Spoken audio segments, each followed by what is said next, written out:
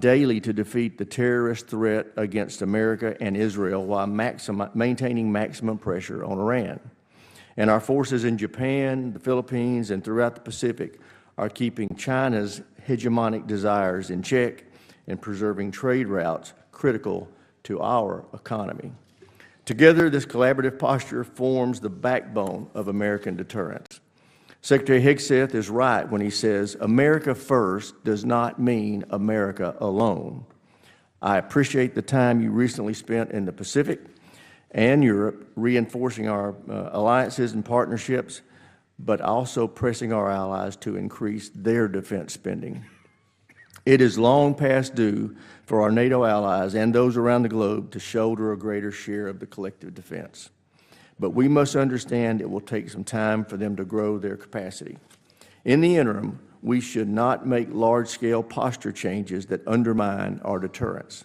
I look forward to working with the administration on building the ready, capable, and lethal fighting force we need to deter our adversaries. And with that, I yield to my friend, the ranking member, for his opening statement. Thank you, Mr. Chairman. I appreciate that. And I'll start with three substantial notes of agreement. One, we do face an incredibly complex threat environment. We face Russia, China, Iran, North Korea, various other terrorist organizations working together against American interests in a way we have never seen before, and with an economy like China's that we've never seen before. It's going to be very difficult to meet those challenges. Second, innovation is incredibly important and crucial to that. The changes in warfare are happening at a more rapid pace than I think we've ever seen before. We have to innovate more quickly, and I appreciate your leadership on getting after acquisition reform, because what's absolutely true is the Pentagon is not ready for this right now, and certainly that predates this Secretary of Defense and this administration. It's a problem that we need to get after, to do the acquisition reform so that we can get the materials that we need quickly. Innovate more quickly. We've got a lot of good ideas in this committee. Look forward to working with the administration on trying to get that done. Second, the budget is a major problem. It is simply unacceptable that we are this late in the year and we do not have a budget. That's the basics of how you plan to do all of that. And this is but the culmination of a series of problems. We had a CR for FY25, largely at the insistence of President Trump. And then, by the time we did pass a budget, it was just a CR. And now we're on a path again towards a CR in FY26. There is no budget transparency and no plan that we can see. And what we have seen happening at the Pentagon in the interim is also very disturbing and without explanation. There's been talk about 8% cuts across the board. Nobody on this committee knows what that means. Some of it is happening. It has not been made transparent to us. Is it going to make us better? Is it part of a larger strategy? Nobody really knows. We also heard the plan to cut 20% of the flag officers. Again, no strategy, no plan. This is why the budget is so important. The budget can inform all of this. Maybe that's a good idea, but we have no idea because there is no transparency and no follow-through. Also, quite disturbingly, within the Department of Defense and also across the federal government, the one and only criteria that is consistent is loyalty to Trump, as opposed to loyalty to the law or loyalty to the Constitution. This started with one of the more shameful events in DoD history, and that's when we pulled security details from former members of the Pentagon who faced security threats. Why were those security details pulled? They weren't pulled because anything told us that they were safe. Chairman Milley is one great example. He was on the threat list because he carried out an order from President Trump, and rightfully so, to kill Soleimani in the Middle East. He's now on Iran's hit list, and we pulled his security detail, leaving him and his family vulnerable. Why? Because he had the audacity to say something critical of President Trump. I mean, that's just embarrassing. If you told me 10 years ago on this committee that something like that would have happened, I wouldn't have believed you. And now we have a dictate from the White House saying that all federal employees will be tested for whether or not they are supportive of President Trump. New York Times had a great headline on that saying, why does an air traffic controller have to be a Trump supporter? Well, I would ask, why does an acquisition professional have to be a Trump supporter? If you're focused on loyalty, you're not focused on competency, you're not focused on ability, and it is the wrong way to go. Even within the budget, we see the influence of the president over the influence of common sense. We've all heard about the Golden Dome. When I first heard about the Golden Dome, it was interesting because it reminded me of a joke I first told about 12 years ago when we were dealing with a large number of Pentagon programs that were more ambitious than practical. future combat systems, the expeditionary fighting vehicle. Basically they said, well, this is what we want. And we had this joke that, well, all I want is sharks with freaking laser beams attached to them. That became the armed services thing. I actually have a little plastic shark that my staff made for me with a laser beam attached to it. Making the perfect the enemy of the good is a problem. And nobody on this committee knows what Golden Dome is. And the other thing that's really important about this, contained within that is one of the most important national security threats that we face: missile defense and counter-drone. We have a lot of programs that people are working on in that direction. What happens to those programs when we take $25 billion towards a project that no one can explain and no one can understand? And again, we don't have a budget, so we're taking it on faith. That is deeply troubling. Equally troubling is the Air Force One airplane that we got from Qatar. There's all kinds of ethics problems with that, which I'll leave aside for the moment. But that airplane is going to have to be fitted to be Air Force One. It's going to cost hundreds of millions of dollars. Again, no transparency. We're not told what that's going to cost and where it's going to go. But because President Trump wanted it, he gets it. Hundreds of millions of dollars goes out the window. We don't have the capacity to sort of say, sorry, sir, that's not a good idea. And the last one on this list is one that, frankly, I had a hard time believing when I first heard it. Apparently, the president has decided that the F-35 would be a better plane if it had 2 engines. And to a certain degree, it's hard to argue with. I guess 2 engines is better than 1, except that you can't just add a second engine to the F-35. This is a program that's taken us over 25 years, and we are, knock on wood, finally to the point where we're going to have the plane. And I would have thought this would have been dismissed, but I hear defense contractors, Pentagon, they're looking at this idea. It is okay to tell the boss that he's wrong. We all have dumb ideas. It's good to have people around us who have the capability and the competency to say, no, we're not going to do that. We're walking down the wrong direction. In terms of the global strategy, I substantially agree with the chairman, except that I fear that America first does mean America alone. We've seen that in a number of different issues, certainly placing tariffs on absolutely every country in the world, irrespective of our relationships. Well, sorry, except for Russia. Didn't place tariffs on Russia. That alienates people. Cutting off foreign aid programs, which I realize is not the purview of the Department of Defense, but I'll remind you of something that Secretary Gates said before this committee. If you're going to cut off the State Department, you better give me more ammunition. The two things are related. We stopped programs that were feeding hungry children in Africa. Literally took food out of the mouths of hungry children. Why? Apparently because there were a couple of USAID programs that supported LGBTQ programs. Now, why we didn't just cut those instead of cutting the ones that were feeding hungry children in Africa, I don't know, but that really sends the wrong message to the rest of the world. And the last one, and once we get to the Q&As, I would be curious to hear what the Secretary has to say about this. Threatening to use military force to invade Greenland and Panama. I don't believe the president has actually threatened military force against Canada just yet. He's just threatened to annex it. So Denmark, Canada, Panama, 3 peaceful nations that we are allies with, or were anyway. The message that sends to the rest of the world is one that the U.S. is purely in it for itself and does not care about the rest of the world. And this has implications. We're trying to stop China. We are in a global competition with China. We have built up excellent partnerships across Asia over the course of the last 6 or 7 years, in Australia, in Japan, in India, and the Philippines. Largely, that was because China exercised economic coercion. They went ballistic on Australia for daring to suggest that China could be more transparent about COVID, and Australia recalculated. Now we are the ones using economic coercion on our partners and allies and pushing them away. And this filters back over to Ukraine, where I am in violent agreement with the chairman about how important Ukraine is to our national security interests. And I also agree with the secretary.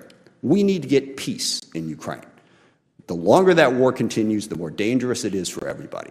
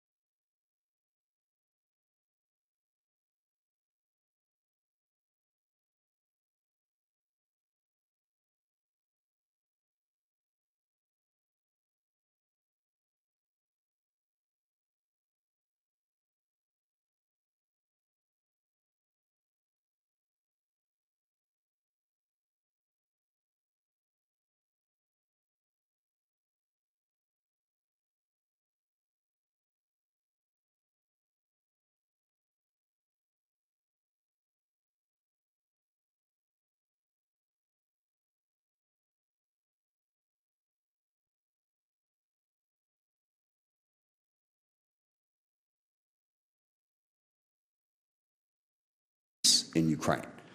The longer that war continues, the more dangerous it is for everybody.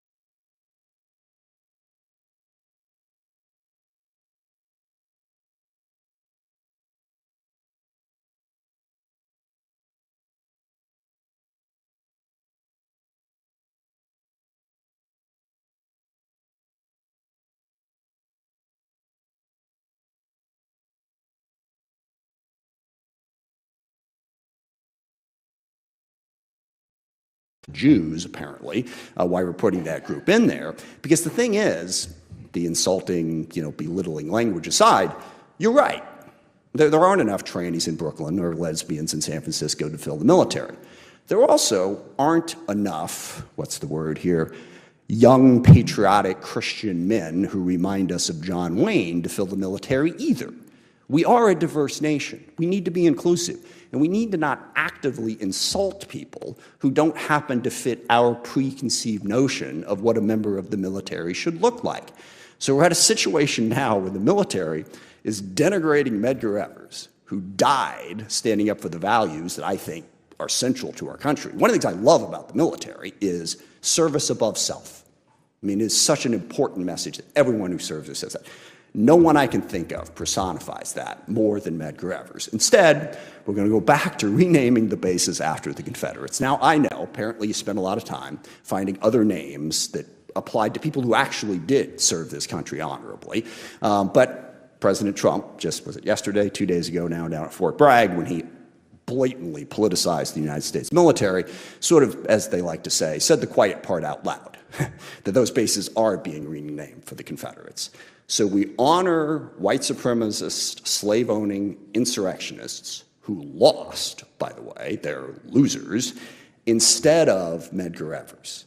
Can we please just stop and get back to the business of treating everybody equally and with respect?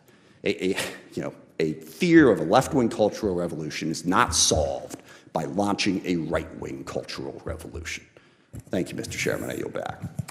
I thank the ranking member. And now I'd like to introduce our witnesses, all before us for the first time. General Caine, have you been before the committee before? No, sir. I didn't think so. Well, welcome. Glad to have you. First, we have the Honorable Pete Hegseth, Secretary of Defense. We have General Dan Caine, Chairman of the Joint Chiefs. And accompanying our witnesses is Ms. Bryn McDonald, Acting DoD Comptroller, who is here to assist in answering our questions. Welcome. First, we'll start with you, Mr. Secretary. You're recognized. Well, Mr. Chairman, ranking member, distinguished members of the committee, thank you for the opportunity to testify in full support of President Trump's proposed fiscal year 2026 budget for the Department of Defense. I'm honored to testify today alongside General Dan Caine, Chairman of the Joint Chiefs of Staff, and Bryn McDonald, who's performing the duties of DoD's Comptroller and Chief Financial Officer. We are very proud to represent and serve our warriors and their families. And today, as they do every day, they're keeping America safe. They're defending our homeland. They're standing up to communist China. They're working hand in glove with our allies and partners. They are achieving peace through strength. I'd like to start today by thanking this committee and Congress for your bipartisan leadership to give our troops a big pay raise in 2025. This included an additional 10.5% raise for our junior enlisted service members, E1 to E4. Thank you also for supporting other initiatives that improve the quality of life for our warriors and their families. With a focus on our troops and their loved ones, we have directed additional actions that will further improve their quality of life. These include making historic investments in this budget to improve living conditions in barracks and base housing, reforming the PCS process to reduce the cost and stress of moves for military families, and improving the quality of the care provided by our defense healthcare system. The best part of our job is meeting and interacting with troops and their families. We hear their concerns. I know how it feels to face these challenges. I've been there recently. Each of these initiatives responds to feedback we have received from the force. We will keep listening and keep looking for ways to improve their quality of life. Under President Trump's leadership, this budget puts America first and gives our warriors what they need. The $961 billion budget request, more than $1 trillion in total for national security, ends 4 years of chronic underinvestment in our military. Now, as is customary with first-year administration budget releases, additional time was necessary to implement this president's initiatives. In the last 4 months, we've moved quickly to reverse course after 4 years of weakness and mismanagement. In that 8% exercise, we found nearly $30 billion in savings across the department, which we reinvested. We killed wasteful programs, targeted bureaucratic excess, and redirected funding from Biden-era priorities to President Trump's priorities. Working with the Department of Homeland Security, we have increased border security. We reduced China's malign influence in our hemisphere. We defended freedom of navigation in the Red Sea. However, we still have a lot of work ahead of us to achieve peace through strength, a lot of deferred maintenance to catch up on. To carry out the president's mission, we have set 3 priorities for the department: restore the warrior ethos, rebuild our military, and reestablish deterrence. First, we are restoring the warrior ethos. President Trump charged me to focus relentlessly on warfighting, lethality, meritocracy, standards, and readiness, and that is exactly what we've done since day one. We are refocusing on what is truly important, which is warfighting and our warriors, sweeping away distractions and bureaucracy. We are setting standards that are high, equal, and unwavering. DEI is dead. We replaced it with a colorblind, gender-neutral, merit-based approach.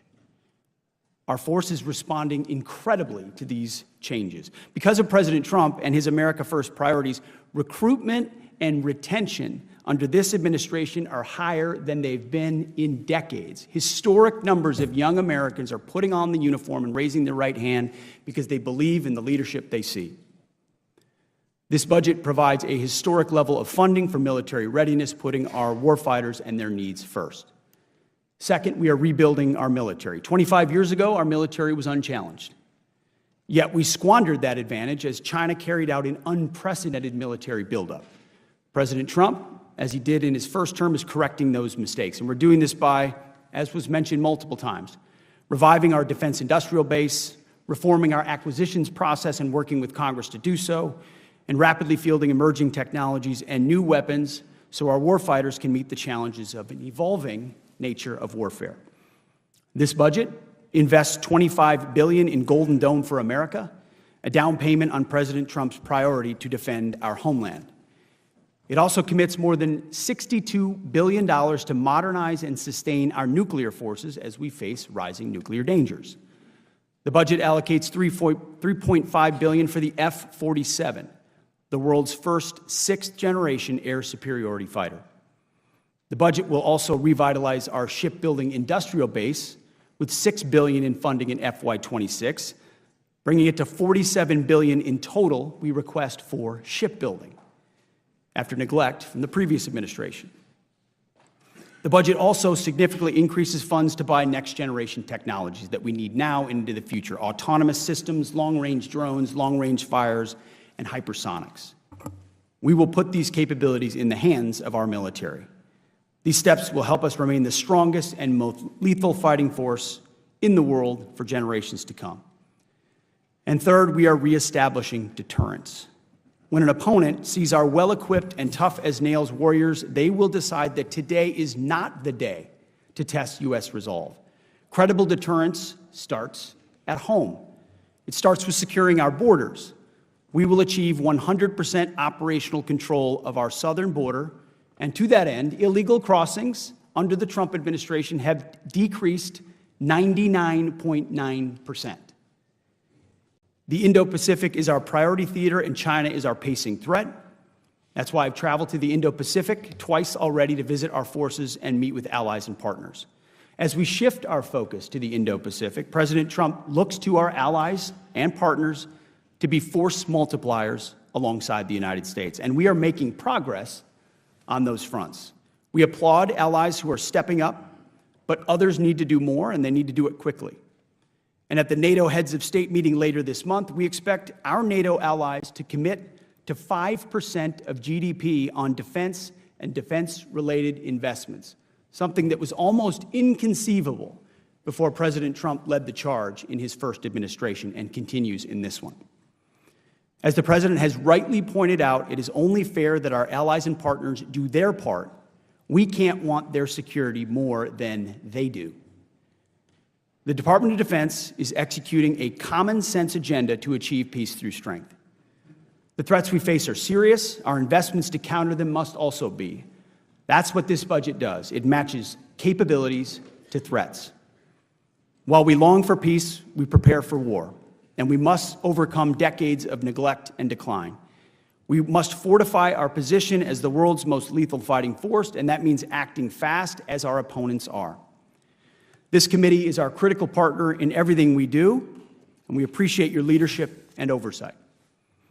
We look forward to accomplishing these goals, to achieving peace through strength, to supporting our warriors, to protecting our citizens and our taxpayers.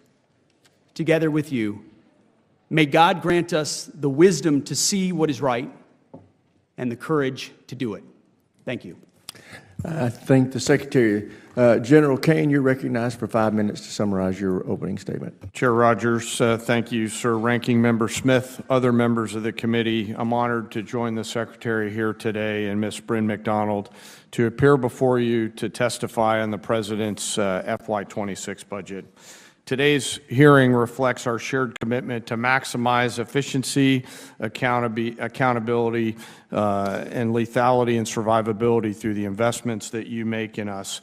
Ensuring every expenditure increases the survivability of the joint force and providing our warfighters the advanced capabilities, cutting-edge technologies required to dominate our adversaries at scale. I've got deep gratitude for everyone in this room and your commitment to helping us deliver the capability and capacity of our joint force and the 2.8 million service members, civilians, and their families to help us deliver the peace through strength that the Secretary talked about is very important, and I'm very thankful. It's my responsibility as chairman to understand the global situation, integrate the joint force to confront and manage risk worldwide, and ultimately advise our leaders. This demands a comprehensive understanding across every domain: land, sea, air, cyber, space, undersea, and all military services in every region of the globe, and frankly, all time horizons. It also requires making hard, informed decisions, which we advise on, in order to prioritize the finite taxpayer dollars that we have to ensure the greatest impact and capability for our joint warfighters across the globe. The President's budget enables the joint force to defend our great nation from adversaries seeking to do us harms. We are relentless in our pursuit of innovation and technology that allows us to deter and, if need be, win the wars of the future at every opportunity, while ensuring that we learn from the battlefields of the past and position ourselves for the battlefields of the future. This budget empowers the joint force to get after the Secretary's 3 pillars, as he just talked about: restoring the warrior ethos, rebuilding our military, and reestablishing our deterrence, and ensures our joint force is properly armed, globally integrated, and ready while doing our #1 job of protecting our homeland. The President's budget invests in our warfighters. As I said, to win on the battlefields of the future, we've got to be properly armed with the right capabilities: lethal, modern, reliable, and survivable at scale. Victory requires people and platforms that overmatch the enemy, systems that work together in the harshest conditions, and technologies that give our warfighters an advantage at the tactical edge. The budget gives us necessary tools to reinvigorate our national and defense industrial base. Our nation is full of incredible entrepreneurial talent, and we need every bit of it to support the increasing demands of the warfighters. This budget also helps the Joint Force become more globally integrated.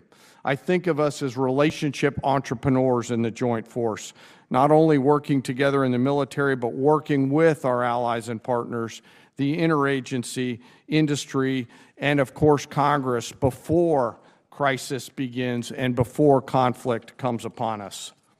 Finally, the President's budget reflects our mandate to stay ready, always be on the account, anticipating the next fight and getting out in front of it so that we're best prepared for our warfighters and their families. The most important component of our joint force is our people. This budget makes meaningful investments in our service members and their families, improving the quality of life of our service members, medical care, and things important to them like the moving process. As I mentioned, our people are the most important part of this, and it's an honor every day for me to serve alongside some of the most extraordinary warriors, civilian teammates, and families our nation has ever known. I assure this committee that the force remains ready, capable to defend this nation, but we've got some work to do. With your continued support and prudent investment, we will maintain our competitive edge, strengthen our advantage, and ensure that our men and women in uniform are equipped with the right capability. I also remain thoughtful of those currently deployed right now and their families who stand the watch around the world, quietly serving to do our nation's work so that we can be here in this room right now. And I also hold a special remembrance for our fallen and their families who continue to show us every day what real courage and tenacity looks like. I thank the Congress and this committee for your support and collaboration in our shared commitment to deliver peace through strength. I look forward to your questions, and again, I'm honored to be here. I thank the witnesses, and I now recognize myself for the first questions. Secretary Hegseth, you know, you've talked with me about this. We both know the President has a peace through strength agenda, and he's serious about it. And as I have talked to you about this, we are at the lowest level of defense spending as a nation in 80 years.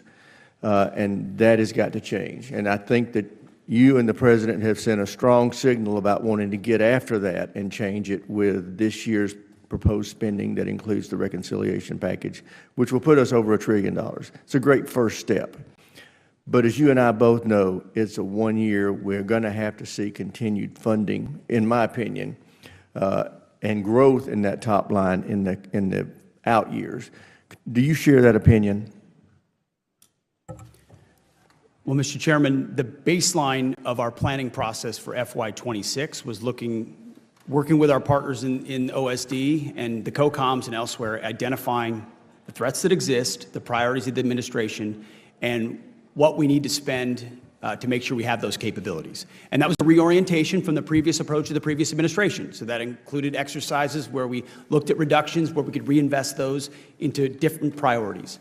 So when you look at the two bills in one budget that add up to $961 billion and over $1 trillion, truly a historic investment, 13% increase, that was our statement to the President of what we think we need in order to spend and invest in ways that are postured for now and into the future. And what I would commit to you and to this committee is that in FY27 and 28 and 29, in this administration, we will perform the same exercise, knowing that threats, we believe that the policies of this administration will lead to peace and more opportunities. But as our adversaries continue to increase their capabilities and we learn about what's happening on the battlefield, that will lead to commensurate increases in ours. So we anticipate through that review that there probably will be increases, but I wouldn't put a number to it in the future. Thank you. I just share the President's commitment that every NATO NATO member nation should reach 5% of its GDP, and that includes us. And I think we can do it by the end of this president's term, and I'm determined to help him get there. Secretary Hegseth, at the president's direction, you're developing a plan on reforms of DoD acquisition. Just so happens we are too. You may have heard of the SPEED Act. It's a bipartisan, bicameral effort. As you develop your plan, what problems have you identified with acquisition reform that need attention? Well, our new A&S, Undersecretary for A&S, was just confirmed. Mike Duffy, he's doing a fantastic job. He's diving right into this to include the SPEED Act, which we're reviewing in real time, that identifies a lot of the same problems we have. Streamlining processes, consolidating. We need competition and actual new entrants into acquisitions in a stale process. It's too bureaucratic. There are too many gatekeepers. Too many programs are gold-plated, which add to cost overruns, and they're late to need. So throughout the entire process, we've reached out to industry and to innovators and to outside-the-box thinkers and said, what would you do? How have you looked at this problem? To include this committee, how would you attack this so that we can get what we need in the hands of warfighters faster? It's unacceptable in this real-time world we live in, where you've got off-the-shelf and off-the-shelf capabilities and open architecture opportunities, and you can do virtual design of products that you don't have to build a hard copy, that we're not doing it faster. So everything necessary we want, and we're going as fast as we can. Great, thank you. General Caine, as you know, there's been a lot of dialogue around here about selling off some of our spectrum. Can you talk to us about the importance of preserving the spectrum around the lines that the DoD uses? You bet, sir.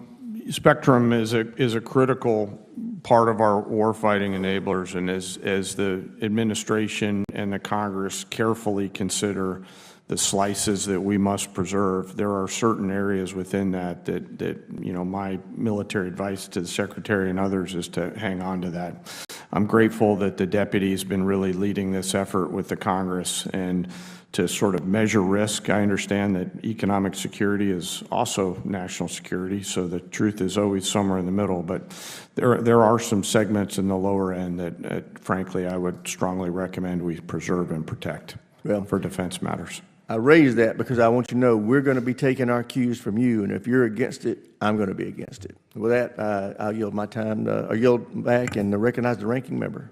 Thank you, Mr. Chairman. Just on the budget point, I made this point before the committee the House just passed a budget that adds nearly $3 trillion to an already out-of-control debt. So if we do really want to spend money on defense or anywhere else, we ought to be willing to pay for it. And I certainly go back through generations of, bipartisan problems with this. You can't have a debt that size and keep coming back talking about how much money you're going to spend, whether it's defense or whatever your priorities are. And Mr. Secretary, you said the 99% down on border crossings and the border is secure. At the same time, we're going to take $1 billion out of the MILCON budget, out of building barracks, to send it for the border, and there's another 4,000 troops that we're planning on sending down to the border. Given that the border is secure, might you rethink that spending? Well, sir, we are securing it. It is secure, but it's a manpower-intensive effort at the beginning. Two different words there. It's either secure or secure, and it sounded to me like you said it was secure. It is secure. Okay. What we're continuing to do is expand that and fortify it through infrastructure, which is a big part of the budget on the Department of Homeland Security side as well. So it's that $1 billion you're talking about was from the CR in FY25. We fully fund that back and more in FY26 with a recognition that we were dealing with the world as it existed when we came in. And the previous administration said they needed new legislation to secure the border. It turns out you just needed a new president. I would point out that you have the not Defense Department and submitted, DHS that was willing to go to the border and actually secure it, which is what we not submitted a budget yet. So whether or not you're putting that money back in remains to be seen. You have definitely taken it out. And I think the obsession there, and I don't disagree, the border needed to be secure. But from a pure budget standpoint, let's just not keep the political focus on that. Let's make sure that we're funding some of the other priorities that we have. So when it comes back to acquisition reform, and the chairman's point, it's our committee, certainly Congress is part of the problem. We set up a lot of requirements. Defense contractors are part of the problem. I'm curious, how would you get after reforming the culture at the Pentagon so that you can move faster, number one, and number two, how would you get after the defense contractors that push the requirements process? And specifically, what would you do about the requirements process to try to speed things up? Well, first of all, I think gold plating is a real problem, sir. I mean, across the department. Interesting to use the word gold in this particular context, but yes, I agree with you, actually. We maybe could use a little bit more silver plating on occasion. A recognition that the 99% solution is oftentimes the enemy of the 85% solution that delivers 2 years sooner. And that's contractors and other companies wanting to do right, but trying to do too much and overpromise, and then they're under-delivering, and the warfighter not always wanting to do right. In some cases, just not wanting, always, just not wanting always. to make money, So, but yes. The change is also in acquisitions about people. You need reformers in these positions. I'm here to be a disruptor of those processes. Our deputy secretary has extensive business experience. The types of people we're bringing in as undersecretaries have been disruptors and innovators in the private sector who recognize that bureaucracy can be dysfunctional and needs to be disrupted. So it's taking outside-the-box unique approaches. I mean, virtual design is a big example. How many times are we going to build something physically that takes a year to build when you could use AI and computing power, design it virtually, identify the flaws, and move more quickly, or create open architecture so you can move Our committee systems stands ready between. to work with you. I mean, there's 500 One different final things we can question. do, and we're doing them. Yeah, and I'm sincerely concerned about this. Is it the policy of the Department of Defense that we need to be prepared to take Greenland and Panama by force if necessary? Is this a policy that you have within the Department of Defense in accordance with the President's wishes? I heard what you said about those two countries and saying we need to worry about China. Well, we are worried about China. That wasn't my concern. China's malign influence in Panama. I was concerned with us China has saying control of using ports military or force malign to influence take another over the sovereign Panama, country's we should territory. pay attention to that. Right. So Panama is very key terrain that we've focused on, and we've been willing to focus So we on, should as take it. is Greenland. We should key take terrain. it by military force. They're important. I'm not going to Arctic- argue with the that. Arctic is I'm incredibly arguing with important, the and using adversaries are our trying to military gain- to take it by force. Our job at the DoD is to have plans. And Do you have a lots plan of for that? Our job at the Defense Department is to have plans for any particular contingency. Including the contingency of basically Any invading contingency you need, we've got it. We've got a building full of planners, and we're prepared to give recommendations whenever needed. So just be clear, you have plans to take Panama and Greenland by force if necessary. I think the American people would want the Pentagon to have plans for any particular contingency. Not and for that thankfully, one, we in are my in the opinion. planning business. Speaking on behalf of the American people, I don't think the American people voted for President Trump because they were hoping we would invade Greenland. I'm going to go out on a limb on that one. I yield back. Gentleman from South Carolina, Mr. Wilson is recognized. Thank you very much, Chairman Mike Rogers, for your visionary leadership. And indeed, each witness, thank you for your service to America. And in particular, Mr. Secretary, your service is so appreciated, and I'm especially grateful as the son of a flying tiger who helped liberate China, as the father of 4 sons who have served in Iraq, Egypt, Italy, and Afghanistan, as a 31-year Army veteran myself.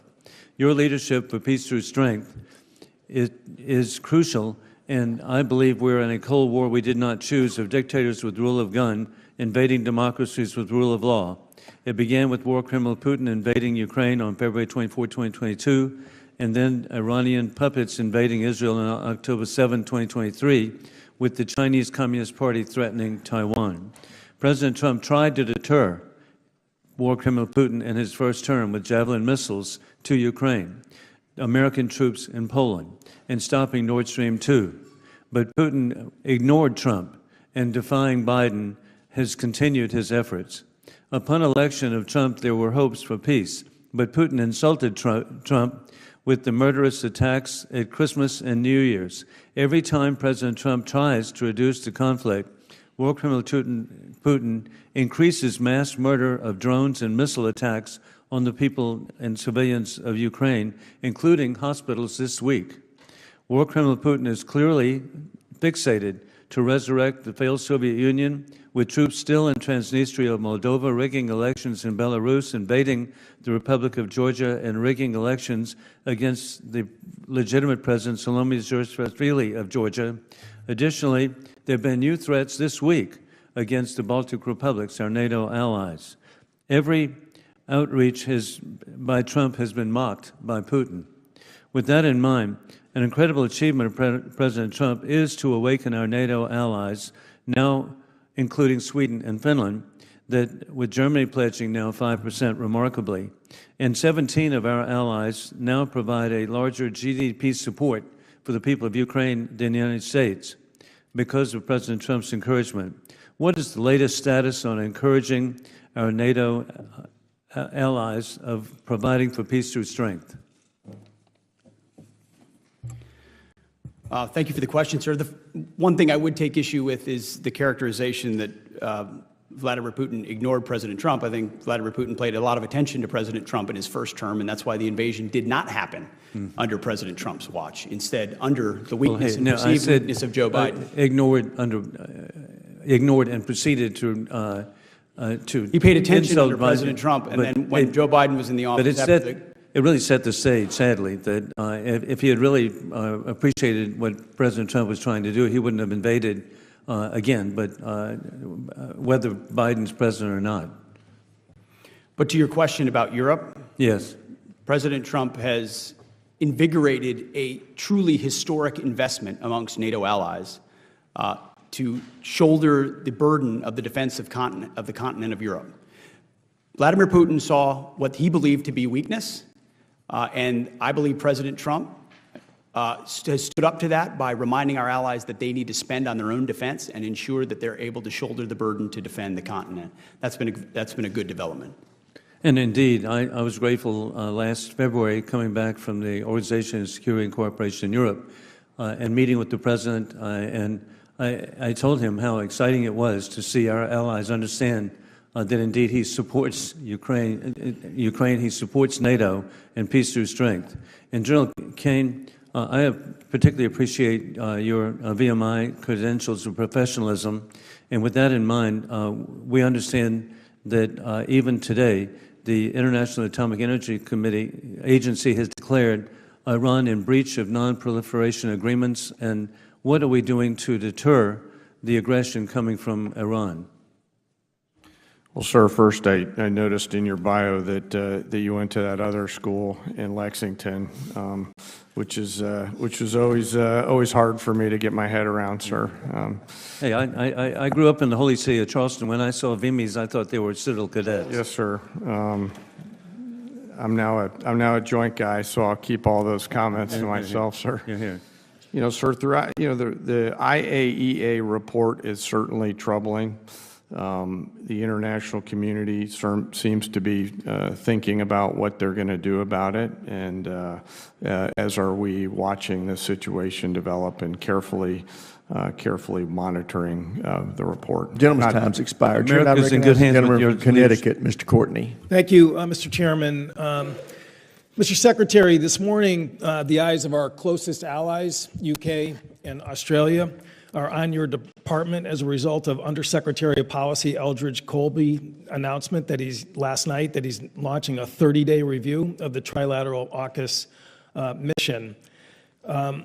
I would just note that it's not just their eyes, it's our eyes in this committee. In 2023, by a vote of 310 to a small minority, we passed the AUKUS authorities and followed up on that in terms of AUKUS investments in the billions of dollars into our submarine industrial base.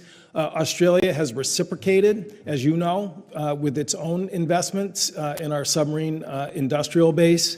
And since then, since 2023, what we've seen that the three countries working together, that we now have well over 100 Australian sailors and naval officers that have gone through joint training. I've seen them in my district at graduation ceremonies. They're joint crewing Virginia-class submarines. We also have joint U.S.-Australian submarine repair work that's happening in Guam and Hawaii. And our submarine industrial base last year delivered 2 Virginia-class attack submarines. They're the New Jersey and Iowa. This year it'll be Massachusetts and Idaho, and the year following it's going to be Arkansas and the Utah are going to be delivered during that 3-year period. General Caine, how many nuclear-powered attack submarines is in the Chinese Navy? Do you know that answer? It's nuclear-powered attack boats. I Yes. mean, it's How many attack yes, sir. nuclear-powered? Many. I'll get you. No, the well, the number. answer is 6. Yes, sir. Okay, so what we've seen in the industrial base is that last year, this year, and next year, we're going to be delivering that identical number. They're building a 7th. You can check the Wall Street Journal, and you can see where that boat ended up at the bottom of the Yangtze River because of their inability to actually do the hard work of building nuclear-powered submarines, which is probably one of the most complex undertakings in really industry of any sort. Again, the Australians are investing in Perth, and so that we are going to have rotations of Virginia-class submarines that are already started to happen. Admiral Paparo testified in vocal support of AUKUS when he came before this committee just a few weeks ago. And again, I would just say, you know, there is nothing wrong with reviewing any program. We're all accountable. Anything of this magnitude certainly deserves review. But a 30-day review on a project that really took years to develop, in which this committee was instrumental in terms of in enabling, and in my opinion, China's reaction to AUKUS is the ultimate sort of endorsement of AUKUS because they hate it. And the one commitment I would ask, Mr. Secretary, is just your commitment that this committee in Congress is going to be integrally involved in whatever the review process is, because we have skin in the game, we have history, and we have allies who really are, again, issuing statements this morning. The Prime Minister of England, the Stephen Lovegrove, the Special Representatives for AUKUS, Richard Marles, putting out statements trying to reassure their countries that the U.S. is still going to follow through on this commitment. And we want that reassurance as well from you. Can you, again, give us that commitment that Congress will be involved in this review process? And I have one more follow-up question.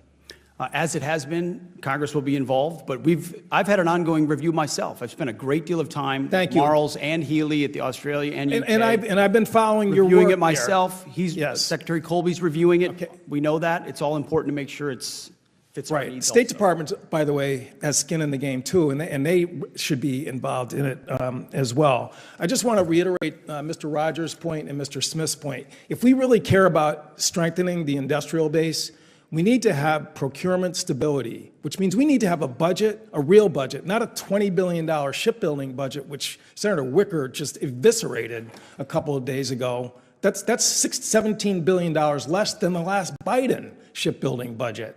That's what got sent over to us. And again, that's the way, and I represent a district that is the general contractor for both programs. You want to strengthen hiring, supply chain, and facility growth. You need to have procurement stability. That's not what we're seeing from the Office of Management and Budget. I yield back. Chair, now recognize the gentleman from Ohio, Mr. Turner. Mr. Secretary, thank you for your written statement, and also thank you for your recognition of the importance of our nuclear deterrent, and specifically our investment in our modernization of our nuclear deterrent. We are behind, as you know, in the modernization of our nuclear stockpile. Your recognition of our investment in our triad and our command and control is incredibly important. Thank you also for your recognition of the importance of our future investment in missile defense and the importance that the Golden Dome will play. The Secretary General of NATO has recently made statements of his concern of Russia's future attempt to place an anti-satellite nuclear weapon into space. Specifically, he has said, "We are aware of reports that Russia is examining the possibility of placing nuclear weapons in space. This is very worrying. Space is also very important for our deterrence and defense, just as important as land, sea, air, and cyberspace. In recent years, space has become increasingly clouded, dangerous, and unpredictable. We know that competition in space is fierce. I recently had the opportunity to speak to him. He was at Wright-Patterson Air Force Base in my community as we were commemorating the 30th anniversary of the Peace Accords.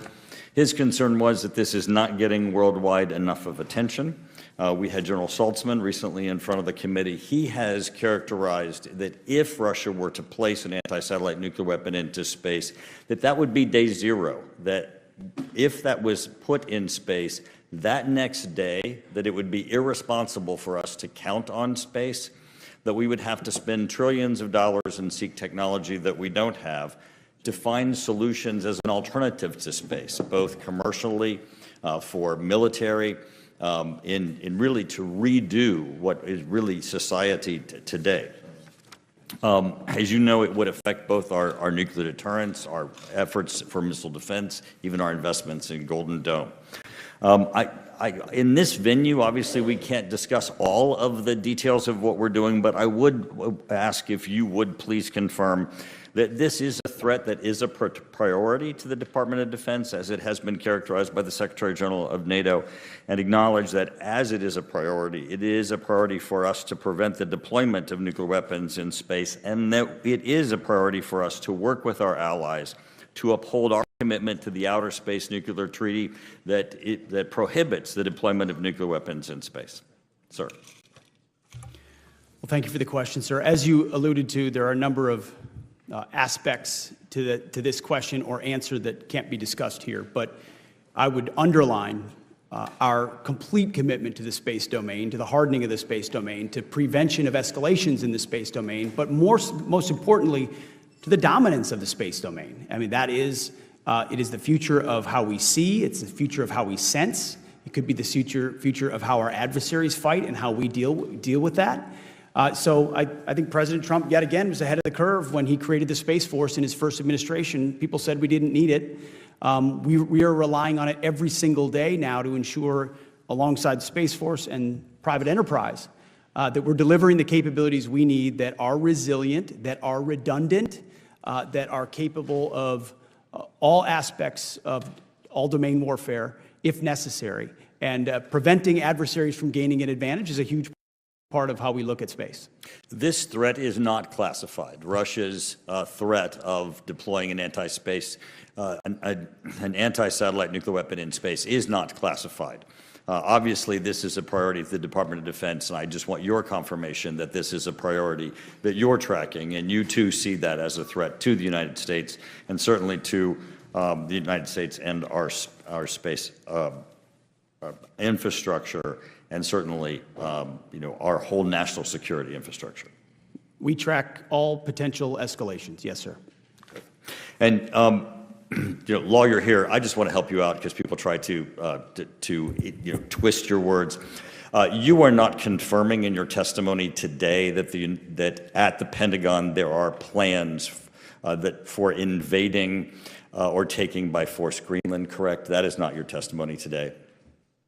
All my testimony is that the Pentagon has plans for any number of contingencies. It is not your testimony today that there are plans at the Pentagon for taking by force or invading Greenland, correct? Because I'm sure as hell hope that it is not your testimony. We look forward to working with Greenland to ensure that it is secured from any potential threats. Excellent. I yield back. Chair now recognizes the gentleman from California, Mr. Garamendi. Thank you, Mr. Chairman, and thank you for your opening statement, your concerns about Ukraine and the budget issues. Mr. Secretary, in your opening statement, you spoke to the issue of cutting waste and abuse at the Pentagon. I assume you intend to do that. Is that correct? Yes? No? We have done that, sir. All right. And therefore, it must be your responsibility. I want to bring to your attention a statement that the President made in early February. He said there is no reason for us to be building brand new nuclear weapons. We already have so many. You could destroy the world 50 times over, 100 times over. And here we are building new nuclear weapons. And they're building new nuclear weapons. We're all spending a lot of money that we could spend on other things that are actually, hopefully, much more productive. So I'd like to focus for a few moments on one of the most expensive programs at the Department of Defense, the Sentinel ICBM, which is to replace the Minuteman III. The cost of this program has exploded from $78 billion to over $141 billion, not including a new nuclear bomb for the Sentinel and the command and control systems, which would add somewhere $20 to $40 billion. All the while, we have a Minuteman III that can continue to provide the ground leg of the triad for at least 10 to 15 more years. Should we cut the Sentinel program? Well, President Trump is correct to point out that proliferation is very dangerous, but he has also in his budget ensured we fully fund the nuclear triad, every aspect of it in a historic way. The Sentinel as one leg of it, and that modernization is critically important. As you know, it faces a Nunn-McCurdy breach for being behind, and as a result, it has to be reviewed, but it's incredibly important. And so our budget does look at ensuring to... Excuse me, sir. So you have made a decision to continue even though the review is incomplete? The review is ongoing. The investments we've made allow us to continue should the review come out the way we hope it does. You continue the Sentinel program even though the Nunn-McCurdy review is incomplete. I'd like now to move over to Ukraine. The chairman of this committee spoke very strongly about the Ukraine situation and the necessity of the United States being strong in support of Ukraine. It's very, very clear that a review of what Mr. Putin has said over the last 2 decades, that he is determined to reestablish the Soviet empire, and Ukraine is the current step to achieve that. Ukraine's security is our security, my view, and what is dangerous for Ukraine will be dangerous for NATO and therefore dangerous to the United States. Yesterday, 2 days ago, in response to Senator McConnell, who asked, which side of the Ukraine conflict do you want to win? And you said, the President is committed to peace in that conflict. Ultimately, peace serves our national interest, and we think it serves the interest of both parties, even though that outcome will not be preferable to many in this room, at that time the Senate, and I would also say this room too, preferable to many in this room and many in our countries. Mr. Secretary, when you said that peace serves our national interest, does that peace come from a complete surrender of Ukraine and total victory for Russia? That's never been a characterization of my statement, sir. We think peace is in the best interest, but I would point out, Ukraine is not the U.S. and Ukraine is not in NATO, and to draw that comparison is to draw one that is not correct. But we hope for peace. We believe peace is in the best interest of the United States of America, and our policies are pointing toward that. Well, let me go back to what I asked you.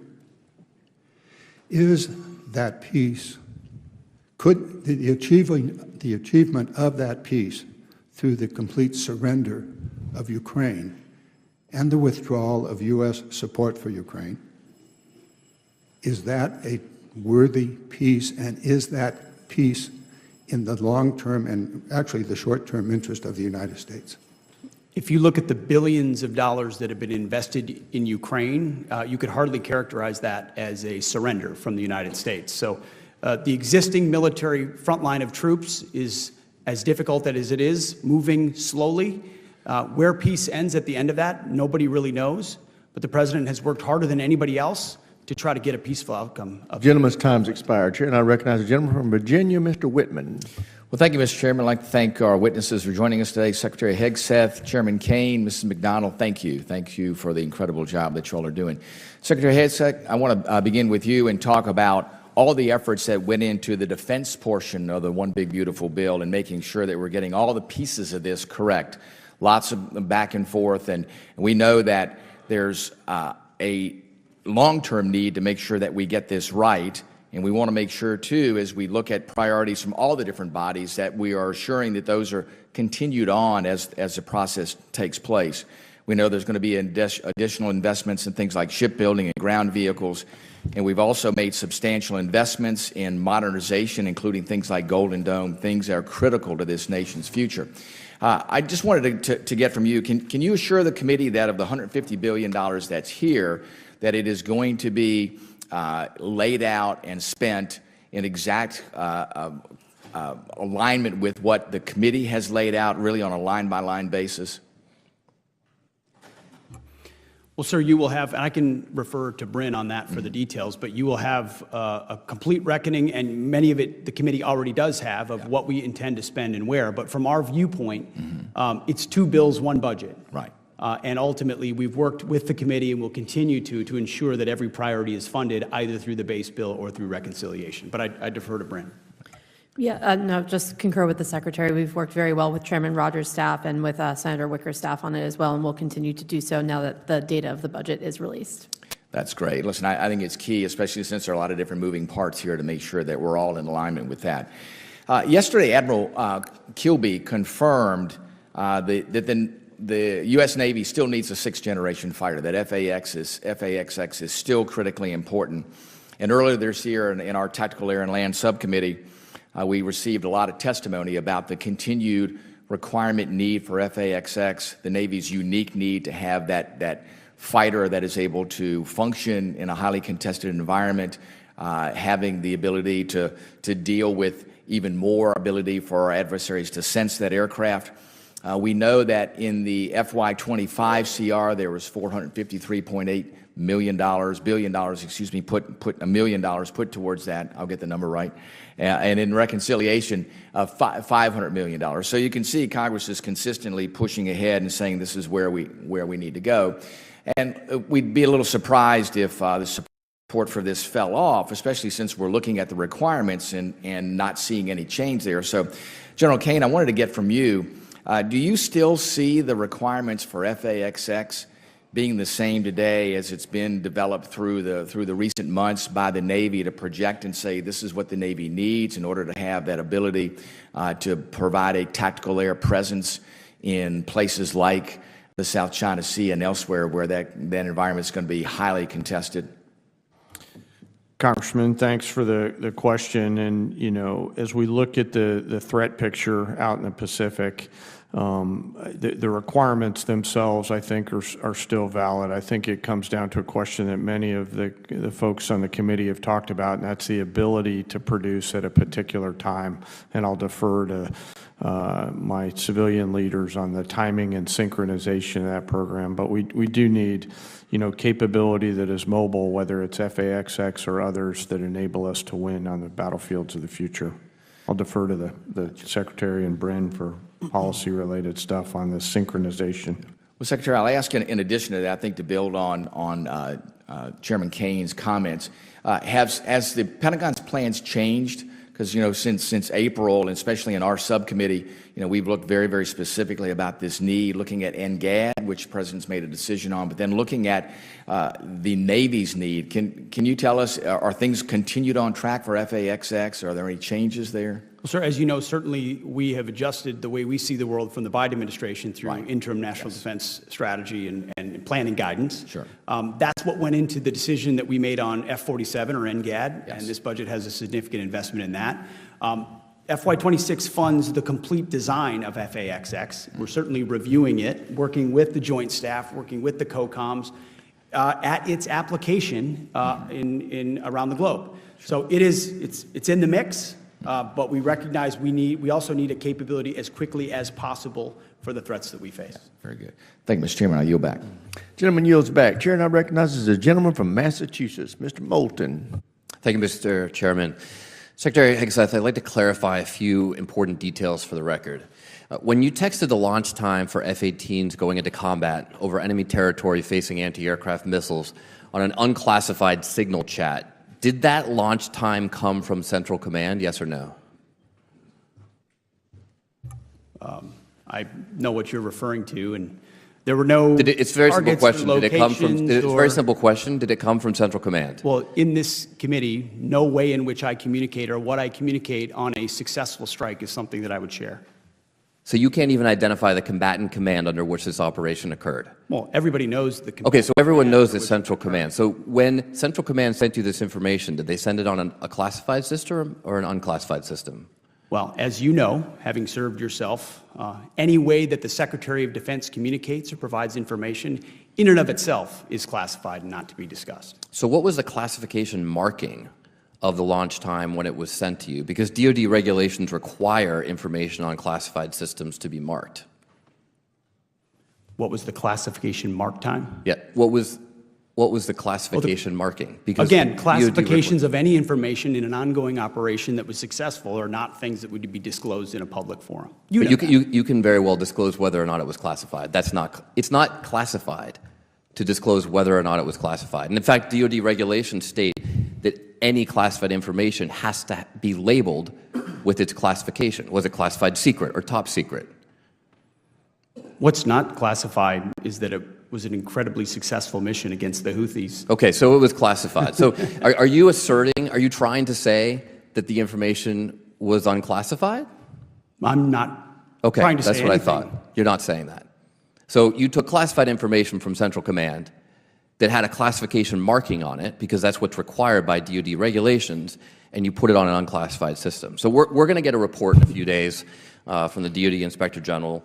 And if the DoD Inspector General finds what is pretty obvious, both to you smiling there in the witness seat and to all of us up here, that the information was, in fact, classified, do you plan to take any accountability for that? As I pointed out at the time, you said that accountability is back. Does that not apply to you? as I said at the time, Congressman, there were no names, targets, locations, units, routes, sources, methods, no classified information. Okay, so if it comes back that it is classified, will you take accountability or not?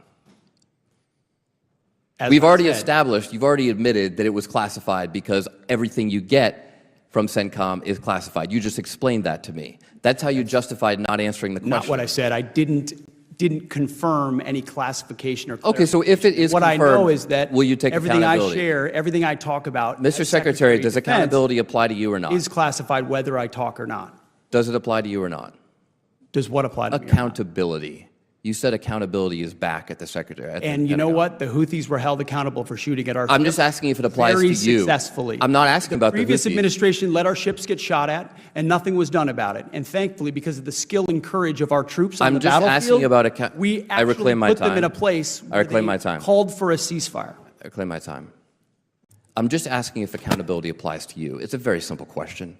We use leadership by Of example. course, unlike, I serve at the pleasure of the president like everybody else does. So it only applies to the president, not to you. I serve at the pleasure. You talked about the success of the Houthi operation. About how much money did it cost? How much money did you spend on missiles shooting at the Houthis?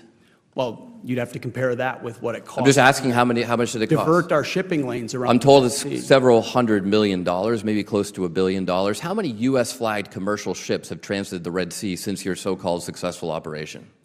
Well, thankfully, unlike the previous administration, The answer is zero. military vessels transit. No, I didn't ask just about this military week. vessels. I Well, which asked would about be the commercial precursor vessels. for How many civilian and commercial vessels? transit. It's been several weeks. How many commercial vessels, U.S. flagged, have Well, transited the would Red you, Mr. Congressman, put civilian ships The through questions dam are not to before me, military Mr. Secretary, ships? they're to you. We have responsibly put military The answer ships is zero. through first. I reclaim my time. How many generals and admirals have you fired?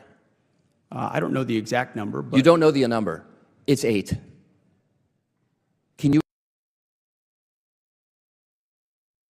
explain why any of them were fired? Like, just explain why was... they all serve at the pleasure of the president. And I think No, I'm just asking you why. General Caine is a great example. I'm just of asking a you leader why. that we I think need you at probably this learned time. at Princeton what why means. Why did you fire him? They serve at the pleasure of the president, and we want Why better did you representation fire in him? each and every of those. You can't each and explain every why one you of those fired any of places. them? Gentleman's time's expired. Chair, and I recognize the gentleman from Georgia, Mr. Scott. Thank you, Mr. Chairman.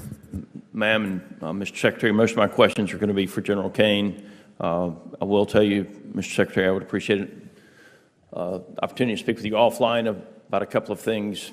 I'm from Georgia. Spoke with you briefly. I supported Helen Julia Moore's name remaining on the base, as you know. I support Eisenhower's name remaining on the base. I don't want to go too far into that. I don't want any questions. But I will tell you this, the selection of Gary Gordon, one of the most valorous, heroic acts of any American soldier, certainly in modern times. He was one of the 2 soldiers that went in with Black Hawk Down, Delta snipers, that both died there together. I do have a suggestion on that. When the Army has named anything after Gary Gordon, Randall Schugart's name has been tied to the name. The Army has historically named things Schugart Gordon because those 2 guys went in together, they fought together, they literally died together and the historical accounts cannot figure out which one actually died first. And so if the name in Augusta is going to change back to Gordon, I just respectfully suggest that you consider Gordon is the Army who has historically named other things. You can't tell Gordon's story without Gordon's story. I say that respectfully. General Caine, the Communist Chinese Party assesses U.S. strength, that our strength lies in our alliances and partnerships. If they believe those ties are fraying, how can we use the Ukraine war to demonstrate U.S. strength, capability, and resolve to regain leverage over the Chinese and their assessments of the United States? Well, sir, thanks. Thanks for the question, and first, thanks for recognizing two great warriors who showed us what courage and tenacity look like when you infill into the place that they did on those two MH-60s, knowing full well what they were going to face on that objective, and then making the full commitment to give their lives on behalf of an injured teammate. That's what America looks like. So thank you for highlighting that, sir. Bless you, Congressman, by the way. He's a SEAL. Yes, sir. Yes, sir. I know a lot of SEALs. Sir, I think mill to mill, military to military, our relationships with allies and partners around the world remain incredibly important. I'm grateful to serve alongside so many great, not just joint force partners, but international partners as well. And I think that the courage and tenacity that our forces out in EUCOM have shown through this journey, and the teammates that they've built on both sides of those borders is an example of what we should be doing. If I can follow up with that, the assessments, Ukraine would survive 9 days, 10 days, some 15 days at the outside. But the rapid innovation cycle that they have candidly taught us, in some cases, how do we implement that into the U.S. defense industrial base and get our weapons developed as fast and candidly at the cost, because we cannot afford to pay what we're paying per weapon for what we're going to have to do. And at the same time, how do we develop the defense systems against drones so that we don't lose multi-million-dollar tanks to $5,000 drones? Yes, sir. Thanks for highlighting the innovative, entrepreneurial, and diabolical spirit of attack that exists out in that part of the world. And, I've been out there and seen what they're doing in terms of drone manufacturing, iterating on the line, linking up with partners, taking the fight to the enemy out there. It's impressive. And we've learned from those examples. That same spirit of innovation has come back to the United States. And when I think about rebooting our defense industrial base and our national industrial base, I think of it through 4 C's, and it starts with that culture that you're alluding to about innovation and entrepreneurialism inside combat. The second part is creating some competition, and I think that's a key part, as you help us do that here in the Congress. Third thing is we gotta write better contracts on our side. 100%. And we have to be better buyers and share the risk, as I've talked about with the chairman before. And Gentleman's time's expired. Chair, I recognize the gentleman from California, Mr. Carbajal. Thank you, Mr. Chairman. It shouldn't come as no surprise that I have serious concerns with both the deployment of the National Guard and the Marines to Los Angeles. I served in the Marine Corps. We are trained to be war fighters, not for crowd control. Everyone here should be alarmed that the President has sent armed forces into a city against the wishes of a governor and mayor. I am concerned this administration is purposely escalating the situation with this step and politicizing our armed forces in the process. Let's call it for what it is. It's political theater. Hegseth, are the Marines in Los Angeles ordered to protect property by any means necessary?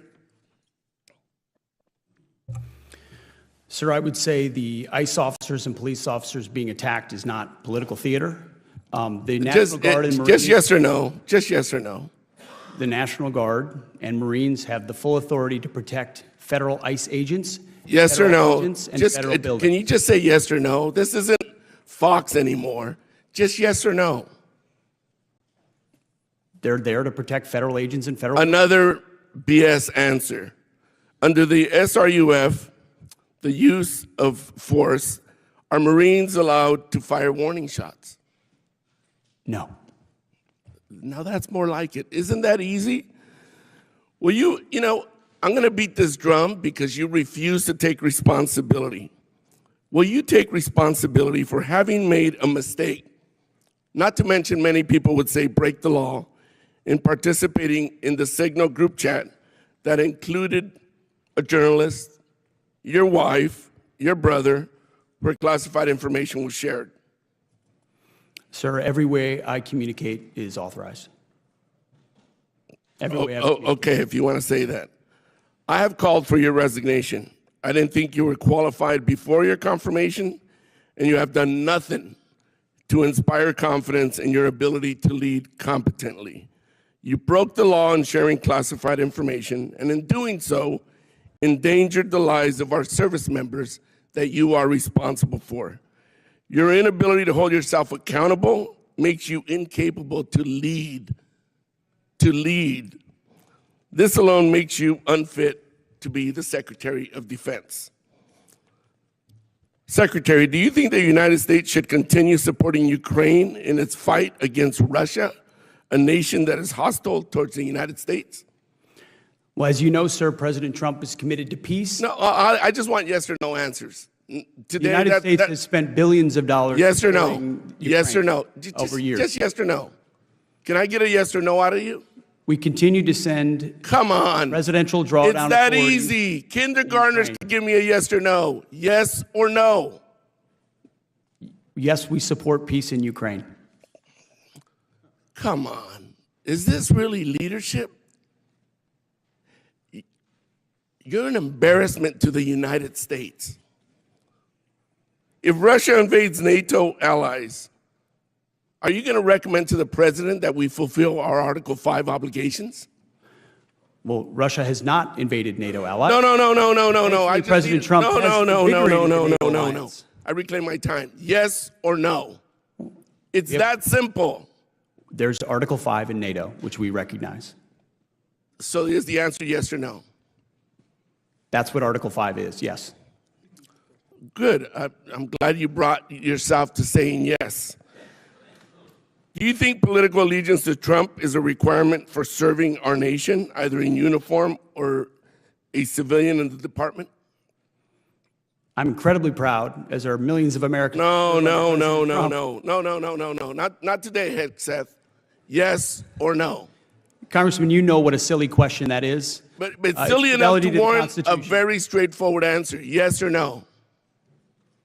We all support and defend the Constitution of the United States. You know what? We're proud to support I'm not going to President waste Trump. my time anymore. You're not worthy of my attention or my questions. You're an embarrassment to this country. You're unfit to lead. And there's been bipartisan members of Congress that have called for your resignation. You should just get the hell out and let somebody competently lead this department. Mr. Chairman, do we not have any decorum in here? Thank you very much. I yield my time. Gentleman yields back. And I would urge everybody to remember and maintain a decorum suitable for this chamber with their further comments. The chair now recognizes the gentleman from Tennessee, Dr. Desjardins. Thank you, Mr. Chairman, and I would like to thank you, Secretary Hegseth and General Caine, for bringing pride, strength, and respect back to our military. Many critics have described the President's deployment of the National Guard in Los Angeles as unprecedented. But as you know, we've seen similar actions throughout history, from Eisenhower sending the 101st to Little Rock, to Johnson and Kennedy federalizing the Guard over the objections of Southern governors during the Civil Rights era, to George H.W. Bush deploying federal troops during the 1992 L.A. riots. Isn't it fair to say that there's a well-established precedent for presidents acting when state leaders are either unwilling or unable to enforce federal law or protect federal facilities? Sir, nothing that we're doing on the ground is unprecedented. I would argue what is unprecedented is a governor and a mayor unwilling to protect law enforcement. Well, thank you for being willing to step up. Considering we're going to shift gears here to the nuclear armed sea launch cruise missile program. I just wanted to touch base on that other subject because I think that's ridiculous that the criticisms that we're hearing in the media. But with Putin talking freely about using low yield or tactical nuclear weapons, I think it's important we discuss the SLICM-N program for a minute. As you know, restoring SLICM-N capability to the Navy was recommended in President Trump's 2018 nuclear posture review. The Biden administration proposed to cancel this program, but based on consistent testimony from our senior military leaders that this system was necessary to address deterrence gaps, Congress continued to fund it, and in the FY24 Defense Authorization Bill required the Department to create a dedicated program of record for its development. What is your view of the SLICM-N program and the broader issue of modernizing our nuclear forces to ensure we have nuclear deterrent that meets the evolving threats we're seeing? Well, so your characterization is correct. I want to thank Congress for keeping SLICM-N effectively alive under the previous administration because we think it's a critical capability. And you'll see in the FY26 budget, we fund it at over 1,000% increase. So we completely recognize the need for that capability. Alongside the entirety of the nuclear enterprise is critically important to maintain deterrence. If you're going to have peace through strength, if you're going to reestablish deterrence, you need to have a credible deterrent, especially at the foundational and baseline level, which is the nuclear level. And General Caine, STRATCOM commanders and your Vice Chief Admiral Grady have testified about the importance from a military perspective of being able to provide the President with an additional response option and how SLICM can strengthen deterrence by providing a non-strategic response option that is not air delivered. Do you share that view? I do. Thank you. And General Caine, your testimony warns that the PLA's exercises around Taiwan are not just pressure campaigns, but rehearsal for force unification. Throughout my visits to our regional partners in the Indo-PACOM region over the last few years, you can feel that there has been a rising tide of recognition that China is a threat on their doorstep and ours. As the United States and the world has awoken to the increasingly adversarial actions of China, can you expand upon how the DoD is right-sizing our force structure to prepare for a conflict in the Pacific should our adversaries continue to escalate tensions in the region? And what are we doing now, not years from now, to ensure we can stop that move if it comes? Yes, sir. Well, first, I share your, I share your views and those of Admiral Paparo related to what certainly appears like increasing rehearsals by the PLA in and around the Pacific. The administration and the Secretary in particular, through our interim National Defense Guidance and Strategy, which I won't get into in this forum, but is clear around the need for the department to focus on the Pacific and to scale our combat capability with systems, capabilities, and effects that would prevent Xi from advancing his narrative and create, frankly, multiple simultaneous dilemmas in their decision-making. And so we continue to work diligently on that through the services, as you talked about, and it's something that I'm keenly focused on with my global integrator role. Okay, thank you. And I think, Secretary Hegseth, you covered that pretty thoroughly in your opening statement. So I'm out of time, and I yield back. Gentleman yields back. Chair, and I recognize the gentleman from California, Mr. Caine. Thank you, Mr. Chairman. Mr. Secretary, I'm hoping we can start where we may have common ground: no war in Iran. In 2016, President Trump was one of the few people on the Republican stage to have the guts to say that George W. Bush's war in Iraq was an utter disaster. He promised the American people no endless wars. Tucker Carlson has said that thousands of Americans will die if there's a war in Iran. And he is cautioning that currently neocons are trying to get President Trump into a war in Iran. Representative Marjorie Taylor Greene has said the American people don't want to bomb Iran. Will you today assure the American people and the MAGA movement that you will not bomb Iran unless we are hit. Congressman, it's good to hear you quoting conservatives. When they're right, I quote them. I will tell you this. The president has been earnestly and completely committed to a peace process, has given Iran every opportunity, those talks ongoing, but he also fully recognizes the threat that Iran with a nuclear weapon would exist. Will you commit to us not bombing them? I mean, that's what the conservative MAGA movement is calling for it online. You'll see. I mean, they want a commitment that we not bomb Iran unless we're directly hit. Well, here in this forum, it wouldn't be prudent for me to commit or not to commit. My job is to be postured and prepared in the region, just as the chairman. How about this? Would you any potential capability? Would you agree with this analysis that Netanyahu is itching for a fight? If Netanyahu uses American missiles to hit Iran, he's going to drag us into a war there because Iran's going to say they're using American missiles. Our military knows that you cannot just through hits eliminate Iran's nuclear capability. They'll simply go underground, and they will then end monitoring. And unlike Iraq, they're in heavily civilian sites. Will you stand up today and make it clear to Netanyahu that that escalation, what he's threatening just yesterday, is not in the American interest, that he should not be dragging America into war with Iran? Well, Congressman, that question included a lot of speculation. What I know is that Bibi Netanyahu is going to put his country first, and we're going to put our country first, and we're positioned properly in the region to ensure that we're prepared for any potential contingency. Are you concerned about his escalation into Iran, and will you assure the American people you're going to do everything possible to keep us out of a war in Iran? We remain, as the president has said, committed to creating the conditions for peace, creating the conditions for talks where Iran does not have the ability to develop a nuclear weapon. I'm running out of time, 2 minutes, so let me ask you another matter. Senator Baldwin asked you about the legal authority for the Marines in my state. I disagree with you. I thought not only do I not want Marines in Iran, I don't want them in California. But I don't want to get a gotcha. You know, they said, what provision? Your administration since then has filed in the federal district court. You're arguing that the Marines should be allowed to defend federal property. I disagree with you. That's your argument. Here's where I hope we can agree. Whatever the federal district court decides, will you abide by it? Well, this is a pending situation. So will you agree, though, that it's not my legal view, it's not your legal view that makes the decision in America. It's the federal judiciary.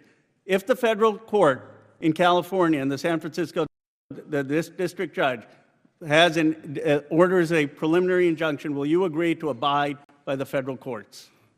What I will tell you is my job right now is to ensure the troops that we have in Los Angeles are capable of supporting law enforcement in there. Sir, I agree with that, but will you? And we know we have the constitutional and and statutory authority. That's fine, but can you just assure us that you'll abide by the decisions of the courts?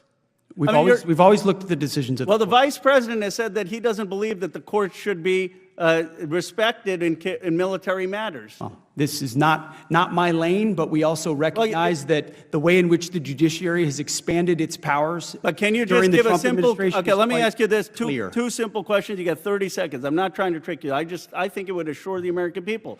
Because it shouldn't be Ro Khanna's view of the Constitution, and it shouldn't be Secretary Hegseth's. It should be the Supreme Court and the federal courts. Can you assure the American people on two things? You will respect any Supreme Court decision on this matter about whether the Marines are constitutional, and you will respect the district courts when they rule before the Supreme Court rules. What I can say is we should not have local judges determining foreign policy or national security policy for the country. So you're not willing to say you would respect those decisions? What I'm saying is local district judges shouldn't make foreign policy for the United States. Gentleman's time's expired. Chair now recognizes the gentleman from Mississippi, Mr. Kelly. Thank you, Secretary Hegseth and General Caine, for being here today. Under President Trump's leadership, America's restored deterrence and secured our southern border. Thanks to this renewed strength, we're seeing positive momentum in both recruiting and retention. Our adversaries are thinking twice, not just because of our advanced capabilities, but because of the courage and dedication of the men and women in uniform who defend this nation every day. Still, we face serious growing challenges. China remains a pacing threat.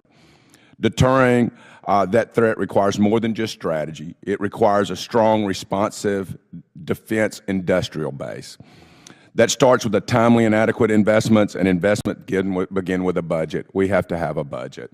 Despite defense spending is the price of deterrence, and we've got to stay focused and strong. With that being said, Mr. Secretary, I've championed the Ships for America Act with Mr. Garamendi from California and Senator Young and Senator Kelly in the Senate. I know the administration is behind this. Right now, are you committed to getting this SHIPS Act and getting our maritime industry and base to where we need it to be a strong maritime nation, which means a great nation? Sir, I would refer to Bryn for the actual details of what is included from that bill in our budget, but I can say top line, we are historically committed. $47 billion in shipbuilding in this budget alone. It was mischaracterized because of baseline versus reconciliation, but when you look at the total investment, historic. Same with defense industrial base. So we recognize the failures and failings of the past. We're also not just pouring money into the same processes.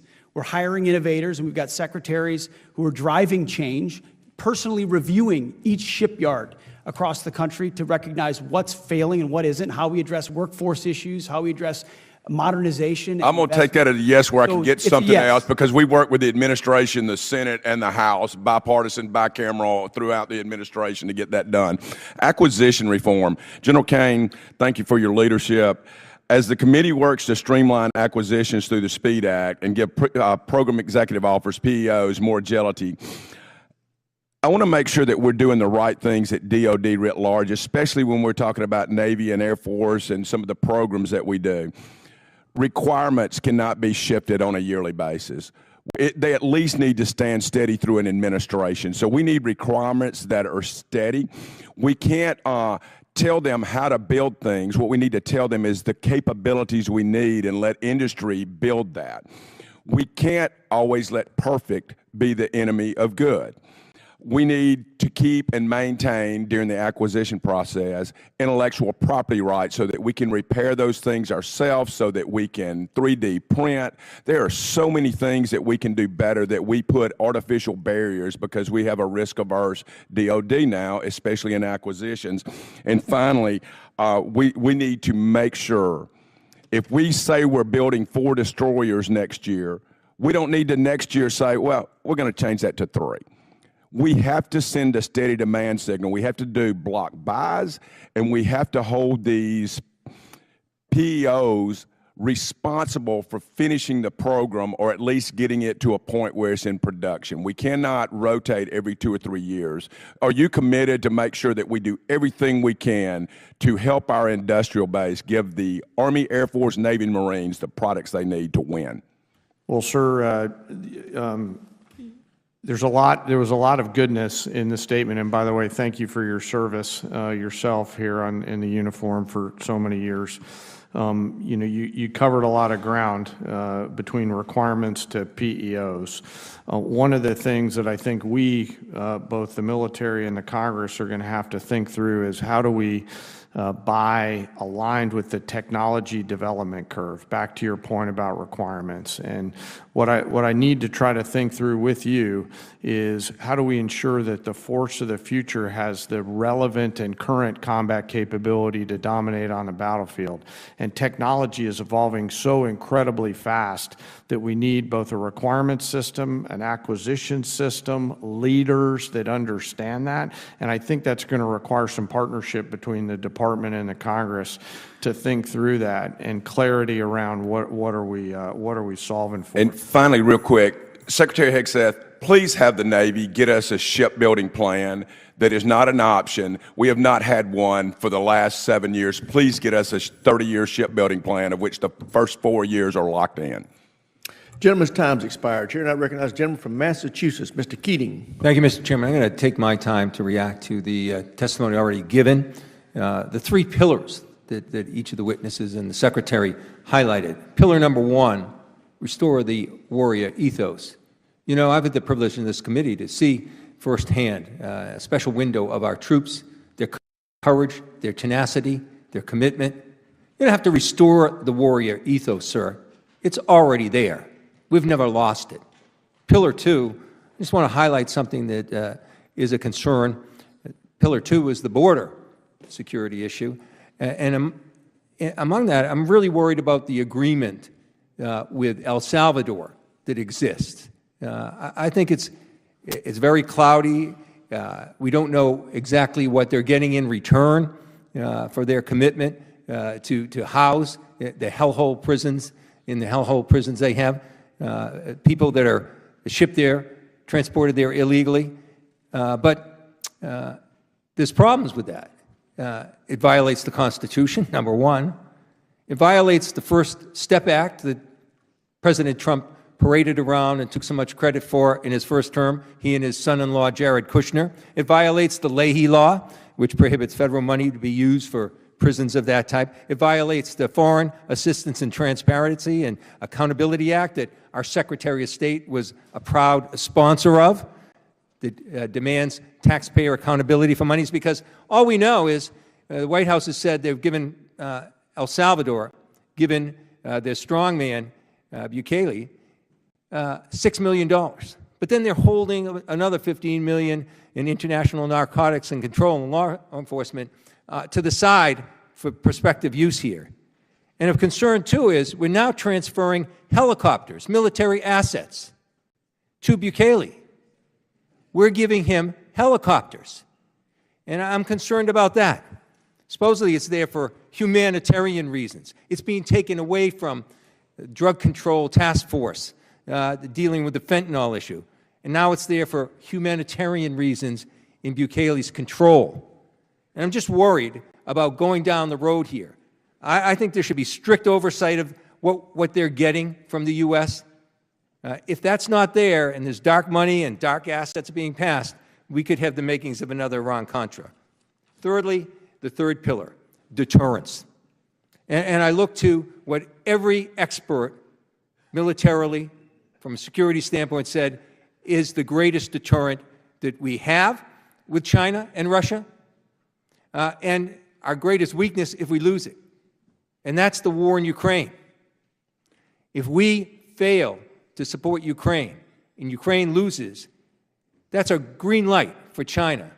That's just not my opinion. That's virtually every security expert. We have something China and Russia don't have. We have a coalition of 50 countries, 50, dealing together. They don't have anything near that. Yet, you've attacked that alliance. You said they're pathetic. You called them freeloaders.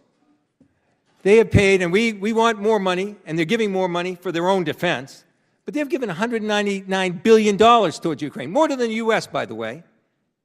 And they're not freeloaders when they came to our assistance at 9/11. They suffered thousands of casualties, several hundred deaths. They're young men and women sacrificed to defend Article 5, the only time it was exercised for the United States. They're not freeloaders. They're dealing with that. And yet today, you attacked one of them saying that now you've confirmed that the U.S. has plans in place to invade the territory of a founding member of NATO, Denmark. That's not being strong. That's not being strong. It's also chaotic. This is the chaos cabinet when it comes to Ukraine. Secretary of the Treasury, Putin is a war criminal. Trump's chief negotiator, Putin is trustworthy. He's not a bad guy. Secretary of State, Putin was a war criminal, I guess, but now he's not. He doesn't know. Trump says Ukraine was the aggressor. The Secretary of State says Russia was the aggressor. You, sir, the Secretary of Defense, said Russia was the aggressor. The chair of Joint Chiefs said yesterday that Putin would even stop at Ukraine.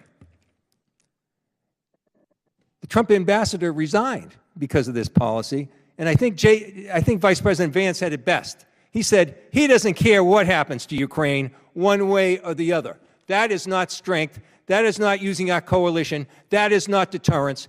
You're wrong on all your pillars. I yield back. Gentleman yields back. Chair now recognizes the gentleman from Nebraska, Chairman Bacon. Thank you, Mr. Chairman. I want to welcome all three of you here. I appreciate you being here, and I want to congratulate the chairman. I served 3 decades in the Air Force. I didn't serve with you, but many of my friends have, and they think very highly of you, so our congrats. Mr. Secretary, during your comments early on, I would say I agree with you. Homeland security, defense of the homeland is important. China is our pacing threat. I agree with that. But we never hear Russia. You didn't mention it in your comments up front. It's not just you, it's the entire administration.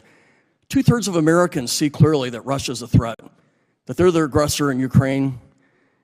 It's in our national security interest that Ukraine prevails here, because Russia will not stop Ukraine. Just this week, Putin said that he would only stop the invasion of Ukraine if we pull out of the Baltic countries. I mean, this just gives you some insight to what Putin's thinking. What we see right now in the administration is some moral blindness here. We want moral clarity, and we want strength when it comes to Russia. Secondly, I also share concerns about the firing of the generals. Yes, it's currently very much your constitutional right to fire and hire generals, and the president has that right. But there's also decency involved here. I've known many of these people. I was served with most of these folks when I was a colonel and as a one-star. I knew one as a captain. They served their whole adult life. And I think they deserved an explanation why they were fired. And I think the American people deserve that as well. And the impact on Cyber Command, having General Hawk fired. We groomed him for over a decade to fill those shoes. And I don't know that anybody can fill those shoes right now. It's going to take a year or two for people to get there. I really believe that the most happy people on the firing of General Hawk was Russia and China. Now for my questions. I'm on the cyber subcommittee. I chair that committee. We learn, and we know, and I know you all know, that Russia and China are attacking us every day. I also have learned that within the executive branch, there are very limiting rules of engagement on what Cyber Command can do in response. I would ask both the Secretary and the Chairman if you would review those rules of engagement and see if they're right. I think we should be carrying a bigger stick here when we're being attacked every day. So would you at least look at those rules of engagement and consider revamping them? Sir, we do review those on a regular basis, and I would say there's been some incorrect reporting on what has or has not been done, but internally we're ensuring that anything we do on cyber offense or cyber defense is coordinated with the administration's priorities and the way in which the department views threats and how we manage them in real time. So as I mentioned, I'm the chairman of the committee, and I've talked to multiple layers. They are restricted based off of the rules of engagement. Maybe they're appropriate. I just hope we relook at them, because if China can attack our energy grid, our Wall Street grid, our hospitals, I think we should be reviewing, okay, is our response adequate? So I just wanted to submit that for you to think about and consider. I agree China is the pacing threat. And the best way we want to prevent a war. Day one of a war with China and Taiwan is a day too late. I happen to know that we owe billions of dollars of weapons to China or to Taiwan. We've committed to them, or they purchased them. And this is really a previous administration's fault. We're talking billions of dollars of weapons. They need sea mines now. They need Harpoon missiles, air and missile defense, things like that. I asked the previous secretary under the previous administration, what are you doing about it? He says, well, I'm studying it. He's the secretary. I just asked for your all's review and figure out who's behind do we got to kick to start getting these weapons to Taiwan faster so we have deterrence. And I just appreciate your comment to that. I'll defer to the chairman as well, but this is not something we're simply reviewing. It's something we are implementing in real time. I think there was a lot of talk about a shift to the Indo-Pacific in previous administrations, but the department had not put in place, not just, there was strategy changes at some level, but driving change into the institution to make decisions, prioritize, and trade-offs in your budget, in force posture, in training and exercises, in where you forward position troops and munitions. Those are the things we're actioning in real time, and I think very differently than in the past, with a realistic view of what threats could emerge in the Indo-Pacific. I defer to the chairman.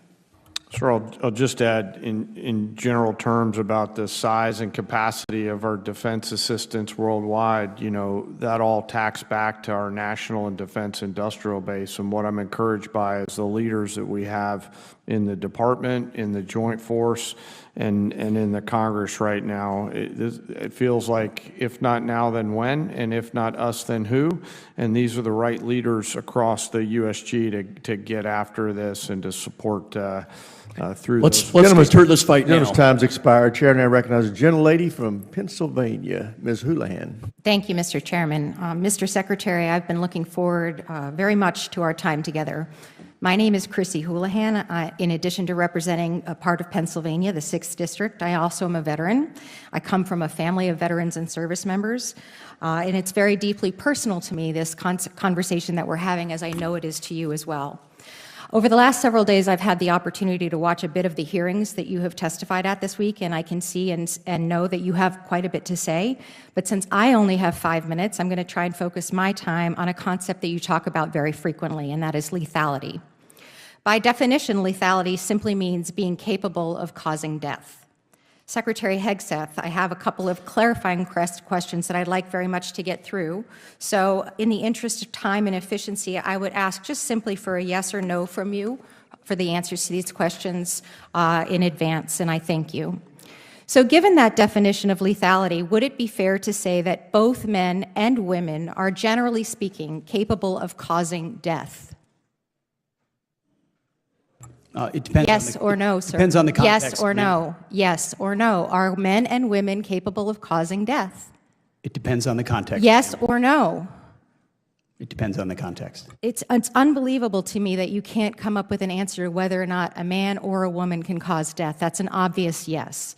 Would it be fair to say that the U.S. military trains our soldiers in multiple ways to be capable of causing death, whether they are men or women?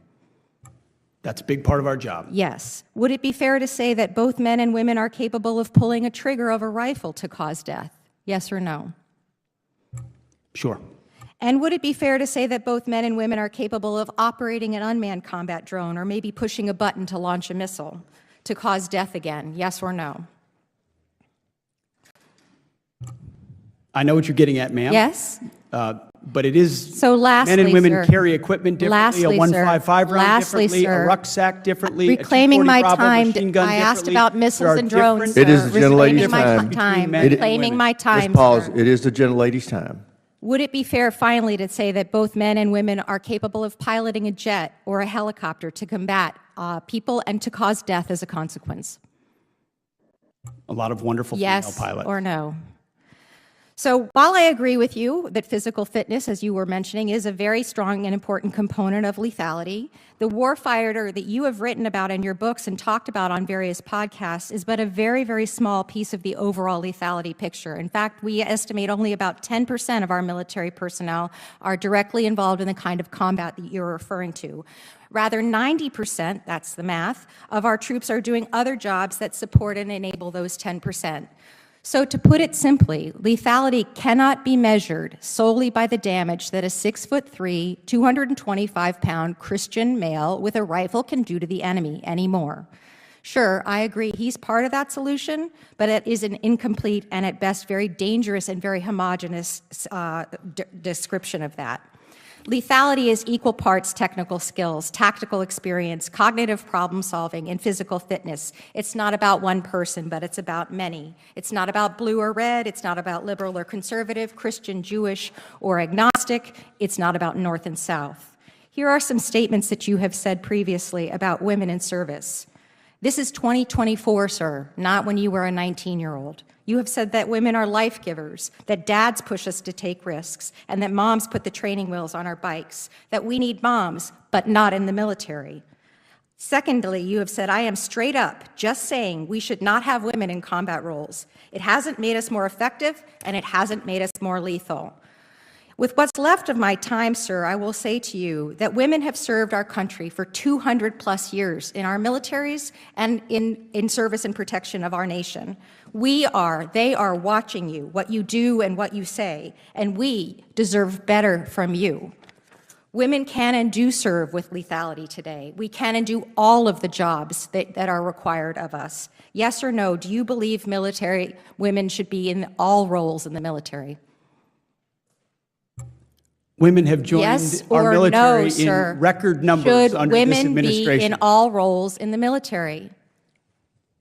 Standards should be high and equal for Yes all or positions. no, sir, we agree. Should they Standards- be in all roles in the So military? my job is that yes 10% or no? stays as sharp as Reclaiming my possible. time. Standards should be high and equal. Reclaiming my time, will you agree that that women should be able to perform in all combat roles, assuming they meet the standards? Genley's time's expired. It's all about standards. Before we move to the Disappointing. next witness, I would like to hearken back to my several decades ago time as a trial lawyer and remind the members, you control your questions. The witness controls his or her answers.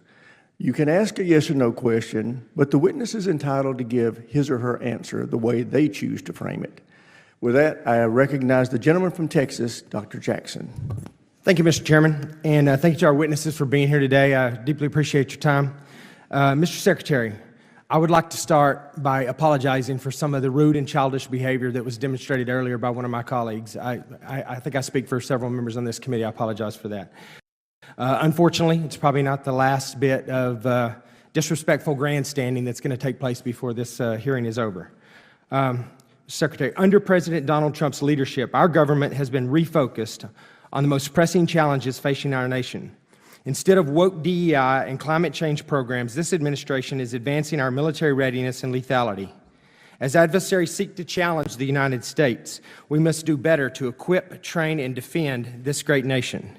And Mr. Secretary, on behalf of the patriotic Americans in the 13th Congressional District of Texas, I want to thank you for what you're doing to reclaim our military. I think you're doing a wonderful job. Last month at SOF Week, you stressed an important and foundational SOF truth. People, not equipment, make the critical difference.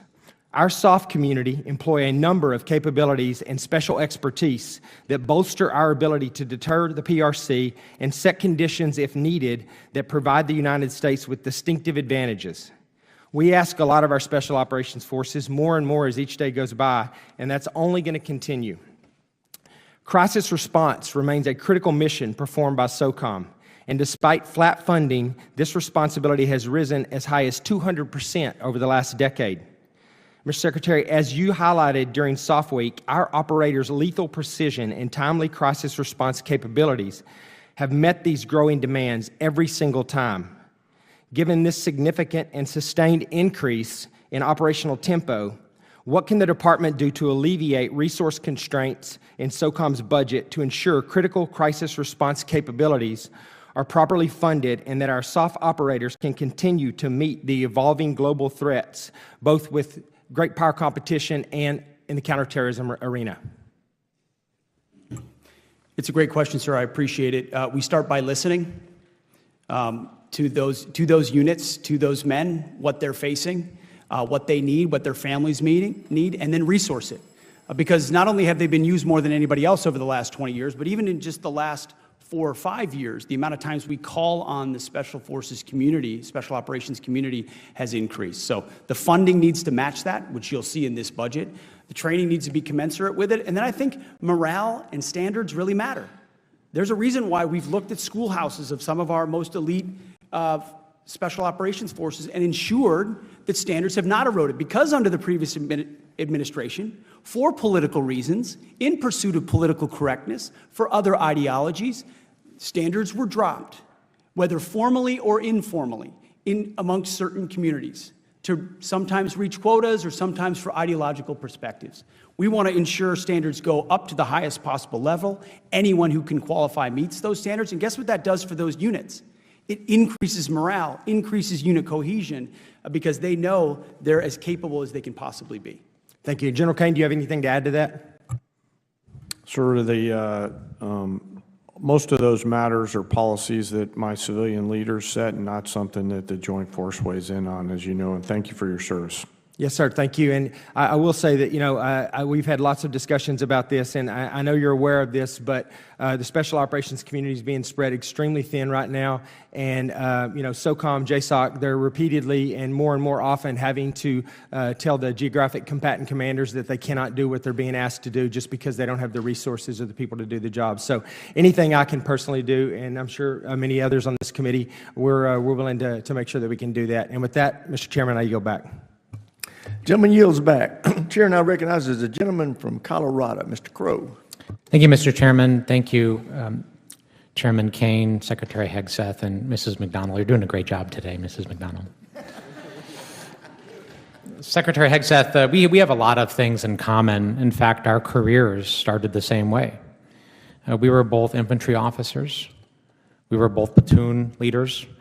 We both deployed our platoons to combat in a counterinsurgency environment. There are very few better leadership training grounds in that experience, and it's that experience that I want to transport us back into time, back to Lieutenant Hegseth and Lieutenant Crow. There are a lot of things that make a leader and that make a unit effective. Would you say that unit cohesion is important? Unit cohesion amongst many is very important, yes, sir. It's an important element. And part of that is making sure that all members of your unit felt included in that team, correct? Far more important that every member of that unit felt capable to do the mission and united in that mission. But that they were included and felt part of the team as well. I wouldn't use the word inclusion, sir, but yes, they were cohering as a team, yes. And that you reduce tension and infighting and points of tension between your platoon members so that you can focus on the mission. That was a part of the regular job. Absolutely. That's why I've said that our diversity is our strength is the single dumbest phrase in military history. And words because are our important. unity is our strength. And so unity amongst members, despite differences of backgrounds, race, whatever that is. And I agree with you on that. Together on a mission. And words, part of that is words are important and setting the tone is important, correct? When you're a leader. All aspects of leadership, mostly leading by example. Did you ever tell them your political affiliation? Did you ever tell your platoon members your political affiliation? We certainly discussed lots of topics, and I'm sure my political affiliation. Did you ever ask them theirs? No, their political affiliation was never a concern to me. Because it's important that everybody feel included and that people weren't excluded, correct? That would be antithetical to leadership. I'm sure my platoon contained Republicans, Democrats, and Independents, and I had no idea what their affiliation was. Okay, that was actually my next question, so I appreciate you answering that. You led your unit in a counterinsurgency environment, and you interacted with civilians, correct? Interacted with members of the civilian population, sure. Yeah. And you were, in fact, a Caine instructor, a counterinsurgency instructor, correct?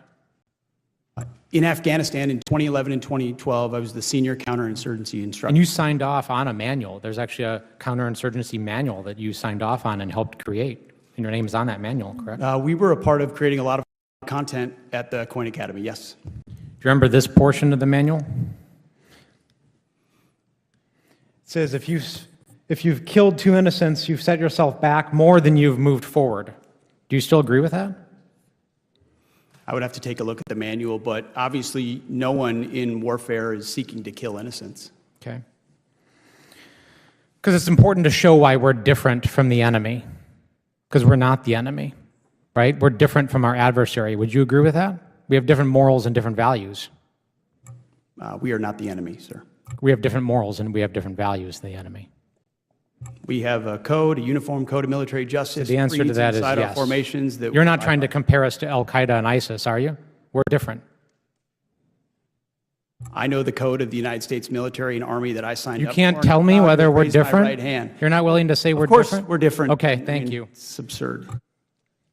That's why I'm trying to reconcile the fact that we learned many of the same lessons as platoon leaders about unit cohesion, making sure that people were included, that we didn't ask people's political affiliation, that we interacted respectfully with civilian populations, that what a leader says matters, that the tone you set matters, that we are not the enemy, that we are different from them, we lead differently, we have different morals. How can I reconcile that experience and those lessons learned from Lieutenant Hegseth to now Secretary Hegseth, where you say things like what you just saw here, making us equivalent on the same standards as our adversaries, doing the same things that ISIS and Al-Qaeda would do? How can you possibly reconcile that? I can't. And just the other day down at Fort Bragg in our beloved 82nd Airborne Division, sitting there while we politicize the military and pull our paratroopers into politics, booing elected officials, booing politicians with whom you disagree. It's antithetical to our values, and you, sir, Gentlemen, have changed. time's expired. Chair, and I recognize the gentleman from Florida, Mr. Jimenez. Thank you, Mr. Chairman. Mr. Secretary, when you say that you want the military to have standards, high standards, is that for each job classification you are going to be setting the standards that that job classification merits?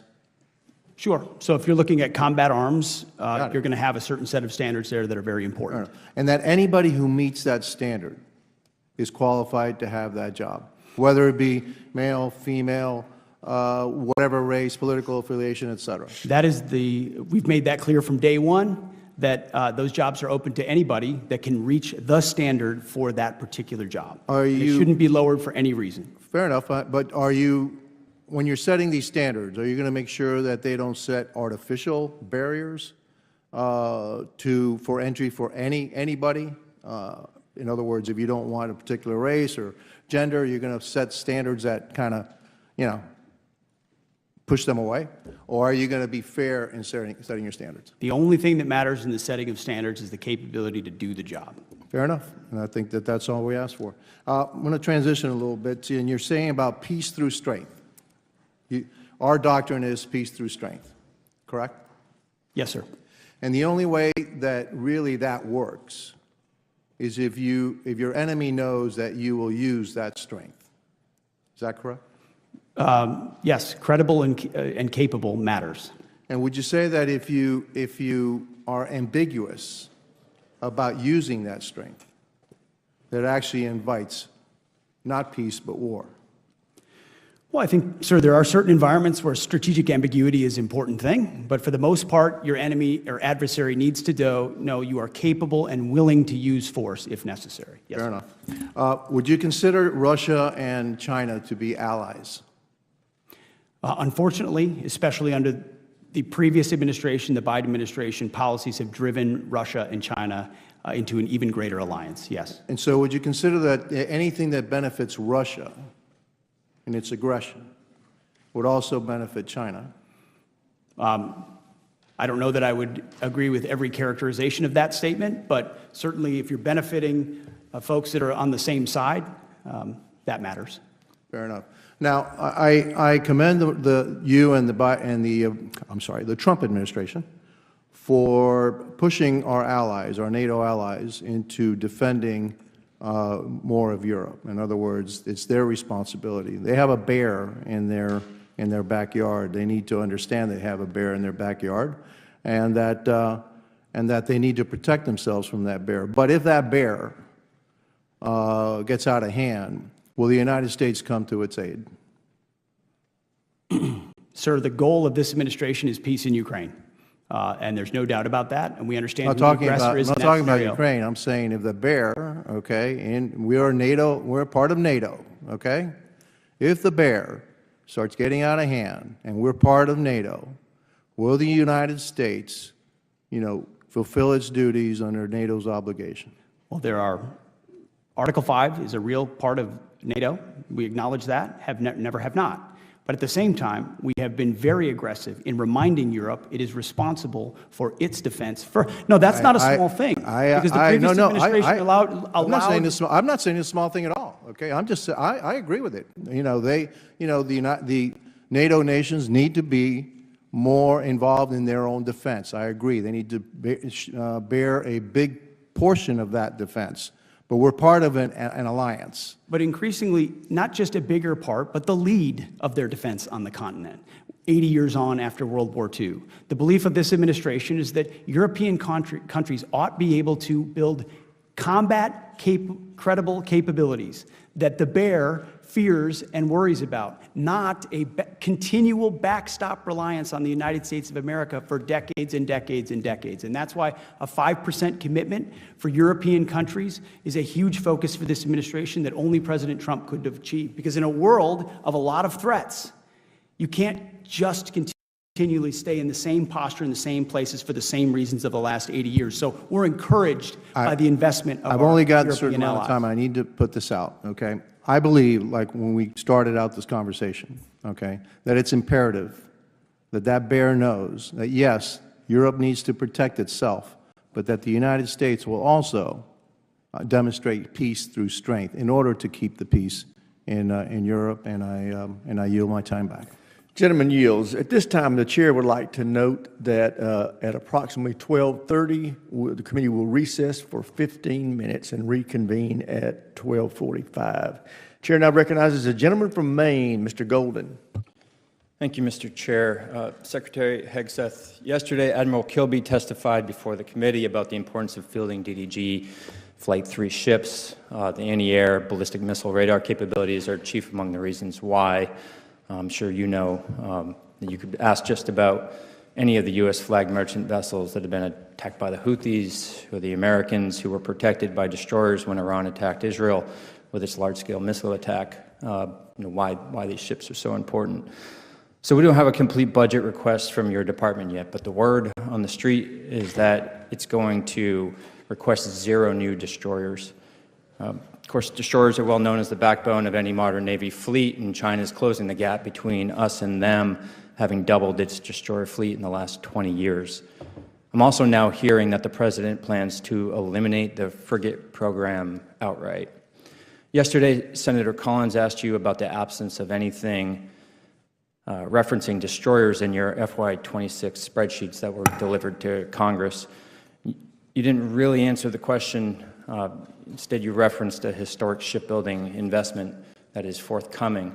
So just focusing on destroyers, there's really nothing historic about the 2 destroyers in the reconciliation bill. Just last year, Congress funded 3 new destroyers. We did 2 in FY24. We did 3 in FY23. So from my perspective, the reconciliation bill sets you up for an easy opportunity to increase the size of America's destroyer fleet. So I want to give you an opportunity to tell us what this committee could expect in the FY26 request pertaining to destroyers. I know you've been talking a lot about trade-offs, and in the short term, I would agree that maybe there's no immediate negative trade-offs there or negative effects of not requesting any destroyers, but in the midterm and long term, I think surely any gap in production of destroyers may come back to bite us. So I wanted to hear what your thinking is here. Appreciate the question, sir. We are procuring destroyers, and I would contrast the previous administration's budget, last budget, effectively, which procured 5 ships. This one includes 19. I'm talking about destroyers only here. There's a plus-up of destroyers. We are reviewing the frigate program for reasons I think this committee is well aware of. Another one of those difficult decisions that we think we're in a place where we have to make them. Again, another program that was supposed to be off the shelf and reflecting something based on an existing design that was gold-plated time and time again and pushed backwards. So that is one of the things we are reviewing. But we call it historic because it's multiples of what we had before. Not all destroyers, because you've got a lot of back-end capabilities you need to invest in to be effective in the maritime space. But it does make a historic investment. You said plus up. When you say that, are you referencing the 2 destroyers in the reconciliation bill? Yes, sir. And so that would be a plus up on top of forthcoming requests for more destroyers in the FY26 budget request. I would have to, Bren, how would you break that down? Yes, sir. So our budget, as the Secretary says, 1 budget, 2 bills. So the 2 destroyers he's referencing are the 2 in the reconciliation bill. Okay. So again, does that mean that you will request additional destroyers as part of the FY26 NDAA and appropriations process? Yes or no? When we built the budget, sir, the 4-month review that the Secretary referenced, we found a requirement for 2 destroyers in FY26, so the budget only requests 2 across both bills. Yeah, absolutely. The Navy's been planning to get 2 destroyers in FY26 and FY27. However, I think this committee, the Senate, appropriators as well, have been pretty clear that the destroyers in reconciliation were to supplement that anticipated request of 4 ships in 2 years, not supplant it. So, I suppose if that's all you're asking for, it'll be up to members of this committee in the Congress whether or not we want to exercise what we think is the right call here, which would be to grow the size of our destroyer fleet, not slow down its growth. So with that, you can take the 40 seconds if you have any other comments, or I'll yield it back. Gentleman yields back. Chair now recognizes the gentleman from Texas, Mr. Luttrell. Thank you, Mr. Chairman. Mr. Secretary, General Caine, and Ms. McDonald, thank you for joining us today. Mr. Secretary, I'm very laser focused in on the advancements and the build out of hypersonic capabilities in our military. And at the classification levels, obviously in this room, and I'll always be concerned and always plan for the worst and hope for the best. But we are very far behind when it comes to our ability to build out hypersonics. The nefarious actors globally are really kind of taking advantage of that over the past 2 decades, and they're way out front. Can you give me, and you can pass this off to Mr. Caine if you like, but I'd like to hear where we are, and are we moving forward aggressively enough to outfit our arsenal? I will defer to the chairman on that, but very aggressive. Long-range fires, hypersonics are central to this FY26 budget in some creative ways as well. So I wouldn't fully agree with every characterization of what you said. We're catching up in quickly on capabilities, and that's because of things that are known and things that are unknown in hypersonics, because that's a capability that we need to have existing and need to have. Well said. Yes, sir. Need to have. General? Congressman, first, thanks for your service and the teams. Appreciate it. And a bunch of SEALs in the room here, so I'll be mindful of that. They're not as good as I was. No comments, sir. Case in point. Yes, sir. Sir, it's very much on our joint force radar. As you know, the services handle a lot of that. The Navy's all over SM-6 Block 1B, which will hit in 2029. The Air Force is working on HACM and doing operational tests on that now, and thinks that was progressing along the way. We're looking at partnering with industry to look at additional capacity and capability in the hypersonic side, but the ability to leverage that capability to cause dilemmas in those ground force commanders on the other side is key and essential, and something that we're very focused on through the services. Okay, good to hear. Mr. Secretary, I've spoken to the Secretary of Navy, Secretary of Army. I've spoken to Secretary Collins in the VA, and I'm going to completely shift gears on this with you. If I'm able to accomplish anything, and I'm putting this out for public consumption, so I'm probably going to get beat up for it, but if I can, before I leave this place, this wonderful place we call Washington, D.C., if I can make the transition from Department of Defense, our service members, into the VA space seamless and effective, I have done something amazing. Now, as a veteran yourself, I can understand, I most certainly understand, you know the complexities of what it looks like when somebody says, hey, thank you for your service, here's everything you need. The VA is that way. We lose 6,000 veterans a year to suicide. We have disability claims that are through the roof, and our veteran community is more or less lost. And I wholeheartedly believe if the DoD and the VA worked shoulder to shoulder with this, where it was almost just a drag and drop. Here's your DoD service record. VA, he or she are on the way. There we go. You have them. We're good to go. And the VA and the veteran is absolutely taken care of. That does not exist currently, and it's something that I'm working every day on.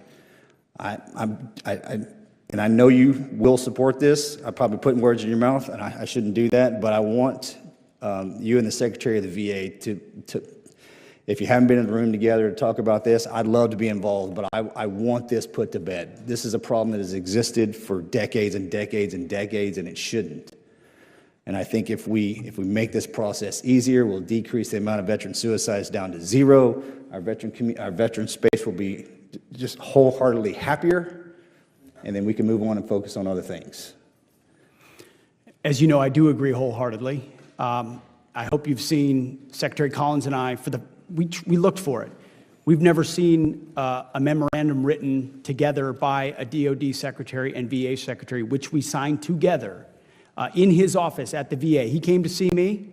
We talked about it. I came to see him in his office. We put out a video and a memorandum and put our staffs together to say, this is a problem we need to fix. We need to streamline that transition in real time for those who serve. So we're fully committed. Thank you, sir. And I'll reach out to your office for that point of contact so I'm not going to hover over top of them, but I'd like to have somebody I can talk to on a weekly basis. Thank you. And I yield back, Mr. Chairman.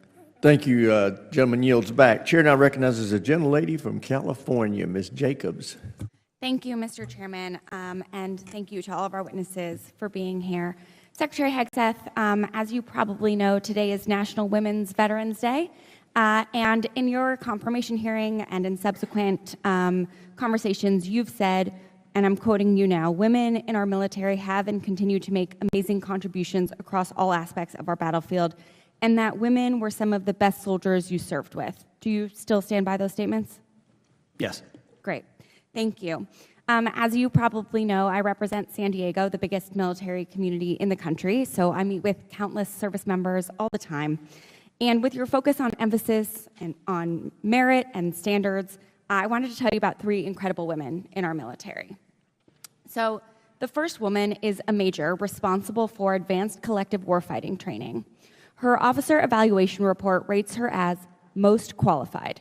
And some of the comments included are, and I'm quoting now, "She lives the Army values and demonstrates the warrior ethos daily. She rates within the top 5% of officers I've encountered in 18 years of military service." The second woman is an aviator with a record of over 50 combat missions, including deployments to Iraq and Afghanistan.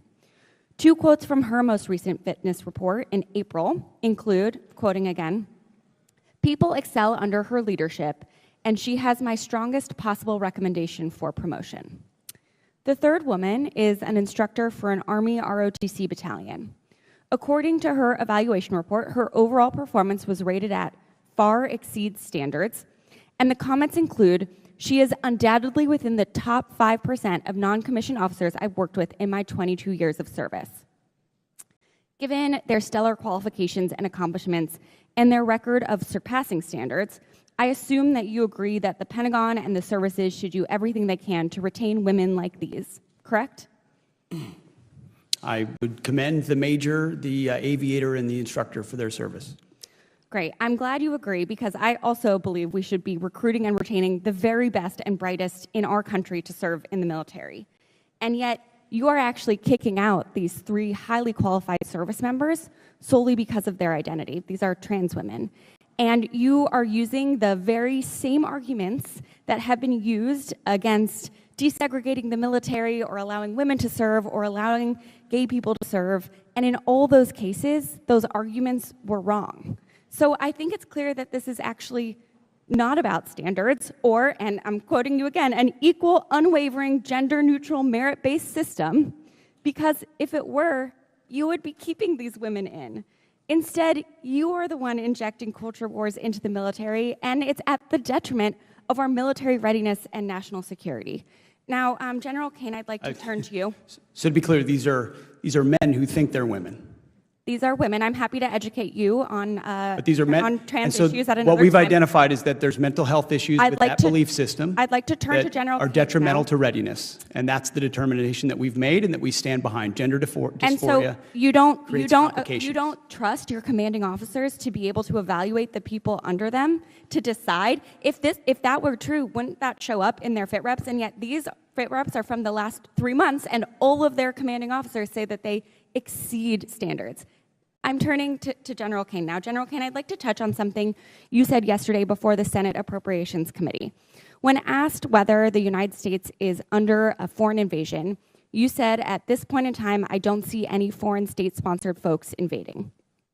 Despite that testimony, 2,000 National Guard troops have been federalized and deployed to Los Angeles, and 700 Marines from my community of Southern California are now on the ground there as well.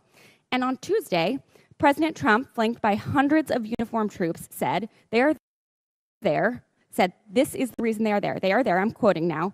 "Generations of Army heroes did not shed their blood on distant shores only to watch our country be destroyed by an invasion." General, have you personally informed the President that according to your own assessment, there is no invasion? Ma'am, first, the definition of an invasion, whether or not that's a policy, that's really a policy decision. And, from a military-only perspective, I, stand by what I said yesterday. But, my advice to the President in any particular matter from a security standpoint, or for the Secretary for that matter, I keep that between them. I understand that, but the highest-ranking military advisor in the country does not believe there is an invasion, and yet the President of the United States is federalizing the National Guard and deploying Gentlelady's time's active duty expired. Marines in the name of an Gentlelady's time's expired. This will be the last member before we have our break. Gentlelady from South Carolina is recognized. Thank you, Mr. Chairman. And just to clarify, I want everyone to know that men are not women, and I find it deeply offensive as a woman who's broken glass ceilings. So to all the women out there who are fighting their way through their track meets, their scholarships, their jobs against mentally ill men. I want you to know, Republicans, we see you and we support you. Thank you, Mr. Chairman, and thank you to Secretary Hegseth and General Caine for joining us today. The Department of Defense and our armed forces exist to protect our country's interests and our citizens' freedoms. Under the previous administration, this mission was supplanted by divisive ideology and social experimentation. Allowing ideological advocacy to come before military readiness was an enormous mistake. At the direction of President Trump and under your leadership, the DoD is rightfully returning to its focus on lethality and readiness. Our country faces a complex array of challenges and must maintain unparalleled readiness. The changes you are implementing at DoD are critical to returning our military to its core mission. So I have a few questions for you, Secretary Hegseth, today. How much did the Biden administration spend on DEI programs at DoD? Well, when you look at directly or ancillary reflections of it, it was billions of dollars, ma'am. And did it focus on equitable outcomes rather than merit or improve our effectiveness in the military? No, I think if you look at ongoing operations under the Biden administration and also recruiting and retention under the administration, it was a distraction, not an enabler. Do DEI programs make our military more lethal? No. Secretary Hegseth, how much money did the Biden administration spend on the chemical and surgical mutilation of our service members under the guise of gender-affirming care? I don't know, but $1 is too much. I agree. Did sex change experiments and the chemical and surgical mutilation or castration of service members improve our defense capabilities and make us more lethal? No. That's what I thought.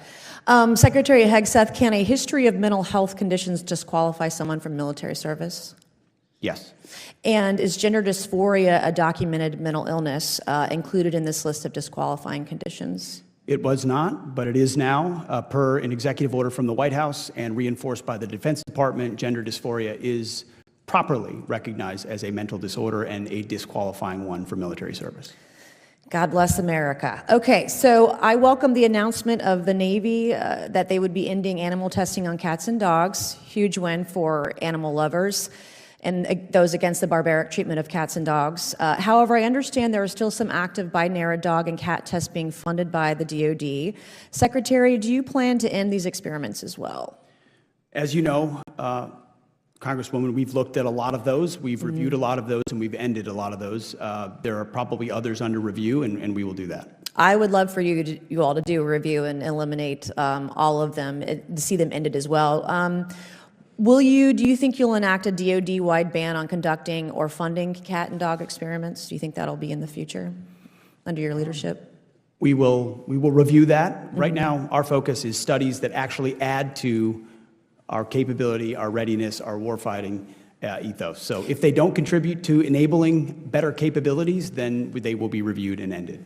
Okay, and talk to me about recruitment. How far, you've already hit your recruitment numbers this year so far, right? Or close to it? In record numbers, months and months ahead in all services. Why do you think that is?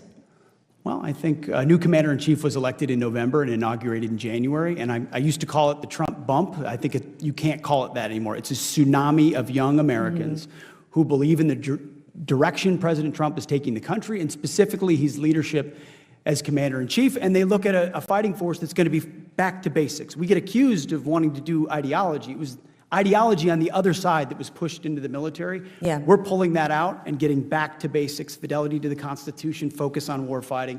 Americans respond when that's the focus, and that's what we've seen. So if there's a young person watching today on C-SPAN, and I hope that there are a few, and if they're looking at, they don't know what they want to do with the rest of their life, how do they get recruited into the military? What can they go do today, right now, to come work for you? Well, the menu is large of any different services, any different jobs, and contrary to the narrative being pushed by one side, we have record number of females, minorities as well. This is not just one group of people joining the military, and we welcome all Americans who are qualified to serve our country. Thank you, Mr. Chairman, and I yield back. Gentlelady yields back. As previously stated, the committee will stand in recess for 15 minutes.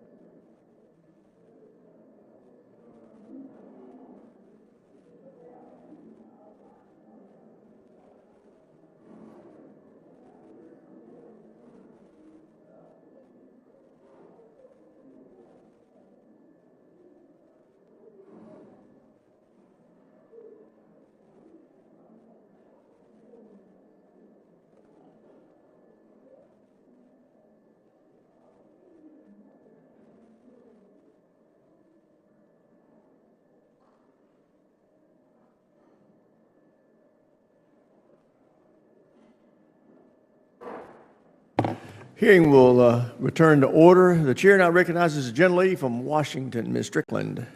Thank you, Chairman Rogers. I represent Joint Base Lewis McChord, home to over 40,000 active duty service members and their families. JBLM is the Department of Defense's most important installation for projecting power into the Indo-Pacific region, hosting the Army's 1st Corps and 1/3 of the Air Force's entire C-17 fleet. I want to start by recognizing the Army's 250th birthday. I am an Army brat myself. My father served in the military. He joined the Army when it was segregated, and he continued to serve when President Truman desegregated, something that probably would have been defined as woke back then. I could not be more proud of the soldiers who make up the Army what it is. And as part of the celebration, the Pentagon is going to host a day-long festival and parade estimated to cost up to $45 million.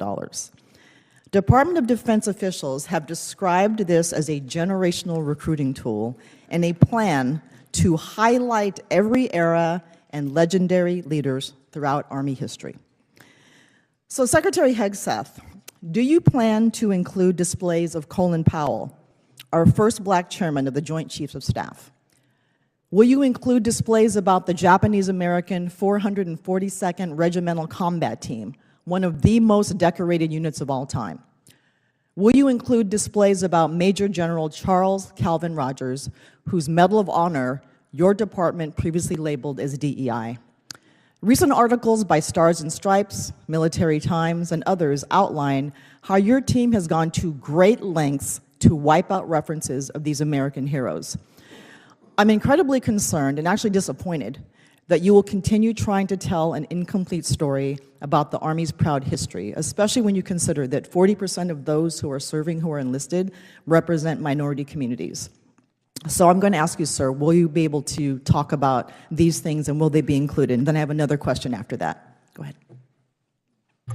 Well, Congresswoman, I do not accept your insinuation that we would seek to disclude any race or group of people in representing 250 years of incredible service of the United States Army, including your father's, which I thank him for.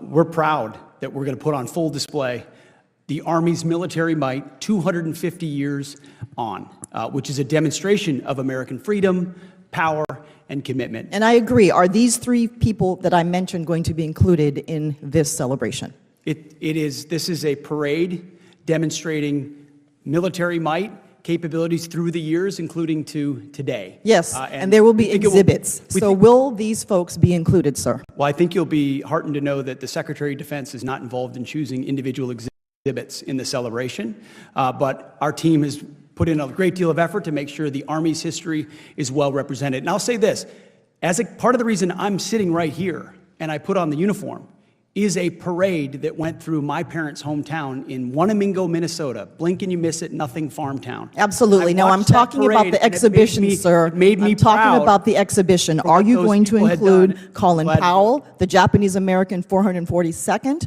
or Major General Charles Calvin Rogers? That's my question. I'm sure we will include a cross-section of a lot of incredible Americans and possibly all of them too. I have no idea. So you have no idea, or I'm going to take that as a no. All right, next question. Let's talk about Ukraine and Russia. So we know that Russia started this war. They have long been an adversary of the United States.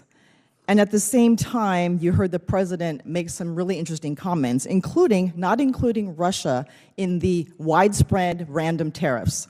So I think one question I will ask you as we talk about wanting peace, because we all agree that's a desired outcome, do you and the president support surrender to Russia by Ukraine as your definition of peace? Ma'am, no one has talked about surrender. We're talking about a negotiated peace. So does that mean that you're okay with Russia keeping this territory that they're trying to take so they can march on to one of our NATO allies? Ma'am, I think the situation is unfortunate, unleashed by the previous administration. But everyone that talks about winning and prevailing has yet to present to me a plan that's going to push the Russian army out of those territories.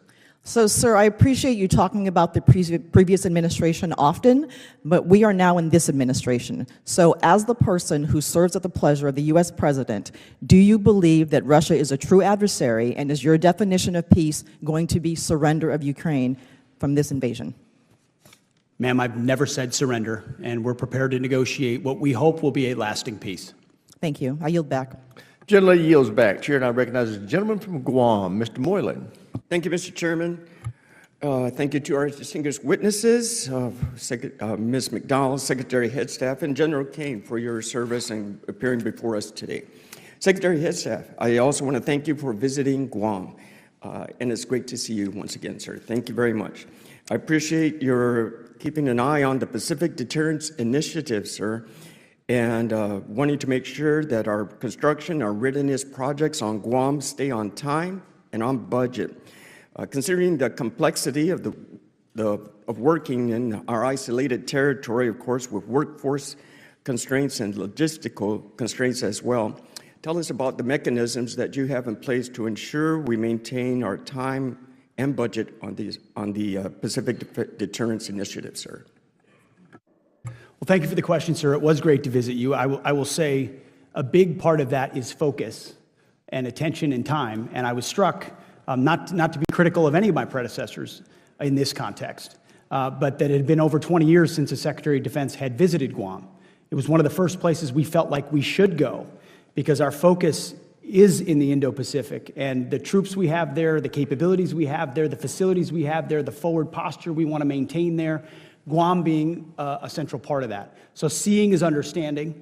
We came back from that with an even better understanding of what that island and other parts of multiple island chains needed to consider deterring China. And our group went right to work responsive to many of the things we spoke about, but also to ensure that this budget funds those priorities. So indeed, the Pacific Deterrence Initiative is increased robustly through this budget, and then a lot of other ways in which Guam will be a part of the future fight. I thank you, and I also ask for your continued support. Our main workforce there is the H-2B workers, which we'll be looking at to extend once again with your support. So thank you, Mr. Secretary. One thing that would be helpful for our contractors on Guam is regarding the design, bid, and build. So this makes a lot of delays and change orders and cost overruns due to our site locations and our logistical complexities. As the department, or I asked the department also to review some lessons learned from the design build versus design bid build models. Instead, that will really speed things up, and I'm hoping your budget will enable more flexibility for our contracting strategies to do just that.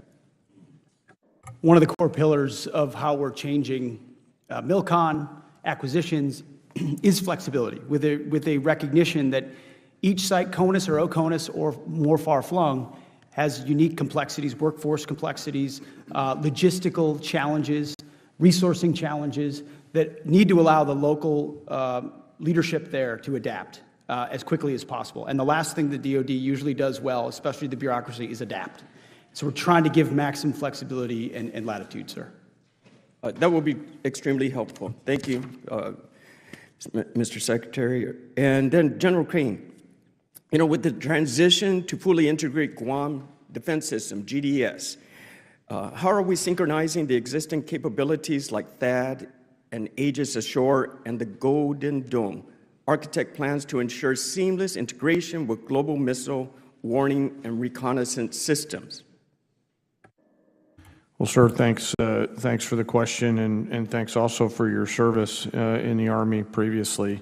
You know, the importance of integrating our defense capabilities is critical, and as we look at systems like THAAD and Aegis Ashore, you know, the department is looking carefully at what has to be true to make sure that the other systems like GDA are able to bring forward a layered defense system from sensing layer all the way through the kinetic layer to ensure that we don't have any gaps. And so that's something I know the team that is running GDA, the team that's running THAAD and Aegis are doing, sir, down in the services.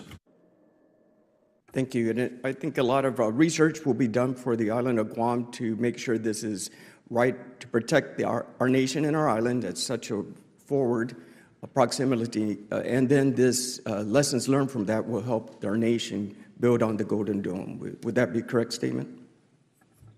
Sir, I think, our goal is to share lessons from not only your home, but the other places that GDI and Golden Dome will be a part of. And so they do accelerate our learning, sir. Gentleman's time's expired. Chair, and I recognize the gentlelady from New Jersey, Ms. Sherrill.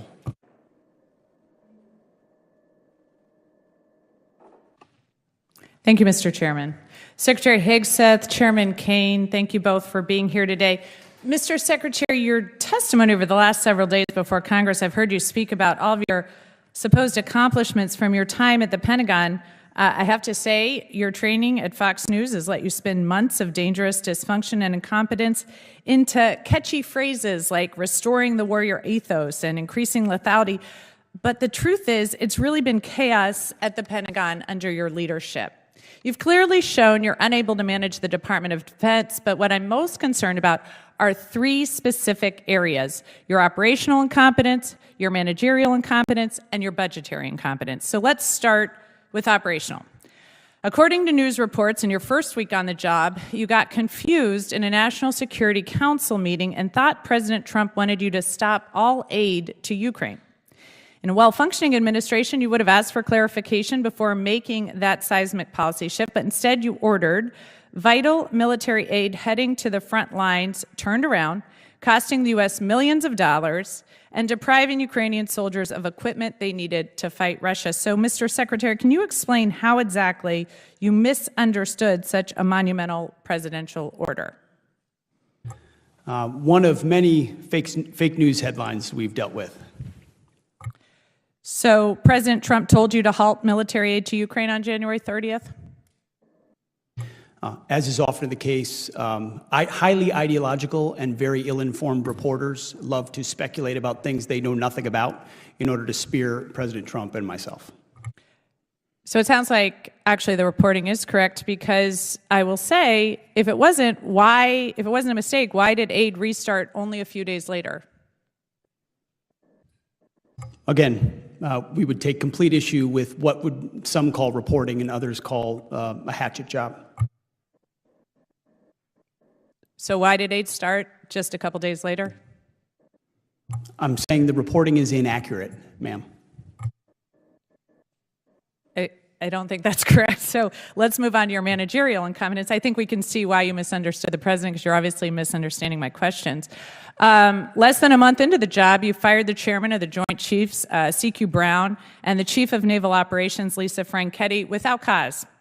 And to this day, you still have not provided an adequate explanation for removing them. As far as I can tell, you fired C.Q. Brown because he was black and Lisa Franchetti because she is a woman. So nearly 4 months later, we still don't have a new nominee for Chief of Naval Operations. News reports, and you can contest it, but I'd love to hear your answer, say that you haven't nominated someone because qualified admirals keep turning the position down. So tell me, Mr. Secretary, when will Congress receive your nomination for the next chairman of the next chief of naval operations? Ma'am, with all due respect, I would suggest not believing every headline you read. With all due respect, I'd like your nomination. When will we see it? There has not a single admiral or any military official has turned down a position that's been So when will we provided. see your nominee for the chief of naval operations? In due time, for all the right reasons. Again, I think we've seen the managerial incompetence. Okay, let's move on to budgetary incompetence. You missed the deadline to submit a draft defense budget to Congress, which makes it impossible for us to complete our work on the NDAA or appropriations, and makes it more likely you'll receive delays in funding you need for new acquisitions, programs, and other priorities.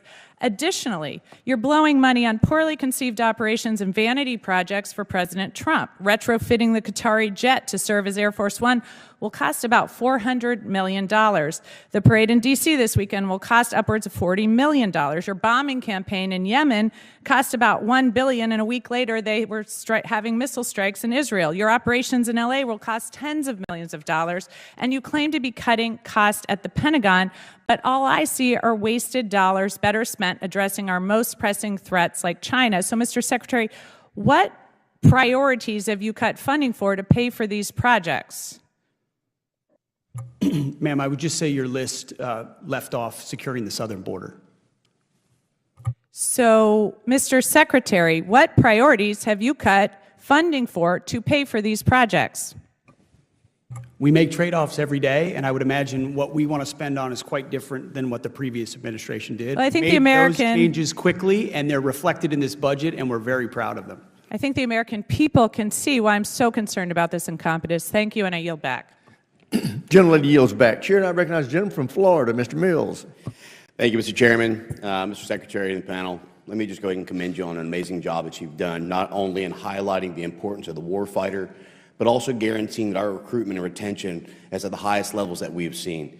This is due to good leadership, not managerial problems, as one of my colleagues just tried to reiterate, and will note for the record is walking away because they know they don't want to hear the actual facts and truth.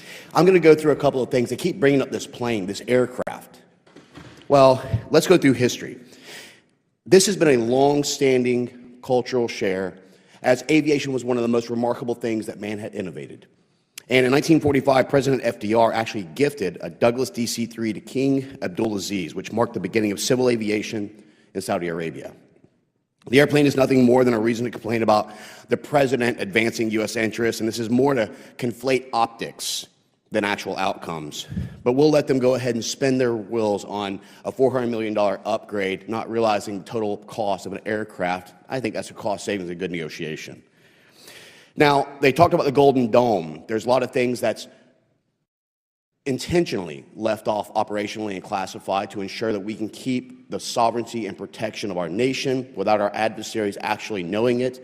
Our colleagues know this, but they want to try and highlight it in a way that brings about that you're trying to hide or not be transparent, as opposed to operational and communication security.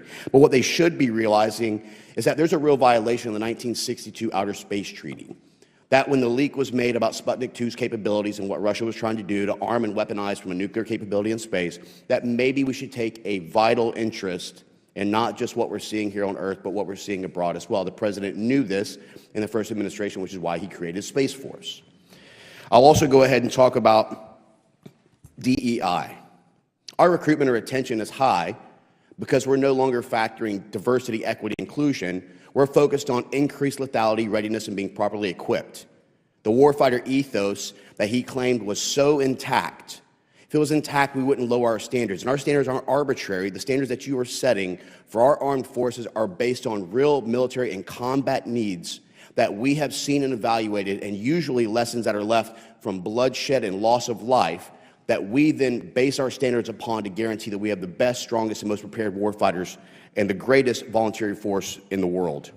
With procurement reform, I love the fact that you're going after the ideas that it's not about trying to have the most expensive at 100%, but what actually functions, works, and saves cost effectiveness and readiness, and having it on the table for our warfighter now, not in 5 years from now. So again, a great achievement.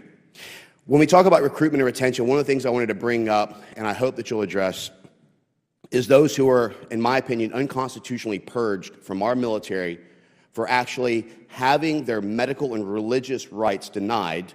And I would like to see these individuals who are wrongfully purged given the opportunity to not only return to serve in our armed forces and our nation, not a political agenda, but to also have the ability to be re-incentivized by having back pay, full benefits, and being able to be returned to the ranks that they deserve without it being politicized. You know, I think that we should start naming a lot of our cities in Texas and in New Mexico and Arizona something that was by a Ukrainian city. Then our other colleagues might actually care about the protection of our borders. This is one thing that you've actually done great by sending our military down there, and we have a 600% increase in apprehension rates and a complete decrease in human and sex trafficking and fentanyl and opioids that are killing Americans by the thousands. Now, when it comes to the cartels, the president has designated our cartels, rightfully so, as a foreign terrorist organization. What can Congress provide to DOD in order to better support the mission, the physical security of service members in the southern border, and is there a possibility of maybe a Title 55, Title 11, Title 10 combination that will allow us to be able to work with DOD and the IC to be able to start going after those cartels? Well, I appreciate those comments, sir. And as I mentioned earlier, it wasn't really an authorities issue when it came to securing the southern border. The previous administration claimed they needed new policies. No, we needed a new president who was serious about it, and so we have focused on it. rightly designating those criminal cartels as foreign terrorist organizations. Right now, we believe we have those authorities. If necessary, we would come to Congress for additional ones. Thank you so much. And again, I want to commend you as well on the operations against the Houthis. The previous administration had delisted as a terrorist organization, which was disrupting 12% of global trade, in addition to the Bidenflation that was sinking the middle class.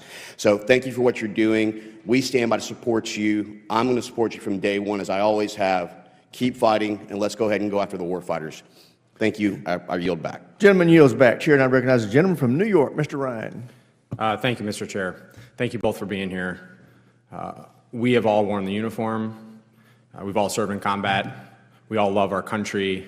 We all revere our troops. And I really want to speak with you both, not as partisans, but as patriots. And I want to talk specifically about the events at Fort Bragg the other day. General Caine, I want to start with you. As a junior officer, were you ever required to make a pledge of political loyalty? Yes or no? Sir, as you know, we're General, an apolitical I have limited military, time. so, no. Thank you. At any time in your 30-plus years of incredibly distinguished service, did you have to make a pledge of partisan or political loyalty? No, sir. Thank you. Did you ever serve in any unit or command at any level where service members were required to make a pledge of political loyalty? No, sir. Thank you. And I want to commend you. You've been on the record on this, including in your confirmation hearings, where you clarified, quote, "I've never worn any political merchandise or said anything to that effect." I appreciate that. That is the standard, and commend you for saying so and continuing to model that. General Caine, one last question for you. Should soldiers have to pledge political loyalty to participate in an event with our commander-in-chief? Yes or no, please. Sir, I'm not, first, no. I'm not aware of any time in history that soldiers, sailors, airmen, Marines have been asked to do that. I think, and I'm sorry, General, I do want to, just in the interest of time, I want to talk about what happened at Fort Bragg 2 days ago.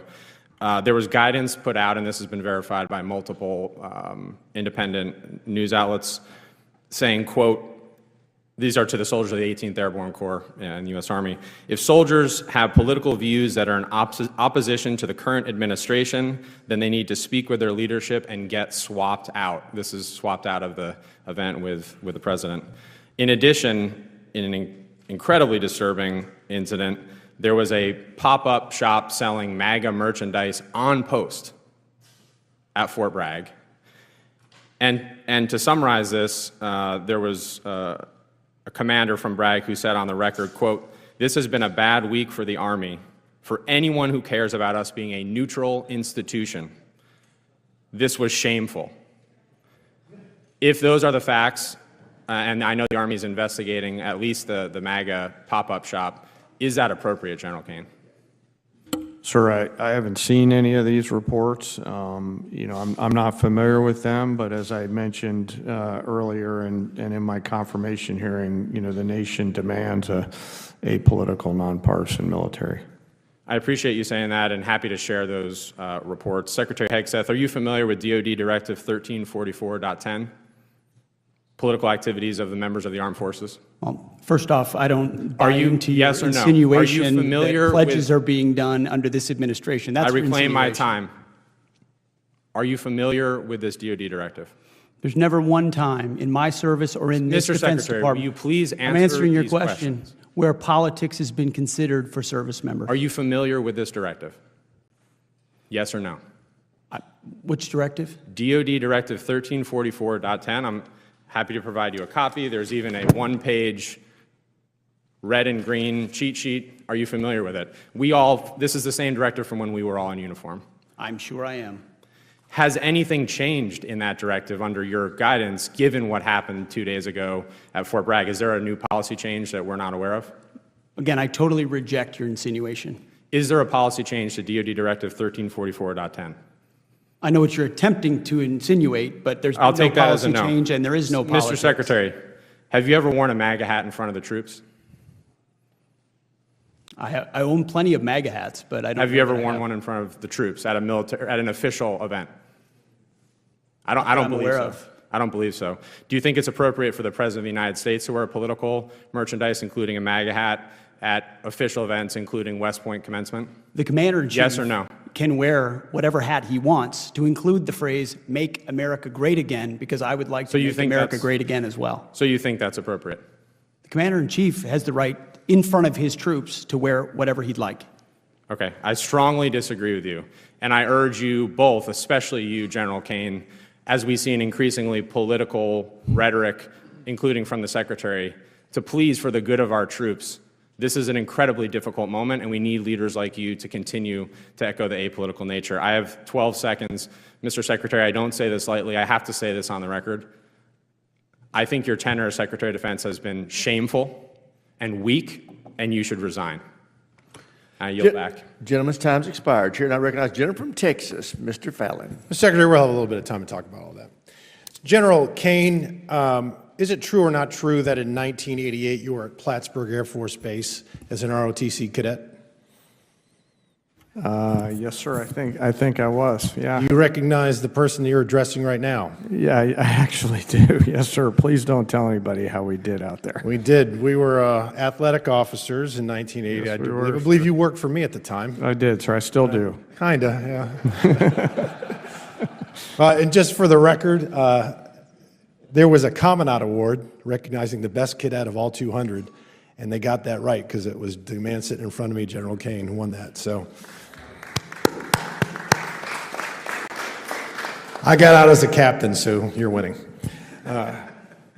General Caine, I want to talk to you about the lessons learned in Ukraine and how important that is. I also sit on the Intelligence Committee, and how we can best deter in the Indo-Pacific, because that is of vital import. We don't want to get into a hot war with a peer adversary. And then if you could also just touch on the importance of innovation and acquisition reform. Yes, sir. As I've talked about before, the entrepreneurial spirit out there in Europe is one that we've all learned from. And as we look at creating multiple simultaneous cognitive, fiscal, and physical dilemmas for our adversaries around the world, we have to take that same entrepreneurial spirit and bring it back here to our nation, both in our national and our defense industrial base. So the importance of mass scale, building a DIB and a national base that can provide the combat capability that our warfighters need at the tactical edge is something that both the Secretary and I, as well as the services, are very focused on. Oh, thank you. And you're both a breath of fresh air. Mr. Secretary, I wanted to visit with you a little bit about recruiting first, and then I do want to talk about politics in the military. We have seen a recruiting bump, thank the Lord, over the last 3-4 years. It was a crisis. And if we didn't solve it, I don't know what we're going to do. So I would like to ask you, because I've asked each of the secretaries of each branch to really do a deep dive and come back to Congress and let us know, because I want to start with doubts and end uncertainties.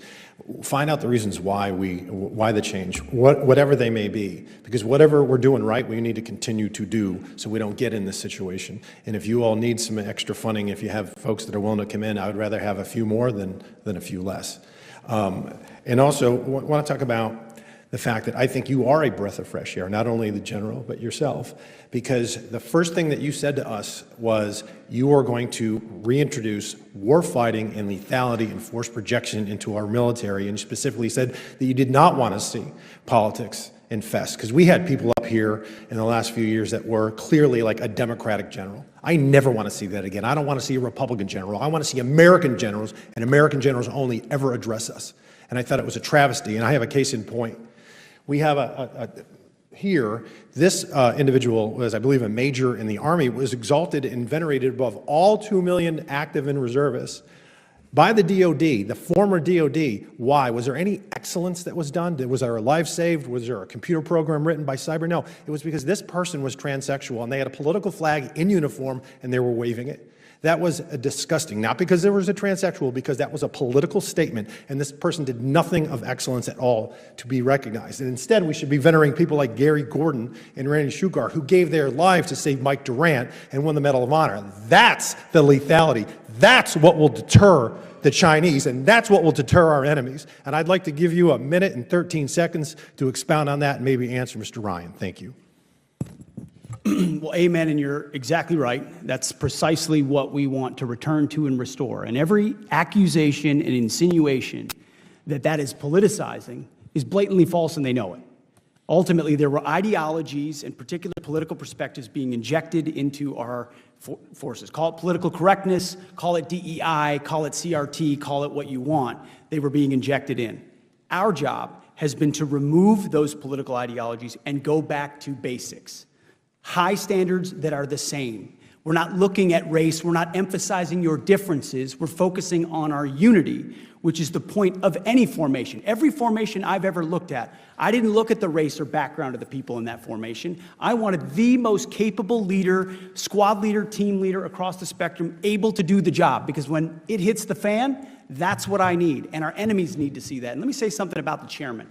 He is the most professional, apolitical, military expert I've ever worked with, and our country is grateful, should be grateful, to have him at the helm because they are in very steady, apolitical hands. And he does Gentleman's time's expired. Chair now recognizes the gentleman from New Mexico, Mr. Vasquez. Thank you, Mr. Chairman. Mr. Secretary, I understand that the border is a top priority for you and the Department of Defense. Well, it's also one of my top priorities in my border district. That's why I've introduced bipartisan legislation to stop fentanyl at the border, secure our ports of entry, hire more CBP personnel, and combat the cartels, areas that I'm sure we agree on. Now, DOD has spent more than $525 million from the defense budget on military operations on the border. You've done it by diverting over $1 billion from military modernization and quality of life programs like housing. And as such, I'm sure you're well informed as to what your warfighters are doing on our border and the characteristics of the border itself. Secretary Hegseth, do you know how many border miles there are in New Mexico? Not the exact number of miles. Can you give me a round figure? Hundreds. Okay, 180 miles. Can you tell me where the border wall starts and ends on this map of New Mexico? It's not properly oriented to your map, but I know that unfortunately, because of the administration previous, they did not have the opportunity to finish the border wall. Thank you, let it rust Secretary. on the ground instead of Thank you, putting it up Secretary. And you have been defending to our New border. Mexico. Could you tell me where in New Mexico you've been to?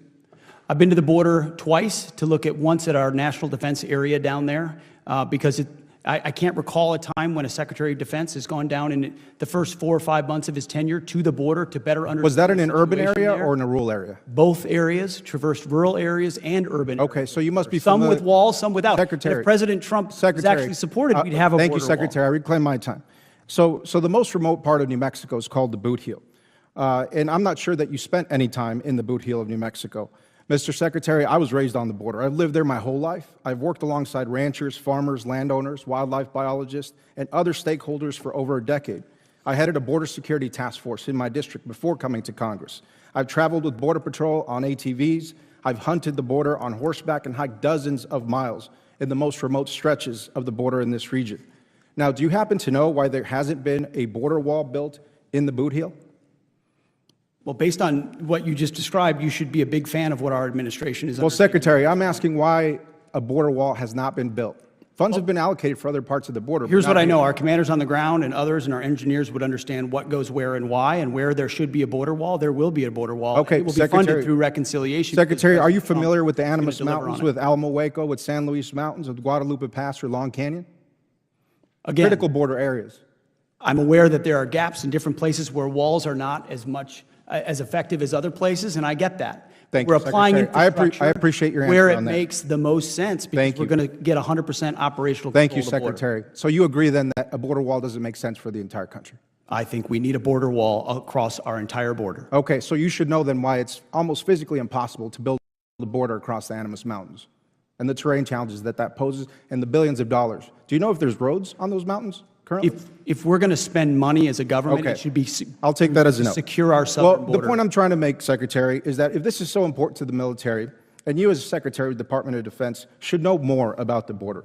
Mr. Secretary, I urge you to skip the photo ops next time that you go to a port of entry and spend time on the ground in places like the Diamond A Ranch. I think you should ask the soldiers on the border whether they've been photo op visits or not, because I spent a lot of time on the ground with the soldiers, getting an understanding of what they're facing, what they're doing, what their capabilities are. Secretary, I reclaim my Not for a time. photo op. Thank you. As a Secretary, I of reclaim my Defense, to time. understand what our Chairman, may I troops do reclaim my and time? why. Gentleman they reclaims do it. his time. Thank you. Secretary, do you know what a tethered aerostat system is?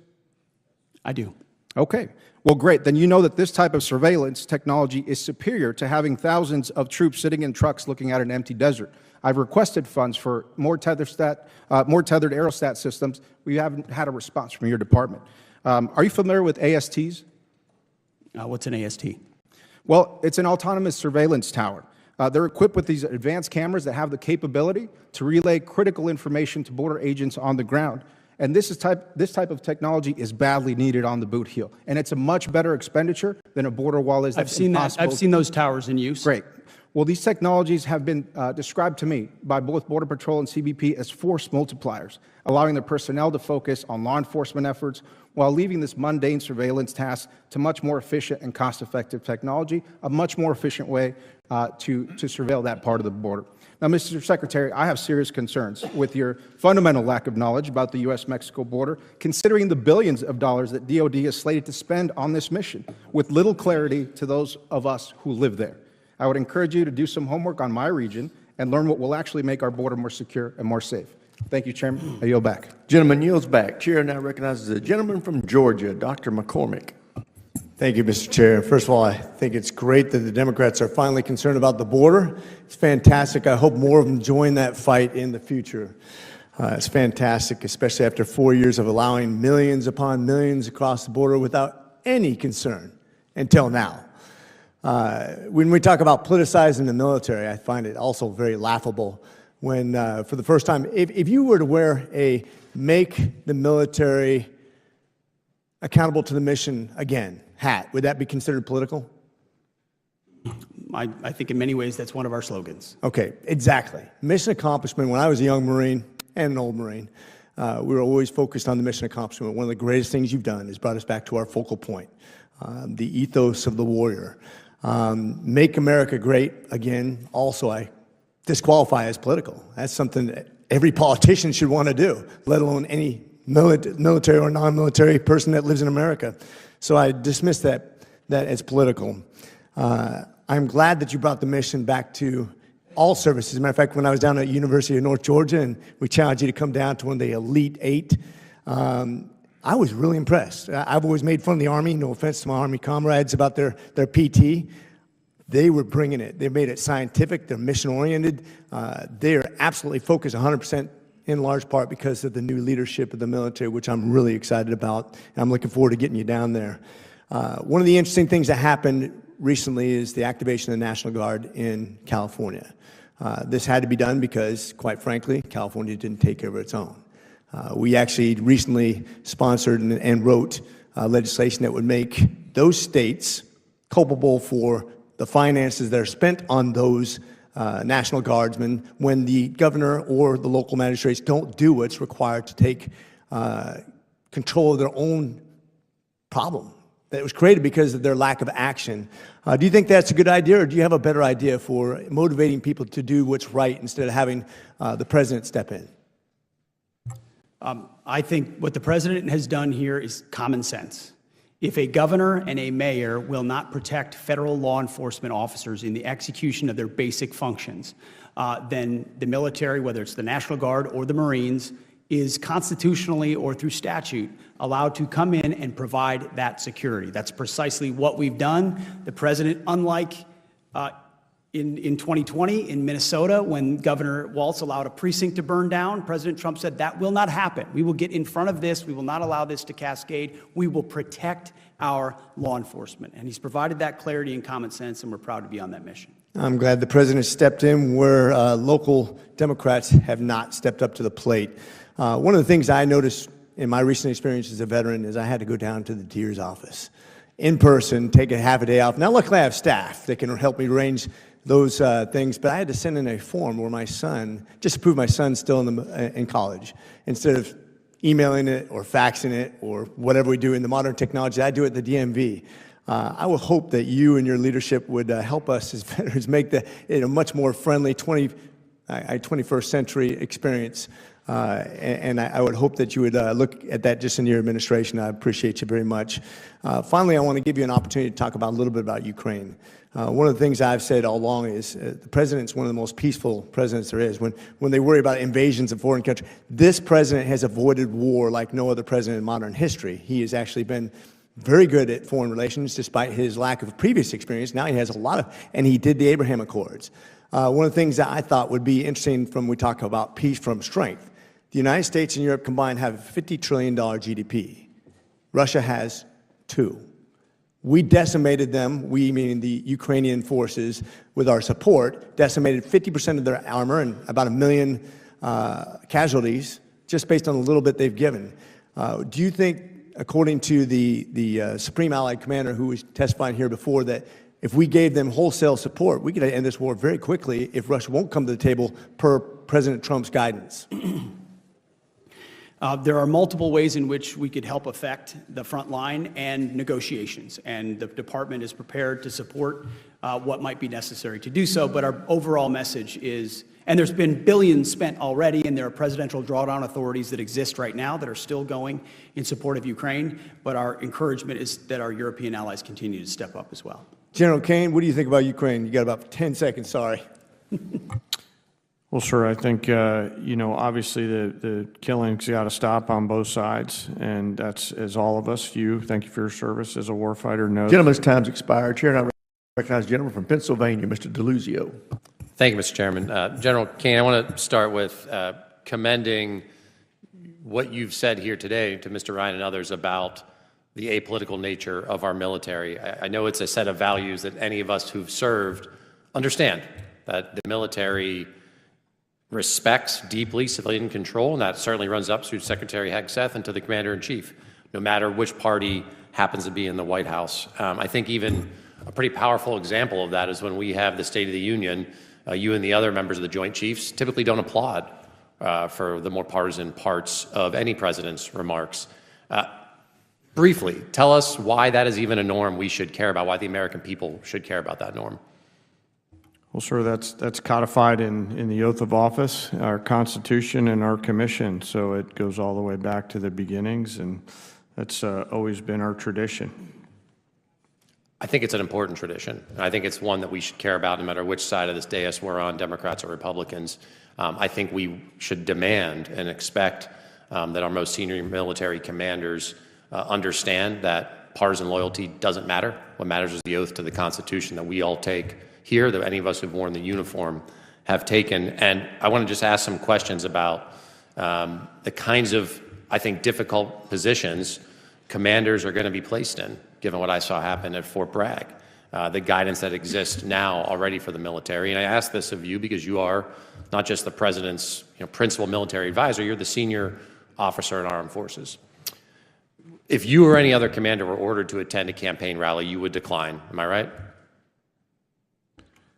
Sir, per the Hatch Act, which we get briefs on every year, it outlines pretty clearly what you can and can't do when you're in active service. And so I completely trust and believe in the professionalism of the United States Armed Forces, as does the Secretary, and we follow those guidelines.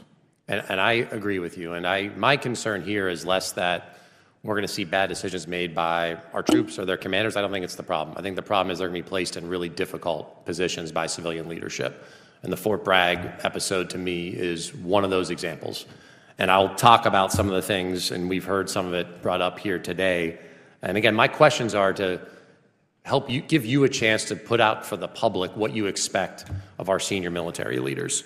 So some things that the President said in his remarks, referring to a political rival, the governor of California and the mayor of Los Angeles, called them incompetent in front of the troops. Referring to Governor Walz, reference back to the debate between him and now Vice President J.D. Vance, saying that was a good debate. J.D. against this guy, remember how bad he was? He was one of the worst. I think he's running for president too. Can you believe it? But he's a radical left lunatic. That's a quote. Referencing the continued lie that he didn't lose the 2020 election, President Trump said, and I quote, "I was thinking about running because the election was rigged and stolen. We all know it," end quote. That's what the Commander-in-Chief is saying in an event with troops who are ordered to attend. And let me be clear. Presidents for a long time have always had the prerogative to compel the attendance of our troops to be there as the Commander-in-Chief. I get it.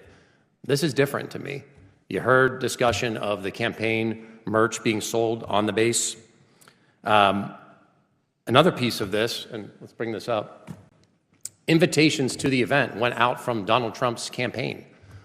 Had an invitation right there taking you to a place where you can contribute, to Donald Trump, donaldjtrump.com.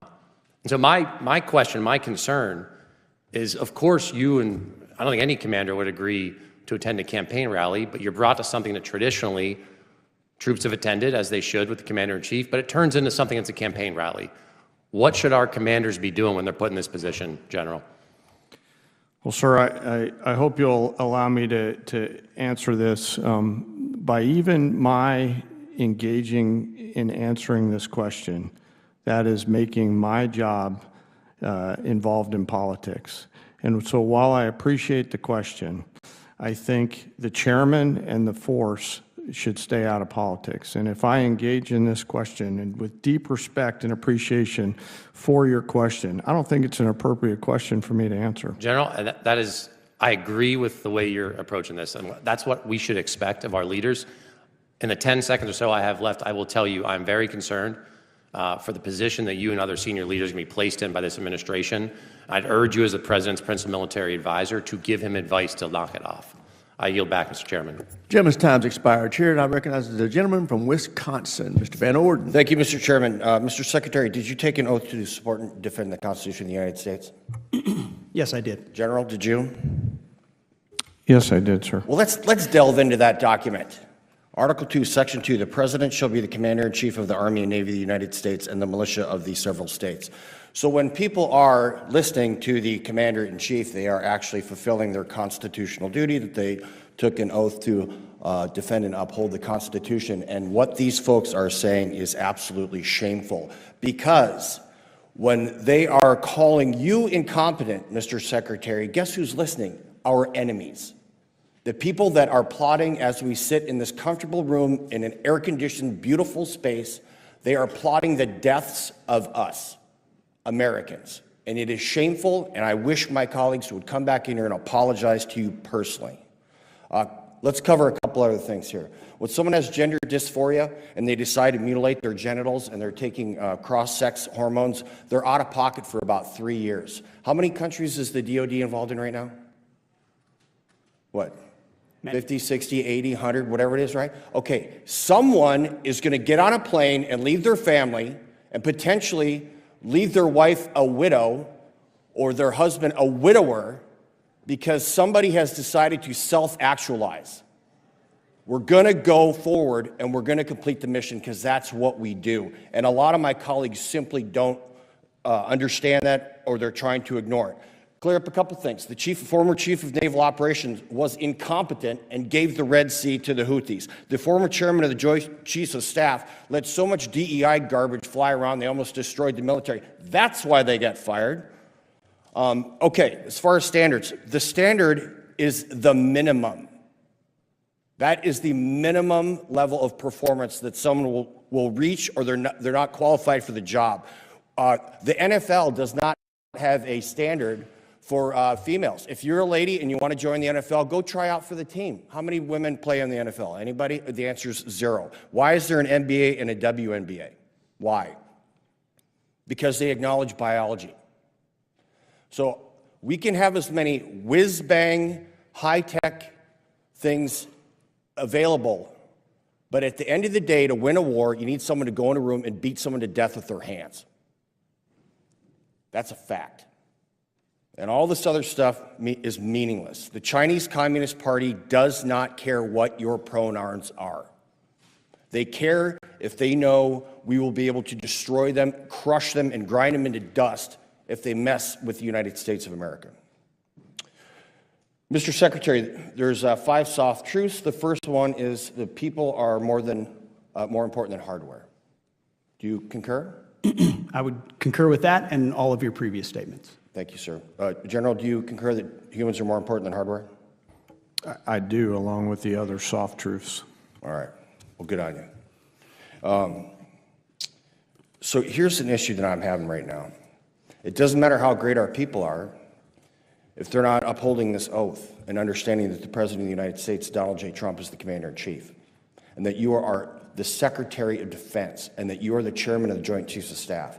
And we've had a rash of incidents around bases that can only be described as insubordination, taking down the President's portrait, turning yours around, turning the Vice President's pictures around, removing them from stations, covering them with flags. That's insubordination. And insubordination is a crime according to the United States, the UCMJ, Uniform Code of Military Justice. So what I just need to hear from you, Mr. Secretary, and I commend you for your performance or what you did for Fort McCoy in my district. I need to hear from you that you are actively trying to find the people that are subverting the chain of command, and then we'll deal with them in the appropriate manner. Every place where we find incidents like that or others, they're immediately addressed. Thank you. General Caine, do you think it would be a political act for someone to be held accountable for insubordination if you did that as the Chairman of the Joint Chiefs of Staff, holding soldiers, sailors, airmen, Marines, guardians? Well, Congressman, of course, you'd have to have the context around that, so I'd want to know more information, sir. Okay. I want to commend you for your performance today and your restraint by not lashing out at some of the most disgraceful comments I have ever heard in my short tenure in Congress. And with that, I yield back. Gentleman yields back. Chair now recognizes the gentlelady from Hawaii, Mr. Kuda. Thank you, Mr. Chair, and I agree we've had many performances today, but what we'd like is some answers. Mr. Secretary, did you invite Elon Musk for a briefing on war plans with China to the Pentagon? Yes or no is simple. There's been a lot of hyperbole and incorrect reporting around that situation, but we did invite Elon over to come talk to us generally, but there was no war plans being discussed. Okay, so whose idea was it to invite him to the Pentagon for a briefing? You mentioned you served at the pleasure of the president. Was it the president's will to have him come and be briefed? Well, as you know, at that time, Elon Musk was leading up DOGE efforts, and we've taken a great investment in DOGE at DOD, and so getting his input on how we make DOD more efficient makes a great deal of sense. Okay, but don't you think it's a conflict of interest for the world's richest man? Many of the contracts that the DOD is engaged in, billions of dollars of contracts going to his company, and he is, as to your point, was leading DOGE, which was involved in cutting hundreds of contracts, but also becoming intimately aware of the platforms and the requirements that would be given out for new contracts. Did you not think it was a conflict of interest to invite someone with financial interests into the Pentagon to have firsthand knowledge of what they could then bid on for their own, enrichment? Ma'am, it was just an informal discussion, but I'll tell you, anyone that knows our Defense Department knows we show no preference to any company other than what your capabilities are, and we're grateful for the places where his companies benefit our national defense. So for a $280 million donation, the world's richest man with companies intimately linked and involved in billion-dollar contracts with the Department of Defense gain access into the Pentagon. So would you say that any company right now that has multi-billion-dollar contracts with the Department of Defense has access to the Pentagon right now? 1-hour briefings with you personally? On the regular I think basis, the answer I meet is with many people and many different companies and many different aspects of our defense industrial base to ensure we have the best possible capabilities. It would be imprudent to do Well, I'm otherwise. sure for an investment of $280 million, Elon's investors are quite happy that it's come out into the billions. I want to jump questions right now. Mr. Secretary, on January 6, 2021, rioters and looters attacked federal law enforcement officials, vandalized and destroyed federal government property, and caused an estimated $2.7 billion in damages right here at the Capitol. Would you have sent the National Guard and the Marines in on that day? Well, unfortunately, President Trump requested the National Guard in advance, and that was... It took him quite a long time. I'm asking you, as Secretary of Defense, would you have sent in the National Guard and the Marines on that day? We had 140 Capitol Police officers injured. One died the next day. Would you have sent in the National Guard and the Marines? As I said, President Trump directed National Guard to be there in advance. And I think you can look at the record of how long it actually took for him to actually send them in. But it's good to hear that it sounds like you would have sent in the National Guard and the Marines on that day in which the insurrection was taking place right here at the Capitol. Mr. Secretary, during your confirmation hearing, you failed to deny the conclusion that you would carry out an order to shoot protesters in the legs. So let me be direct. Given what we are seeing across the country right now, would you carry out or issue an order by the President for our military to fire upon protesters actively engaging in their civil right to exercise free speech, their First Amendment rights? Would you give that order from the President? I assume you're insinuating what's going on in Los Angeles, and I wouldn't call Not just that a Los peaceful Angeles. If we protest. take a look at protests throughout the country, it's a simple question. If directed by the President, would you order our military to fire upon protesters? Simple yes or no. Ma'am, we have, as you know, and as this committee knows, we have standard rules of engagement that are in place that give guidance to our troops, and they abide by them. I'm asking what you would do. Again, you said you serve at the pleasure of the President. Is that not true? I do serve at the So pleasure. if the President told you to shoot people in the legs, would you do so? Now, you failed to answer this question as well in your confirmation hearing when asked by members of the Senate. Because I refuse to accept a false hypothetical that's attempting to put me in a corner and make it look like a At representation. a time when we have more Marines and National Guard in Los engagement and they are Angeles than followed. we do in Syria and Iran alone, I don't think this is a hypothetical. This is an actual situation that we are dealing with right now. So again, I will ask the question, the last 14 seconds I have, would you order our military to shoot at their fellow countrymen if ordered by the President? I think it's interesting that for 4 years, insurrection was the left's I think we favorite know your word, answer. Thank you, Mr. and Chair. that I when yield it's back. invoked in L.A., they were Gentlelady yields back. Gentlelady's time's expired. The gentleman from Virginia, Mr. McGuire, is recognized. Thank you, Mr. Chairman. Thank you to our witnesses for being here today. To all of our men and women who have served or are serving, your mission is important, and we would not have a country without you. Secretary Hegseth, I last saw you at Memorial Day. We really appreciate your remarks as we honored and remembered our fallen. Secretary Hegseth and General Caine, thank you both for being with us here today. General Caine, I'd like to say congratulations to you on your recent confirmation as Chairman of the Joint Chiefs of Staff. President Trump has put his trust and confidence in two great patriots to lead our men and women in uniform. To me, MAGA, Make America Great Again, means America first. And that's America first, or Make America Great Again for all Americans, regardless of race, religion, or creed. And your policies are working, and day by day, week by week, all Americans are safer at home and abroad. So we commend you for your efforts. If you had a basketball team and you hated your team, you probably wouldn't win any games. And so I love the emphasis, all of us love the emphasis on patriotism and loving our country. Secretary Hegseth, I'd like to also thank you for all that you've done to restore the Department of Defense's focus on lethality and the warrior ethos. You know, facts don't care about your feelings, and our enemies don't care about our social experiments. A quote from the Commandant of the Marine Corps, I hope I don't mess it up, but he said, quote, "Our job is to stick bayonets in the hearts of our enemies." And these social experiments detract from that mission. I get messages from my Navy SEAL brothers and other veterans all the time applauding the work that you're doing.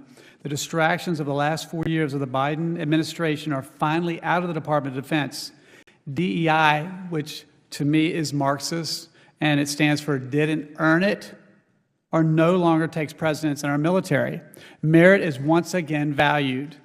We're no longer worrying about the gender dysphoria or woke books in our DoD schools and those policies that have been erasing women. Climate change is no longer the concern of the warfighter. And by the way, I'm looking forward to celebrating with you guys on Saturday 250 years of a story that must be told of the U.S. Army. I want to thank President Trump for restoring American history. I know you had to jump through some gymnastics to do it. By returning the names of our bases to many of us called home during our time in service. And thank you and President Trump for showing the United States and the world that we are a nation built on law and order by the Department's response in Los Angeles riots. Through your leadership and help of this committee, we will realize peace through strength and our warrior ethos. So Secretary Hegseth, Section 866 of the fiscal year 2025 National Defense Authorization Act directs the Department to submit a strategy to ensure that solid rocket motor programs of record are adequately supported by the domestic industrial base. Yet solid rocket motor production is critical to a variety of systems, like President Trump's Golden Dome we have been lacking. I would say, Mr. Secretary, what progress has the department made in developing a solid rocket motor industrial base strategy?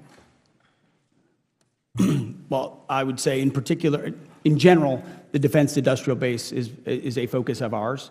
The projectiles and other capabilities being a huge part of that, munitions, but particularly on solid rocket motor projection, I'd have to hand it to my colleague, Bryn, if she has it on that line item. But if it was a priority that this committee identified and that we identified, then you can count on with a 13% increase in this budget, it has been plussed. Well, we really appreciate that. By the way, in my district, Virginia's 5th congressional district, we applaud what you guys are doing to protect our country.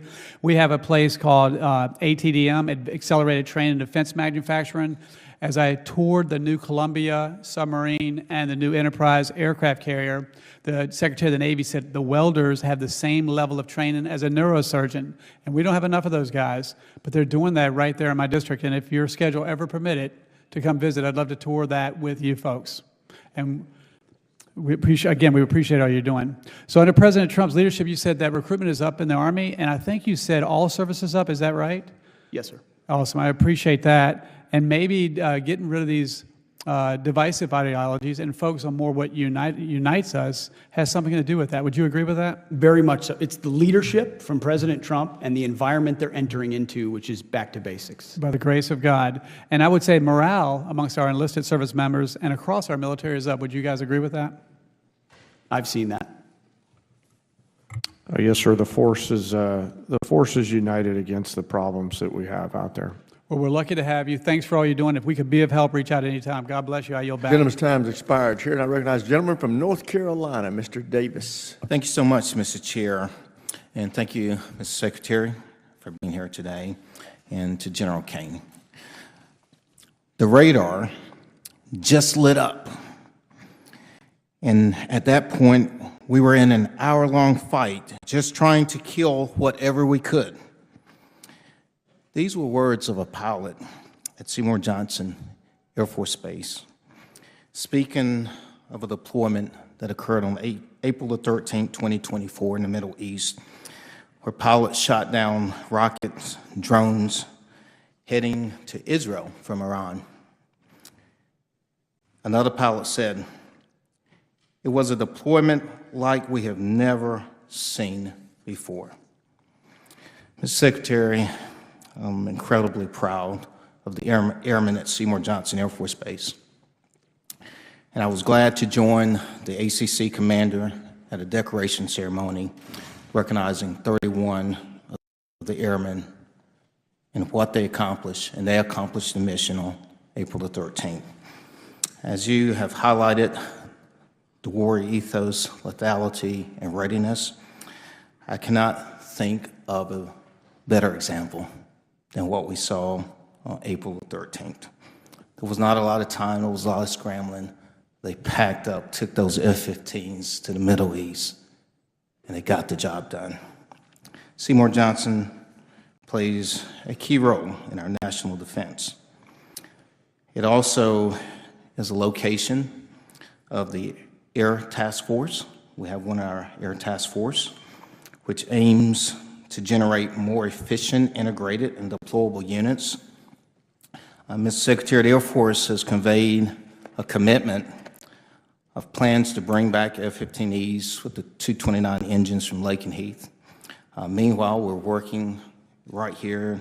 I'm trying to prioritize operational and maintenance needs at the installation. We also have to come back and address the training needs. In your opening statement, you mentioned NGAD, the F-47. Could you please just briefly expand further in terms of your vision of NGAD and looking long-term at the potential of Seymour Johnson Air Force Base and others to deliver and ensure the nation's continued air superiority in face of growing global threats? I'll take it briefly and then hand it to the chairman. I have met some of those men and women from April 13th, impressive Americans, some of the refuelers I've had a chance to talk to from that evening. We are investing in NGAD in a historic way, and the F-47, a lot of its capabilities obviously classified, but with a sixth-generation fighter of that type, it shows to our adversaries that we are prepared to project power in the future. And where those go and where they're stationed is an open question, but we're happy to take a look, and I'll hand it to the chairman. And thanks for speaking with our airmen, Mr. Secretary. Hey, sir. First, thanks for your service in the Air Force and in the Joint Force as well. You know, just piling on here, that particular day for the Air Force, not just was those Strike Eagle crews, but also the maintainers on the ground who were loading missiles up while there was engagements going on right over their heads. So extraordinary acts of bravery under fire out of your home district there. Thank you so much. General Caine, thank you, too, for your service. In the opening statement, you shared that you were honored to serve alongside some of the most incredible warriors and civilians and their families. And you didn't stop there, and I appreciate it. You said, I always especially remember our fallen and their families who demonstrate true sacrifice, courage, and commitment to our families. Corporal Ryan Russell was a medic, the 2nd Battalion, Fort Bragg, was killed March the 5th, 2007 in Iraq. I talked to his mother. He was 20 years old, putting a face on this, 20 years old, killed with others about the same age. And she said the only thing she missed the most was his smile. But my question is, we have, for instance, we can't bring back those loved ones, but we have the honor and remember flag. Representative Kiggins, myself, if you could take a look at H.R. 1363, I would ask you to do so. And Mr. Secretary, I would simply ask, what else are we doing to honor our fallen? We'll take a look at 1363. I will tell you, we initiated the first ever advisory board for Gold Star families at the Defense Department to follow through on their families as well and finding every way possible to recognize. And I, too, heard your Memorial Day comments. Thank you, and I yield back. Thank you. We will yield, the gentleman yields back, his time's expired. We will now go to another North Carolinian, Mr. Harrigan, for 5 minutes. Thank you, Mr. Chairman, and Secretary Hegseth and Chairman Caine. Thank you all for your testimony today. I'd like to first identify with my colleagues' comments from Wisconsin, but I'd like to take it a step further. I think you all are owed an apology. And although I really wish that all of my Democratic colleagues' comments were of the nature of my colleague from North Carolina just a minute ago, that is not what happened today. And all we saw was flagrant disrespect towards both of you, and that's not what this committee is about. We should be able to disagree without showing disrespect. We should be able to have discourse without sowing discord, and we should be able to question without using words that you can't take back, and that's not what happened today from the other side of this committee. We need to do a lot better than this.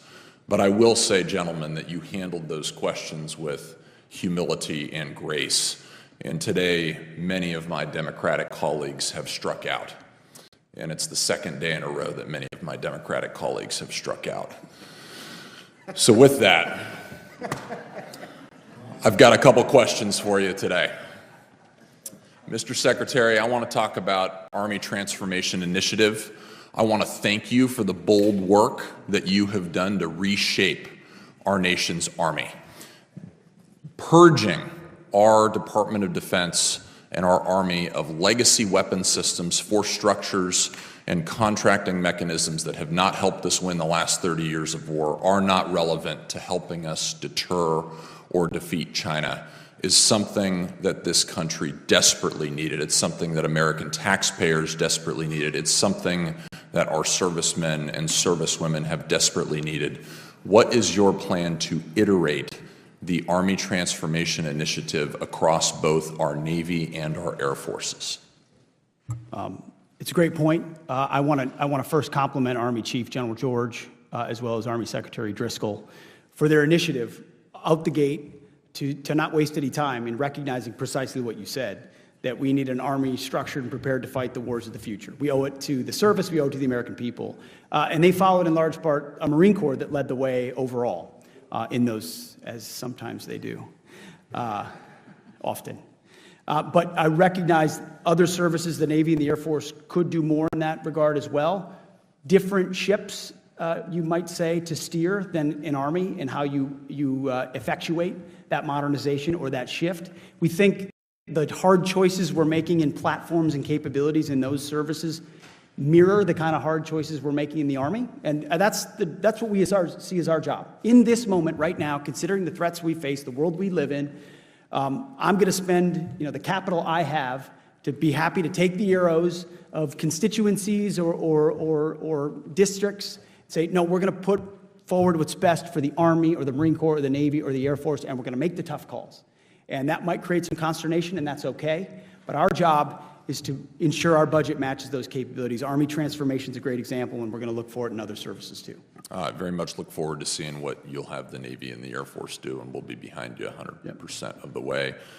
And Chairman Caine, a lot of talk today about the Golden Dome. I don't really fully appreciate some of my Democratic colleagues not knowing what that's about or knowing the threats behind why we have to have the Golden Dome. But I also believe that we have to have mini domes all across our country. As we've seen, we've had very low-cost, high-impact technology proliferate all around the world. And I think we need to look no further than what happened in Ukraine just 2 weeks ago, where you had a $100,000 investment by the Ukrainians scuttle over $7 billion worth of hardware by the Russians. I think that we have to look forward into the future and anticipate that we may face the exact same threats, maybe not against our military, but against our infrastructure, against our stadiums, against our city centers, and we need mini domes to protect this country against those threats. How are you all working that problem set? Well, sir, first, thanks for the question. Thanks for your service. One of the things that we're learning is the nature and way we fight wars is changing. We're starting to face, as you're alluding to, problems of mass, where numbers of exchanges, kinetic exchanges, and frankly non-kinetic in the cyber domain are increasing exponentially. So we have to match networks with networks and mass with mass. And so as we move forward to create the force of the future, that's on our radar. Gentleman's time's expired. Chair, and I recognize the gentleman from California, Mr. Cisneros. Thank you, Mr. Chairman. Mr. Secretary, so many topics to cover. I represent California's 31st District, located in Southern California, where you've deployed the National Guard and Marine Combat Battalion in an effort by this administration to provoke a confrontation. God only knows for what reason. As my colleague from Tennessee mentioned, the military has been activated before by the president, but let's tell the whole story. President Johnson federalized the troops after the governor of Alabama activated them to keep black students out of the University of Alabama. President Johnson did it so the students could attend the university. He did it for the right reason. He corrected a wrong. California did not ask the president for help, and the presence of the military is an effort by this administration to intimidate and incite fear and violence amongst its citizens. You failed at ensuring basic operational security by sharing classified data over an unclassified network. This was blatant, lazy, and put service members' lives at risk. And knowing that your office is a SCIF, I hope you are not bringing in your devices, your personal cell phone, or even your work phone, because that's not supposed to be in there either, right, your cell phone, into your office to send these signal chat texts. Your blatant lack of basic OPSEC would have gotten you resigned, forced you to resign from any other administration. You're requiring 8% cuts across all services, not to save the taxpayers money, but to fund President Trump's pet projects. You talk about quality of life for our service members, but yet you take $1 billion away from the Army that was meant to improve their barracks and their living. You said that money waste, but we don't know that yet because we haven't seen a budget. If the president has projects he wants funding for, you need to come before this body and provide reasoning, not just shift money around. Right now, you are stealing from our service members, robbing Peter to pay Paul. Now you have repeatedly said that you will judge every individual on their merit. Is that true? Unlike the previous administration, You will yes, judge we are focusing simple yes on, or no. for our service Judge everybody members, how on their good they merit. are at their job. Yes. But yet you are separating thousands of service members who are performing and doing their job at a high level. They are being separated not based on merit. You know, some of them have been recommended for early promotion and have gotten awards and are doing a great job, but you are separating for no other reason, and frankly, I think you just don't like them. And you are classifying many of them as a national security threat, which is simply not true. You asked the Secretary of the Navy to change the name of the ship, because Harvey Milk didn't meet your definition of warrior ethos. If a Korean War veteran and a Navy diver who gave his life for standing up for his beliefs doesn't meet your definition, I don't know what will. You keep talking about recruiting, but let's face the facts here, right? Recruiting started improving before President Trump even came into office, and the reason that changed was because of the investment that was put into recruiting. Now, I was at the Pentagon at the time, and I know how much we invested in it, and I know how much of the services. And when you take away that investment, you're going to get exactly what happened in President Trump's first administration. In 2019, we had the same recruiting crisis that, back in 2019 when he was president the first time. You continue to attack diversity, but I have always said diversity is about creating opportunity. And I have seen plenty of individuals, many of them enlisted members, who when given the opportunity have succeeded not because of their sex, not because of color, not because of their sexual identity, but because of their worth ethic and merit. Mr. Secretary, when using your definition of DEI, I think there's only one individual at the Pentagon right now who got his job based on that merit, and that is you, and you got it because of sucking up to your boss. And with that, I yield back. Gentleman yields back. Chair now recognizes the gentleman from Indiana, Mr. Mesmer. Thank you, Mr. Chairman, and thank you, Secretary Hegseth and General Caine, for being here today. Secretary Hegseth, I'd like to start by following up on some questioning from Mr. Desjardins this morning regarding SLCM-N. I really appreciate your response regarding the importance of the program. I want to add my voice to the chorus of those who believe the SLCM-N is a vitally important program, and I'm looking forward to the budget boost that you mentioned for its development and deployment. Is there anything else you'd like to add about your view of the importance of investing in the SLCM-N program? No, nothing to add to what I said previous. I think it's an important part of the dynamic battlefield of the future to continue to maintain the proper level of deterrence. Excellent, thank you. General Caine, in response to a question in front of the Appropriations Subcommittee on Defense about non-strategic nuclear capabilities, you spoke about the 4 Cs across enterprise that you also mentioned here this morning. I'd like to focus my question on the competition piece. General Caine and Secretary Hegseth, can you elaborate on the strategy related to competition in the department, and that would you agree that in general the department achieves better outcomes on programs when it engages industry in a competitive process? Yes, sir. Absolutely, we do. I mean, there's many case studies over the arc of the last 30, 40 years that show how the taxpayer gets a better deal, the warrior gets a better deal when multiple entrants come to the table to drive better outcomes out of each of those producers. And as we look at the House's efforts, the Senate's efforts to work together along with the department and the other leadership to generate the national and defense industrial base of the future, I really hope we encourage competition, not just with the existing primes, but new entrants and even startups. I spent some time in the private sector as an entrepreneur and realized quickly the value of competition to get to better outcomes. Outstanding. Secretary? To echo the chairman, I think we're at a special moment where a lot of younger, scrappier, dynamic companies want to enter into the market, and our job is to open that up so that not just the big guys who have mostly defense-related industries at this point, not as much of a commercial base in some cases, that aperture is widened to those other smaller, medium-sized companies that invest a lot of their own money in R&D in the hopes that they can cross the valley of death and actually participate in larger systems. So we want a lot more competition. Excellent, thank you. Are you considering an open competition process for development of the SLCM-N missile system? I don't know the particulars of the competitive process of the SLCM-N, but we can get that to you. Okay, that'd be great. Thank you. Secretary Hegseth, on the HACD subcommittee hearing, you also mentioned our AUKUS partnership and how you've been working with Minister Marles and Secretary Haley, not only relying upon the previous administration's Pillar 2 framework, but also finding new ways to supercharge Pillar 2 and setting up new signature programs under the AUKUS framework. What are the best capabilities in the near term that AUKUS Pillar 2 can deliver to our warfighters? Well, I don't want to get ahead of our discussions with Marles and Healy in Australia and UK in particular, but they're ongoing, they're recent, and with an interest in identifying precisely those projects that we share a mutual interest in, that are a part of our future fight, where all of our defense industrial bases can contribute and benefit from collaboration. So we are looking for that, and we will. Excellent.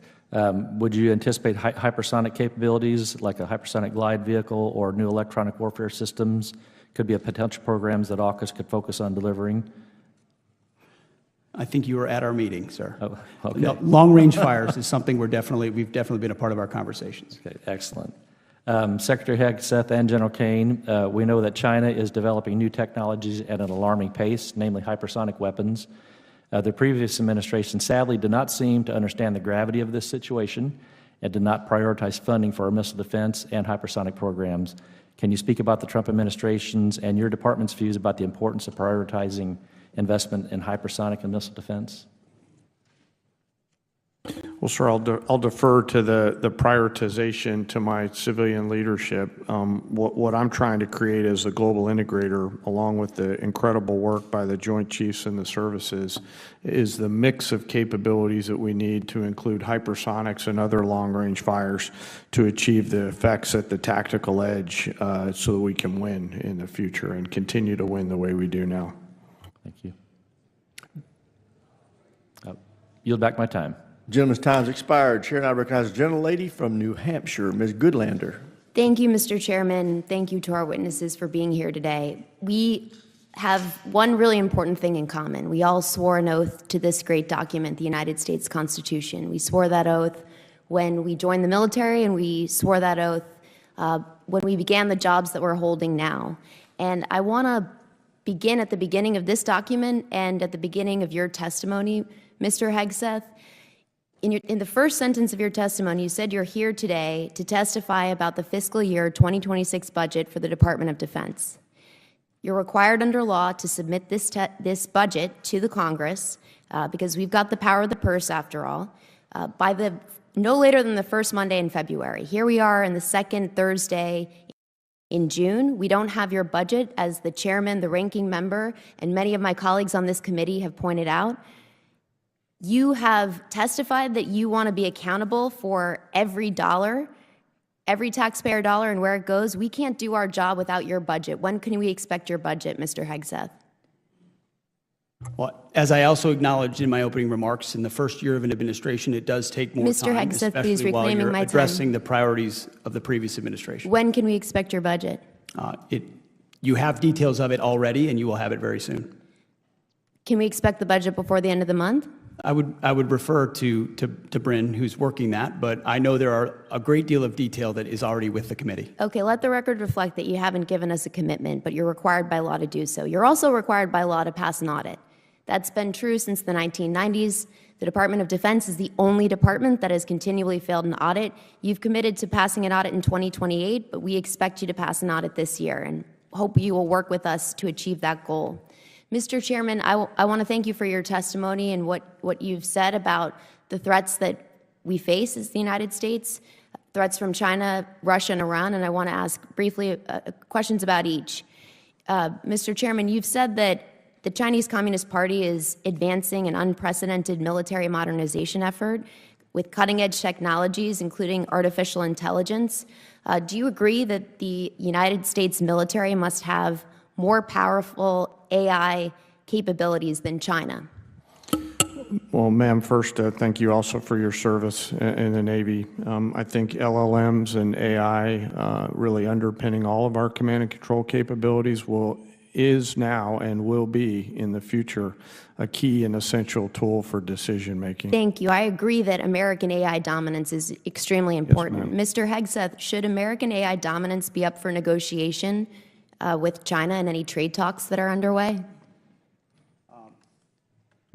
As the chairman said, we're very focused on AI dominance. It's central to maintaining our cutting edge, and we're doing that.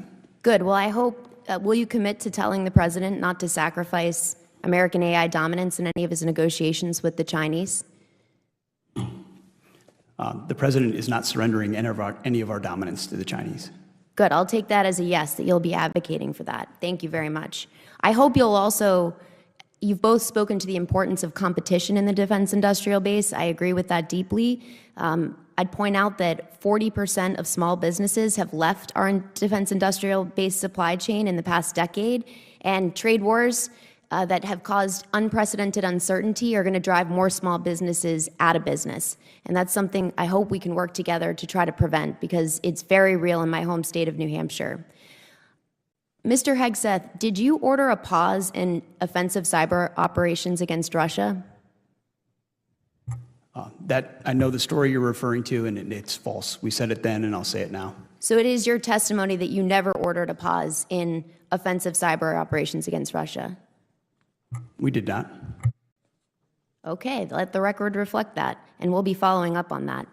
I'm going to skip Iran because there's been a lot said in this hearing that has given me grave concern. One of the things that's been said in this hearing, Mr. Hegseth, was I want to give you the opportunity to correct the record and make clear that you will abide by, that you will obey a ruling of the United States Supreme Court. I don't believe we have any cases pending before the Supreme Court right now. I want to ask you, will you abide by a ruling, by a decision of the United States Supreme Court if it is issued and you're asked to do so? What I've said, and I'll repeat, is that district courts should not set the foreign policy of the United States of America. Mr. Hegseth, this is a fundamental principle of the United States Constitution. Gentlelady's time's expired. Chair, and I recognize the gentleman from Kansas, Mr. Schmidt. Thank you, Mr. Chairman, and Mr. Secretary General, thank you for being here and for your extensive commitment of time today. We're grateful for it, and it's the way the system is supposed to work. I want to ask Mr. Secretary on the service member and family health care side. In your opening statement, we haven't talked much about it today, but you brought up quality of life improvements made in partnership with Congress over the prior years and going forward, and your commitment to them. And I jotted down what you said, which is the quality of care given by defense healthcare system is an important priority for you. At the end of the last year, prior to the current administration's service in office, there was concern in many base towns, Army base towns, about what we viewed as a push from the Biden administration to downgrade a number of our health care facilities. I represent, among others, Fort Riley, for example, and we were very concerned about the future of Irwin Army Hospital. We thought we had that sidetracked, and perhaps we do, but we've heard some concern sort of bubbling up again that perhaps DHA's taking another look. And I just want to be sure that it's on your radar screen. We understand some of the resource deployment issues, and with respect to Irwin in particular, it's a wonderful facility. I don't know if you had a chance to be out, but we'd invite you to come out to Fort Riley or Fort Leavenworth or both. Irwin's a state-of-the-art physical facility. One of the challenges is that the physical plant is underutilized. One of the ways we have attempted to respond to that on my watch, which is now 5 months old, is to work with the command staff and his team at Riley to connect them with appropriate high-grade civilian providers in the area to try to bring more specialty capacity there, to look at other ways to fully utilize that capacity for our service members, their families, veterans in the area, perhaps others, maybe be creative. We want to grow our way out of any back-of-the-envelope challenges. We don't want to shrink our way out of it. So I wanted to be sure to bring that to your attention. I guess I would ask, do we have cause to be concerned, or can we at least have an assurance that if there is cause to be concerned, you're going to take another look at this and engage us fully before we have any surprises? Well, we will certainly take a look. In particular, I will say that we're increasing our expenditures on the healthcare side to make sure we're addressing the needs properly. We're also willing to get creative, and one of those, it's not precisely what you addressed, is working with VA. I mentioned it earlier in this hearing, where there's places we can cross-level to in a mutually beneficial way that ensures the throughput necessary and skill sets necessary of different facilities. That makes sense also. But looking to the civilian side is another alternative. So I don't know if Bryn, you have particulars on that facility, but we'll get more information to you.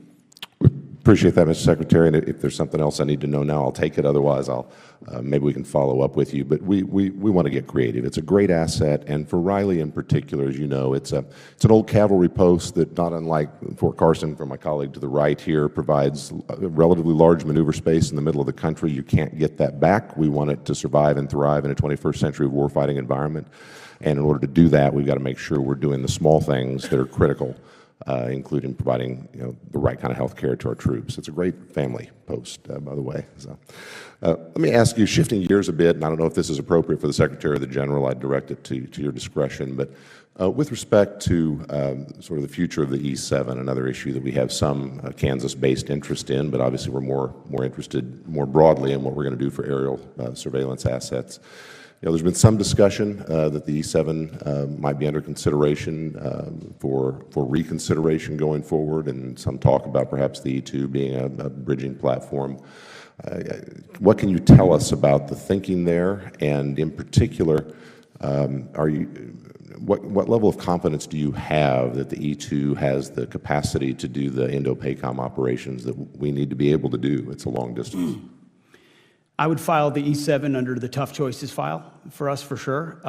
Our assessment is that it was gold-plated, it was late, and it was over cost. And if we look at the future fight, extending the E-2D is our view alongside, we believe that space-based ISR is the capability of the future. Not a prospective, hopeful future, but the technologies are there to begin to deliver even more robustly than an aerial platform. So our budget does reflect those tough choices. Can the E-2 do what we need it to do over the Pacific? Well, we know that the E-7 being late to cost may not make it in time, and that's part of the consideration that we're looking at.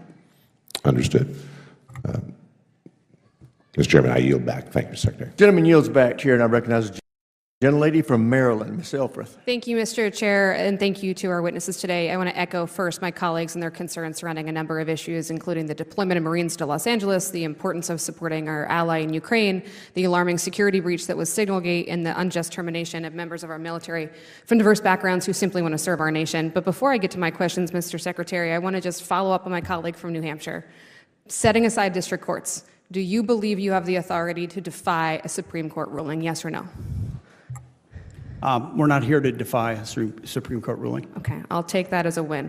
I'm going to move on to cybercom in my state. Mr. Secretary, earlier this year, General Hawk was relieved of his command of cybercom and NSA following a tweet that accused him of being disloyal to the president. And the oath that you took, the oath that I took, does not demand loyalty to any president, but to this Constitution. I too brought my copy from college with me. And yet, as of this date, General Hawk, his successor has not yet been named, and you've stated many times that lethality of the military is critical, so it's difficult to understand how this administration would allow any billet to remain unfilled, especially those who lead our combatant commands. I join my colleague, Congressman Bacon, in my grave concern that both the firing and the delay in hiring of a leader of cybercom only gives assurance and comfort to our adversaries. So I'm sure you would agree that any combatant command cannot be at its most lethal if a commander remains absent. When will the president announce the new commander of cybercom? I would note there's a very highly capable deputy there, so it's Absolutely, not I agree. adrift at all. We recognize that, and we are in the process of ensuring that slot is filled. Any in the next month, 2 months, 3 months?